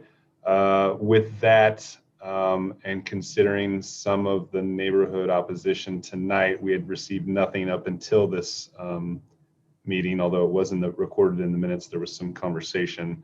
We recommend approval for 1 year. Questions for the director? Seeing none, I'll entertain a motion.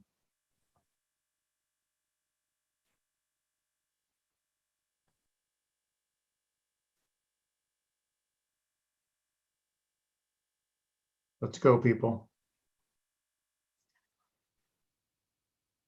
Thank you. Commissioner Huey. Motion to approve for 1 year per staff recommendation.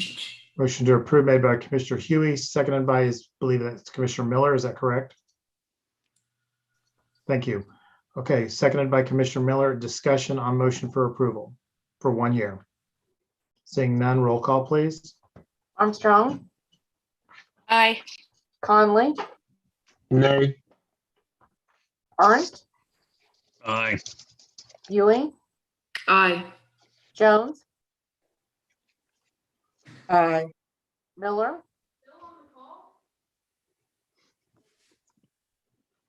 Miller. Aye. Thank you.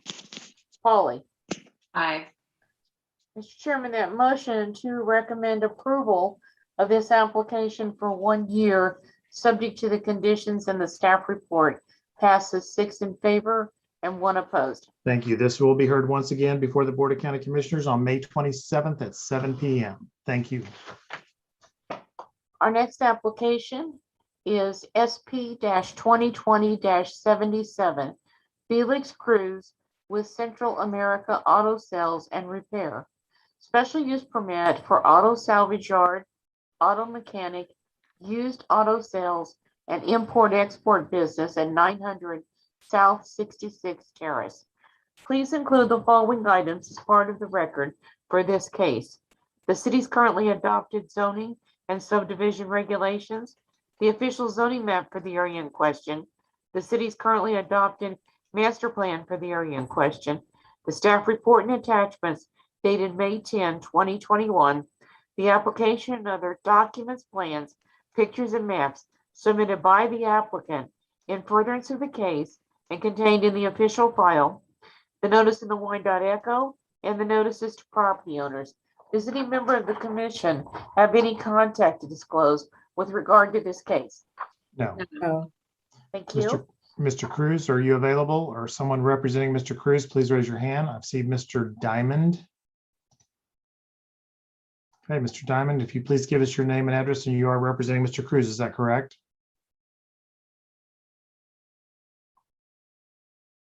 Go ahead, please unmute yourself.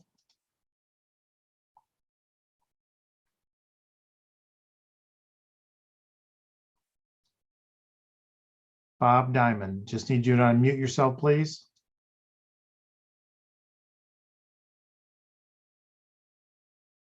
Almost there.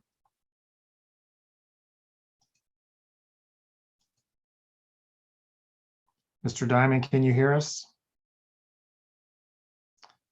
It looks like he's trying to unmute, but it keeps going back on. Janet, is there anything you can do on your end, or?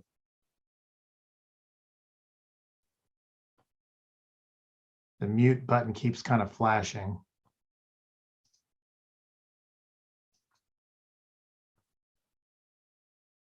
I'm gonna make him a panelist and see if that helps. All right, thank you.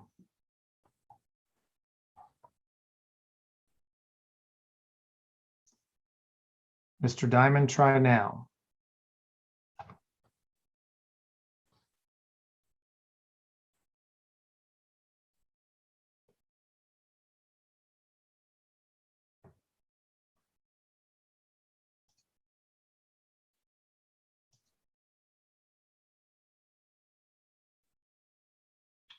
Okay, still having trouble. Let's do this. Let's go ahead. Is there anyone in the audience that came tonight to speak in favor of or in opposition to this request? Please raise your hand and I'll go to you. I'm not seeing anyone, so let's go to we'll close the public portion of the meeting. Let's go to Director Hand. In the meantime, Mr. Diamond, can you see if you can get unmuted so that we can hear from you? Thank you, Mr. Chair. This is Gunnar Hand, Director of Planning and Urban Design. Again, this is an SUP for an auto repair, auto mechanic, and salvage yard in M3 district. It's in the Riverview neighborhood of the unified government. You can see it here at South 66th Terrace. We've been working with the applicant for quite some time on this request. There was a lot to unpack here in terms of what they were trying to do. It was an expansion of the use, which triggered the SUP, which brought us into looking at all the other existing uses.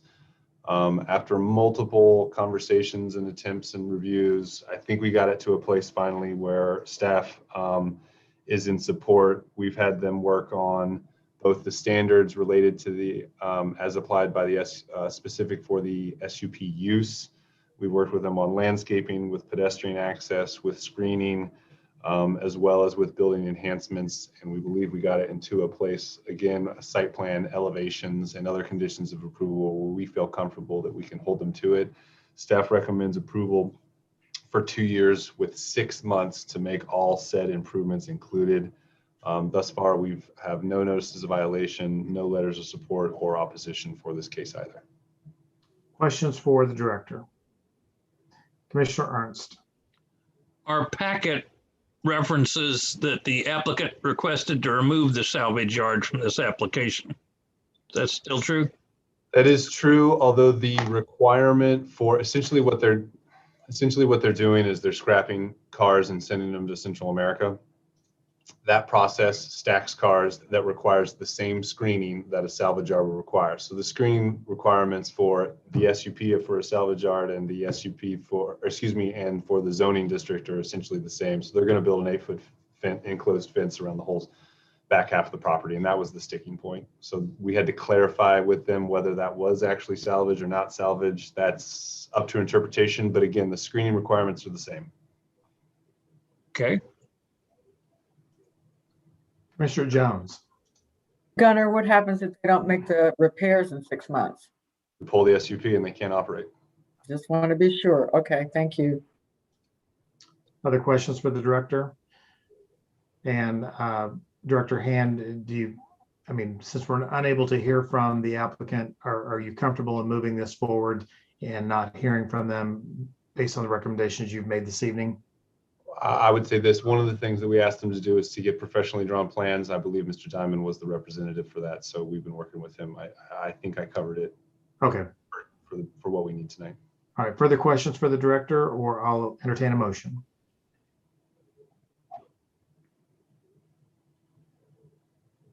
Commissioner Jones. Motion to approve subject to staff stipulations and comments. Okay, motion to approve made by Commissioner Jones. Commissioner Pauly, is that a second? Yes, second. Thank you. Seconded by Commissioner Pauly. Discussion on motion for approval. Seeing none, roll call. Armstrong, Aye. Conley, Aye. Ernst, Aye. Ewing, Aye. Jones, Aye. Miller, Aye. Pauly. Aye. Mr. Chairman, that motion to recommend approval of this application, subject to the conditions in the staff report, passes 7 in favor and none opposed. Thank you. This will be heard once again on May 27th at 7 p.m. before the Board of County Commissioners. And we have one Sure. last case. Is that correct? That is correct, sir. Thank you. And that is SP-2020-101. Mr. Cassim with KCK Automotive, renewal of a special use permit, SP-2019-76, which expired January 9, 2021, for a body shop at 744 Kansas Avenue. Please include the following items as part of the record for this case. The city's currently adopted zoning and subdivision regulations, the official zoning map for the area in question, the city's currently adopted master plan for the area in question, the staff report and attachments dated May 10, 2021, the application and other documents, plans, pictures, and maps submitted by the applicant in furtherance of the case and contained in the official file, the notice in the Wyandotte Echo, and the notices to property owners. Does any member of the commission have any contact to disclose with regard to this application? No. Thank you. Mr. Cassim, if you would please go ahead and give us your name and address once again and kind of bring us up to date with this project. Sure.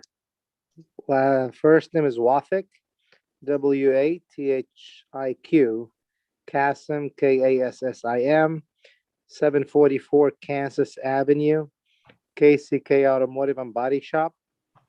As I said earlier, we started this operation almost in 95. We repaired the building next to the shop and hoping to expand and improve. We did work with the city the last several years on getting the special use permit up and running, and we did. We were successful the last several years or a few years. And this year we had a hiccup in the beginning of the year on the additional requirement was done by the code enforcement, I guess, or the engineer for the city. We did not elapse the permit. We applied for the renewal on time, except we came up with some differences between us, KCK Automotive, and the city on some additional concerns were not addressed, as I said earlier, last year or the year before. However, I am working with the city now. I am doing everything what the gentleman is requesting, and look forward to proceed, and hoping this is going to be our last conversation, hoping that once I get this new permit is going to go through the next year and move on, because I'm closing the wall as he requested, and I'm getting ready of the trash container, and I already did on most of these things. So I think in the next few weeks I should be complete with everything. However, also one more thing, I do not have any customers come in and out of that premise at all. It's an enclosed area, only employees to be in and out of it. There is no cars whatsoever right now in the last month and a half. They're taken apart or anything like that. That automatically will not happen anymore because I designated a special area in the shop itself that any of the vehicles that's severely wrecked or need some major repairs are to be away from the visibility of everybody. So, and same thing as that trash container, it won't be visible, even though next door neighbors, all of them have the same container and they opened after us, but it doesn't really matter now. I just wanted to proceed and move on and just close the case. So I don't have to worry about this, hoping I don't have to worry about this or bother you guys with this in the future. All right, thank you. Questions for the applicant? Seeing none, anyone in the audience want to speak in favor of or in opposition to this request this evening? Okay, thank you. We'll close the public portion of the meeting. We'll go to Director Ham for his comment. Thank you, Mr. Chair. Gunnar Hand, Director of Planning and Urban Design. Again, this case was heard in conjunction with BOZA case 2021-008, which was approved, all 4 variances earlier this evening. This SUP is tied to that BOZA case. If this SUP is recommended for denial, ultimately that will negate the variances heard earlier this evening. This is, again, for a body shop. This is their 2nd renewal, so 3rd entitlement.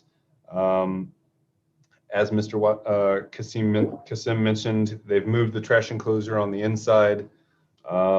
We do have to adjust a condition of approval if the Planning Commission moves forward. Condition number 3 cites 12 parking spaces. Again, that's been updated to 16. We received the updated plan, site plan, and other materials that we requested after the deadline, so we're sort of working in between staff report and slides here a little bit, which is okay. I would just like to take the opportunity to say Mr. Kasim has made a significant investment in the community with this and all his other businesses. We're not overlooking that at all. And we appreciate the fact that he is coming around and finally implementing the improvements that were a part of a condition of approval for his original entitlement, which you can see in this picture. He started to wall in that wall that we mentioned, close in that wall as we mentioned before. I think with that, again, if the Planning Commission wants to move forward with a motion to approve, we would ask that condition number 3 be amended to say 16 instead of 12 spaces. Staff recommends approval for 2 years with 6 months to make all of the required approvals. Again, he's well on his way to do that. Thus far, we have seen, although there's a history of NOVs and on the property, and again, a lot of overspill, which is why we added some conditions related to no storage of inoperable vehicles, which you've seen in some of the pictures tonight and in your packet. I think with that, again, our recommendation is technically denial because we put together the staff report before we got all this additional information. So we would be amenable to a recommendation of approval for 2 years with that 6 months to fix everything as we discussed. That's what the packet says. Yeah. Okay, questions for Director Hand? Seeing none, I'll entertain a motion. Commissioner Jones. Motion to approve, subject to staff stipulations and comments, inclusive of the 6 months to make repairs, also inclusive of the amended stipulation, I believe it was number 3, going from 12 to 16 parking spaces. Thank you. Motion to approve made by Commissioner Jones, seconded by Commissioner Miller. Is that you? Yes. Thank you. Seconded by Commissioner Miller. Any discussion on motion for approval with the added stipulations made by the maker of the motion? Seeing none, roll call. Mr. Chairman, before I take roll call, I should have noted when I initially called the application that it also included the testimony that was given at the Board of Zoning Appeals meeting earlier this evening. Thank you. And I believe Director Hand did clarify that in his statement. So thank you again, Janet. Roll call. Armstrong. Aye. Conley. Aye. Ernst. Aye. Huey. Aye. Jones. Aye. Miller. Aye. Foley. Aye. Mr. Chairman, that motion to recommend approval of this application subject to the revised conditions passes 7 in favor and none opposed. Thank you. This will be heard once again on May 27th at 7 p.m. before the Board of County Commissioners, and that meeting will be via Zoom. Janet, we do have another meeting coming up. Is that correct? On May 24th that we need to? Yes, we have special meeting on Monday, May the 24th at 6 p.m. to consider the conformance to the master plan of the Rock Island Bridge TIF district. And that meeting invite has already been sent out to That's everyone. for 6 p.m. Is that correct? That is correct. And that will be the only item on the agenda. Okay, thank you. Does anyone else have anything before we adjourn? Yeah, I do. Yes, Commissioner Connolly. You muted, sir. Yeah, since I had to step away, I wanted to know about is SU 20-00097. Did that get passed for Quindale Boulevard? Yes, Did that it get did. passed? Yes, Okay. it did. All right. Thanks. Anything else? That's it. All right, thank you all. We'll see you on the 24th. Thank Good you. work tonight.